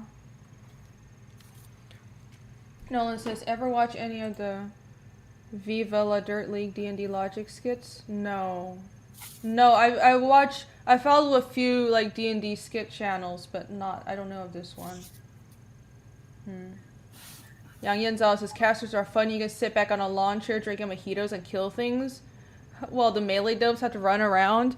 Yeah, but that's at higher levels. Specifically at low levels, casters are really hard to play because you only have like 2 spells, literally. You have like a bunch of cantrips and like that which aren't offensive, and you have like 2 spells, and you're also squishy. So what I do is I always build like tough as fuck characters. So even if it's a caster and you get like your hit die, you have like a D8 hit dice, which oh my god, it makes me so nervous and I hate it. But I still like give them like Constitution and the toughness feat, and I try to like buff them as much as possible. But like at low levels it's just really hard. So I try to my other caster, my Oracle, it was a little easier because he was a half orc, which made him extra tough, and also I figured out a way for him to be a semi frontliner. And I had to build him up to that, but I managed for him to he can do very well in combat, because what I did was I gave him combat casting. So he has crazy concentration when he casts in combat. And he basically just stacks up his armor and becomes almost unhittable, and he has a shit ton of hit points, and he'll just be in the middle of combat with the melee characters casting spells. And he's illusion focused, so he'll be casting illusion spells to fuck with the enemy. And I love it. I love playing like that. But it's most of the time playing a caster is just pure pain for me, because God forbid I have to be the person running around healing everybody. I want to be killing things. It just gets on my nerves. Why are people dying all around me? Stop making me take care of you! My God, pull your own weight! God, you're so useless! You received a nat 20. You got hit by a nat 20. How can you get hit by a nat 20? Sorry, I is guess this- I'll die. Why did you avoid the nat 20? God! I don't actually do that, guys. No, she doesn't.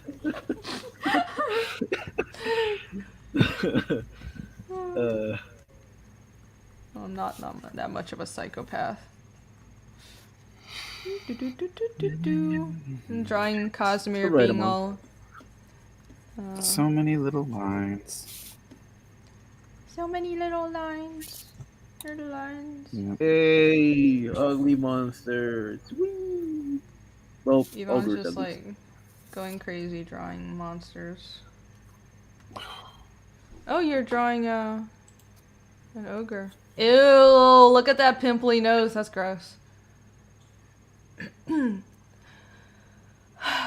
Chimera, we will not talk about that. No. Well, you're Don pimply Ringo nose? says, no, we're not gonna. No, never mind. I'll tell you later. I designed my own magic casting system to alleviate the concerns of low-level casters without making them OP as a level. That's really interesting. I'd love to hear about that.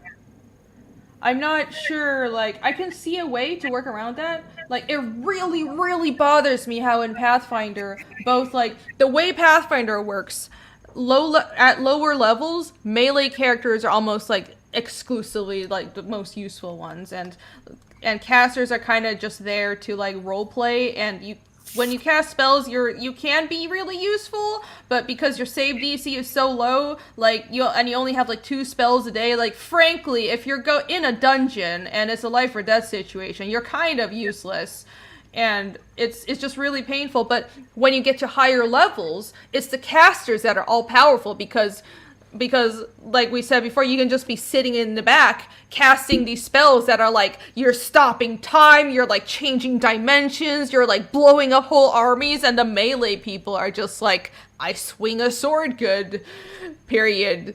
So I don't like that imbalance. I want there to be more of like, both types of classes are good at all levels, and I don't have to compromise, you know? Because I played, like, my first character in Pathfinder is a ranger, and I was originally going to have him have no spells, but it got really hard because we're at, like, level 7 or 8, and that's when, like, the casters start becoming really powerful, and, like, magic starts playing into the story, and things get really fucking difficult if you don't have magic, so I'm like, I can't have him, like, have no magic, so I kind of, like... I took a secret multi-class that nobody knows about, but he kind of has, like, not directly magic, but magical abilities. And it ties into, like, you know, being basically, like, building things and being a smith, because he's also, like, a smithy character. I'm big on crafting, but it makes sense in the world. It's a secret multi-class. But yeah, it's really hard. Like, when you get to, like, level 8 or so... Shit, if you don't have spells, it's hard. I had a sorcerer who had to develop multiple ways of escaping the terror that would come for him. Like, yeah, usually if you're a squishy caster, it's like, okay, what's my escape plan? Like, just surviving a fight is you're just trying to escape. Like, they're just trying to survive. It's not about, it's like, if I do damage, that's cool, but I'm just trying to, like, not die. And if I not die, that would have been a good session. It's like, Death Metal Hero, Luke's, does Pathfinder allow multiclassing? Yes, it does. Yeah. Almost all of my characters are multi-classes. Sacrifice some things, but you gain others that might be a good trade in the long run. Yeah. Yep.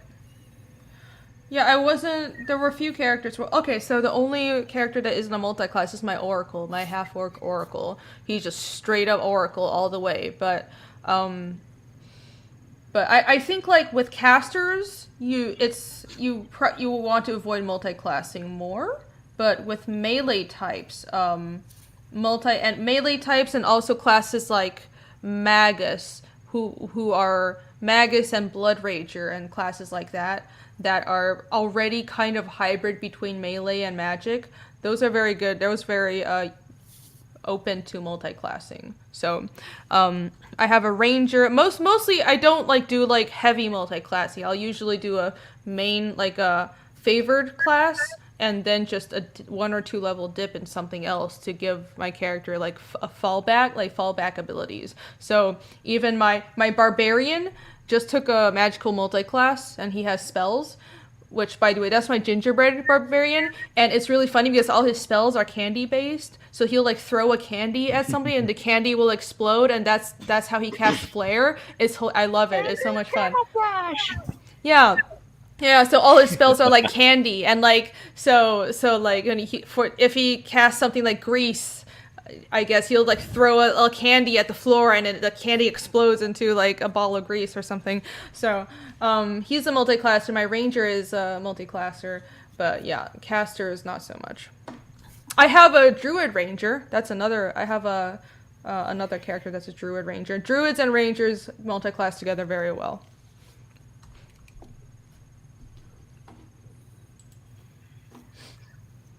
Is that enough nerdery for you guys? Yeah.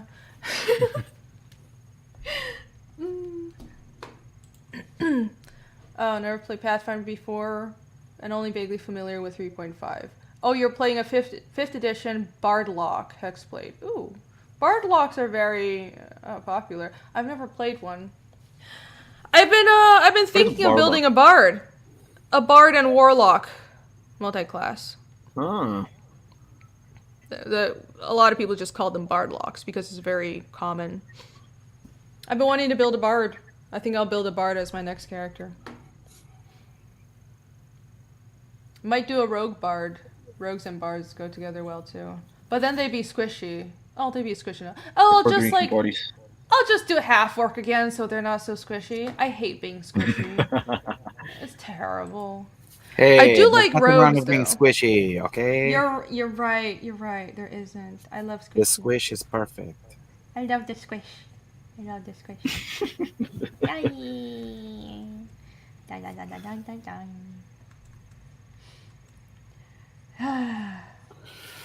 Oh shit, I'm almost done.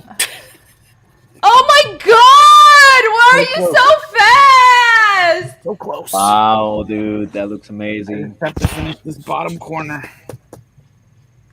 I'm so mad. At least I Man, matched wow. all the textures and everything. I was like starting to worry. Yeah, it looks good. You're fine. I think like the way you do lines, you just like draw one line and you call it done, right? Well, not Yeah. really. I need to focus on that. I have a bad habit of like going over the line over and over again and adjusting the thickness. I And do that. slows me down. I probably Really? will still do that. Yeah, I did that with the statues because I had to darken up some of the lines. Yeah. Like I'm sort of doing that now a little bit. Yeah, like the tallest parts of the statues, I went over these top parts and through sort of shadowing in. Shit, yeah, that looks good. So. That looks good.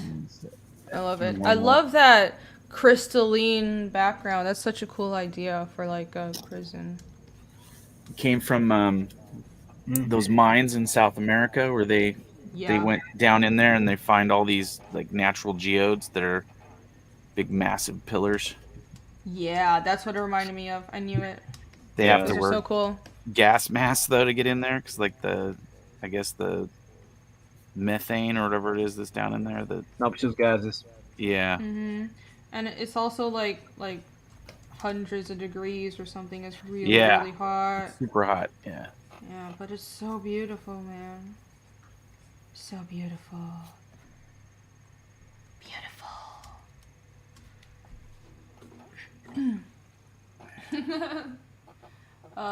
Follow up your druid with a nice halfling bard. What could possibly go wrong? A lot could go wrong.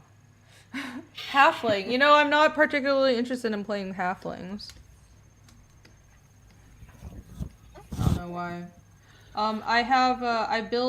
I built some like small. Well, AC is their resident tiny character or small character person. Like almost every character she builds is like tiny. Goblins or halflings. Yeah, she builds goblins. Well, I don't think she has a halfling, but she has Gnomes. goblins and dwarves. Dwarves. She has a Gripply, which is a frog person. A Gripply bard with Scottish accent. He's adorable. So yeah. I don't know if I would play a halfling, but I might build a construct again. A construct bard. Oh, that would be cool, wouldn't it? I should do that. Like a music box bard. Yeah, I really like constructs. So I'm gonna find another like construct race, and do a. I'll figure something out. That'll be fun. Oh, I need my reference page back again. Reference. Diego, sir, what are you? Bolivia or Colombia? I mean, if Yvonne's talking about it, it's Colombia. Oh, you mean the mines? Oh, those mines? Yeah. I think they're in Mexico, actually. Yeah, Let me they are in Oh. Mexico. Okay. Diego said, "Women are obsessed with tiny. It's a motherhood. It's a motherhood thing. I do like small, like little cute things. Yeah. I don't know. I'm weird though. I like either huge, tough, scary things or tiny, cute things, and no in between. No in between. Yeah. I think, well, in-game, in Pathfinder specifically, if you play a small character, there are actually a lot of boons, because you get a bonus to AC, you get a bonus to stealth, and I think the way that some people like to play, if you like to play a stealthy character that can sneak around and not get noticed, and you don't like you prefer to, like, not have to, you know, confront things or have the option of high stealth, like, a small character automatically gets +4 bonus to stealth, and that's huge. And if you are high dex and you focus on stealth, you can be like +14 to 17 stealth at like level 1 or 2. It's insane. And take some traits and shit. So yeah. And if it's like a favorite class skill and you have high dex and you're a small character, so there's that. You have a +1 to hit as well, +1 to AC, but you have like a -2 CMD and all that shit. So it's a payoff, but some people really like it. I mean, so No. far, the only characters that I can see that they can make still viable, stealth attacks and all that. What do you mean? What Regarding of size. with stealth? Remember attack? that little murder ball? Which murder ball? The one of last session, and also this little very manic murder pixie that tried to stab us with those scissors. Oh, yeah, well, the thing is, like, small characters or tiny characters are hard to hit. They have a bonus to AC because they're so small and hard to hit. Yeah, but, so, like, my little gingerbread barbarian, it's, you know, he has, like, redonkulous AC because he actually took a barbarian class where when he rages, his AC increases. He's a mutagenic rager. So, he rages by eating candy. And his AC gets you know, higher instead of lower, because usually when you rage, your AC goes lower. So being like a tiny character, he like basically is like almost impossible to hit. His AC is like 23 or 24. But also, like, the trade-off is he's so small that he can't hit a creature in an adjacent space. He has to be literally in the same space as another creature to hit it. So he has to like roll against CMD or roll acrobatics to avoid an attack of opportunity, and then roll like acrobatics into the space of his opponent before he can hit it. So I had to like throw a lot of points at acrobatics to make this character work. But yeah. It's fun. I kill all the things. Dan's like, I don't know what the fuck you're talking What? about. She's happy. I'm trying to. I'm doing chain, so I'm trying to make sure that I'm not screwing Soon up. you will. I know. Shadow chain. I'm Chain just that is kidding. done with mirror, like light, not. I don't know how to describe it. Pure light? Is it like magical chain? No, it's like it's in shadows slightly. It's illuminated by a light below. So I'm trying to draw like the lighting on the links and make it appropriate. Oh, I see. Okay. So it's more. I'm more drawing the shadow shape, not so much the actual physical thing.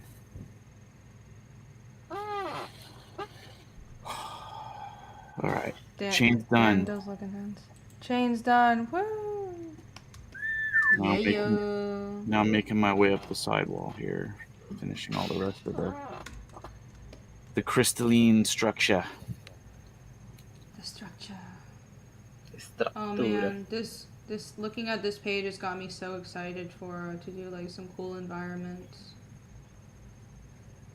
That looks so cool. Most of Goblin Girl is like kind of undergroundish, right? It takes place underground. So far this first book is. Okay. It ends up above ground in the last portion of it. Mhm. So this section here is kind of transitioning to that sort of Okay. element, because this will be the last. I think this is the last section of this book that's underground. Mhm. Because from here on out, it's like mostly above ground. I mean, there's going to be some stuff in a bar that kind of looks underground, but it's just like a cabin in the woods. Cabin in the woods. Whoa.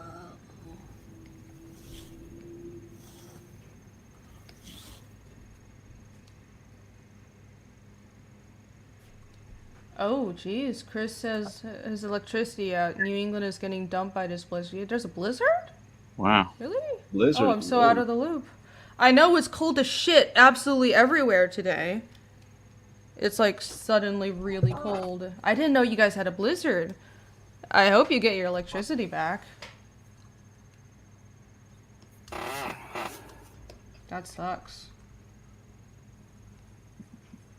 Yeah, we're having. I'm in Atlanta. We're having to drip our faucets right now. You're having what? Drip our faucets so they don't freeze. Our pipes don't freeze. Oh, drip the faucets. Yeah. Got ya.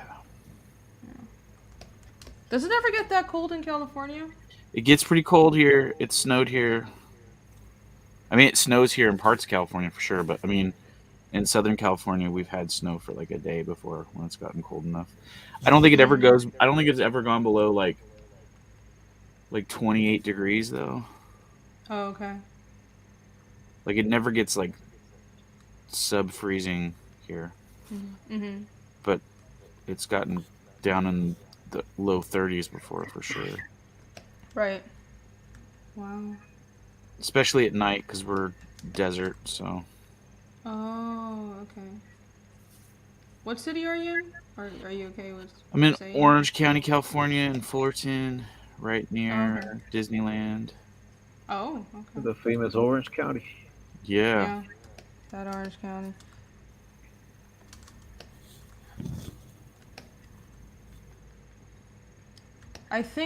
You know what's funny? I knew so many people from there. Because for some reason in my, like, growing up in American school, like, almost, probably like a huge chunk of the kids who came back from America were from Orange County. I think it's Wow. because there was a lot of, like, ABCs, you know, American born, Chinese and Taiwanese. But, I've never been there. There's a big community of them here. Yeah. I don't think I've been there though. I did a art workshop in what the fuck is this? Some beach. Everything in California is like some Huntington Beach, No, it was Long No, it was, Beach, probably Long Beach, yeah. Santa Monica Beach, Not Santa Monica, no. It was like in the outskirts of LA. Venice Beach,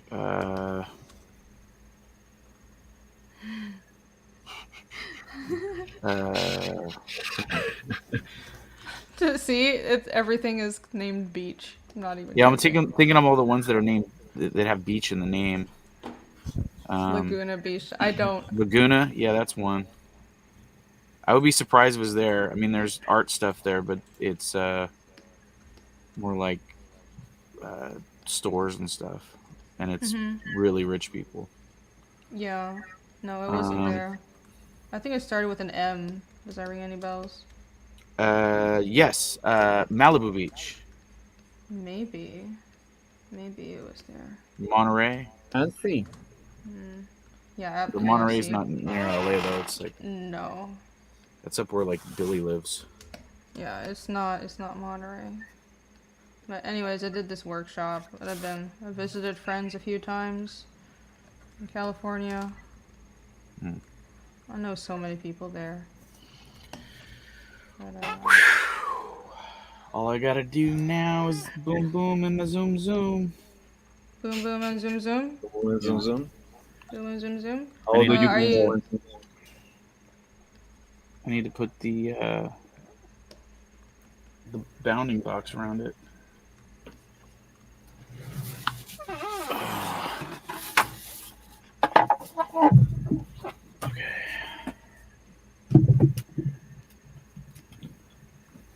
The boom, boom, zoom, zoom. Move my camera so I can do this. Yeah. So now we just do the lines. Which I don't think this ruler's big enough. This looks wrong. My character's head is all like squished and shit. It doesn't look right. That's not good.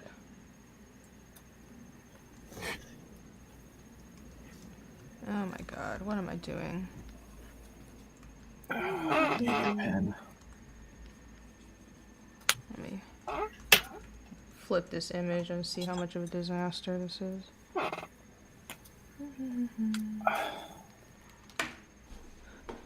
Chris's son of a beach. I don't think it's that. I didn't live there, Eric. I didn't live there. I only visited. All my pens are dry. Oh, I hate that feeling. John, I'm still going. I'm gonna end soon though. It's just I've gone way over. Holy shit, it's 2:20. Yeah, I'm gonna end soon. Fuck. Uh, Oh, I went way long. You said you were gonna Way do long. something for the members. fun. Yeah. So I'm gonna hop over to do the member stream. The member And go circle. for the members. I will pay attention to my members now. But I'll continue for another, I don't know. I can go for another couple hours, but however long until you guys want to leave. Are you guys going to hop over too? Do we have to do something? No, just keep on drawing. Okay, well then I Yeah. guess, yeah, I'll be here. Okay. I only have like I think it's for Hellion level members. So which I only have like probably 3 people that are that level now, but I need to join that.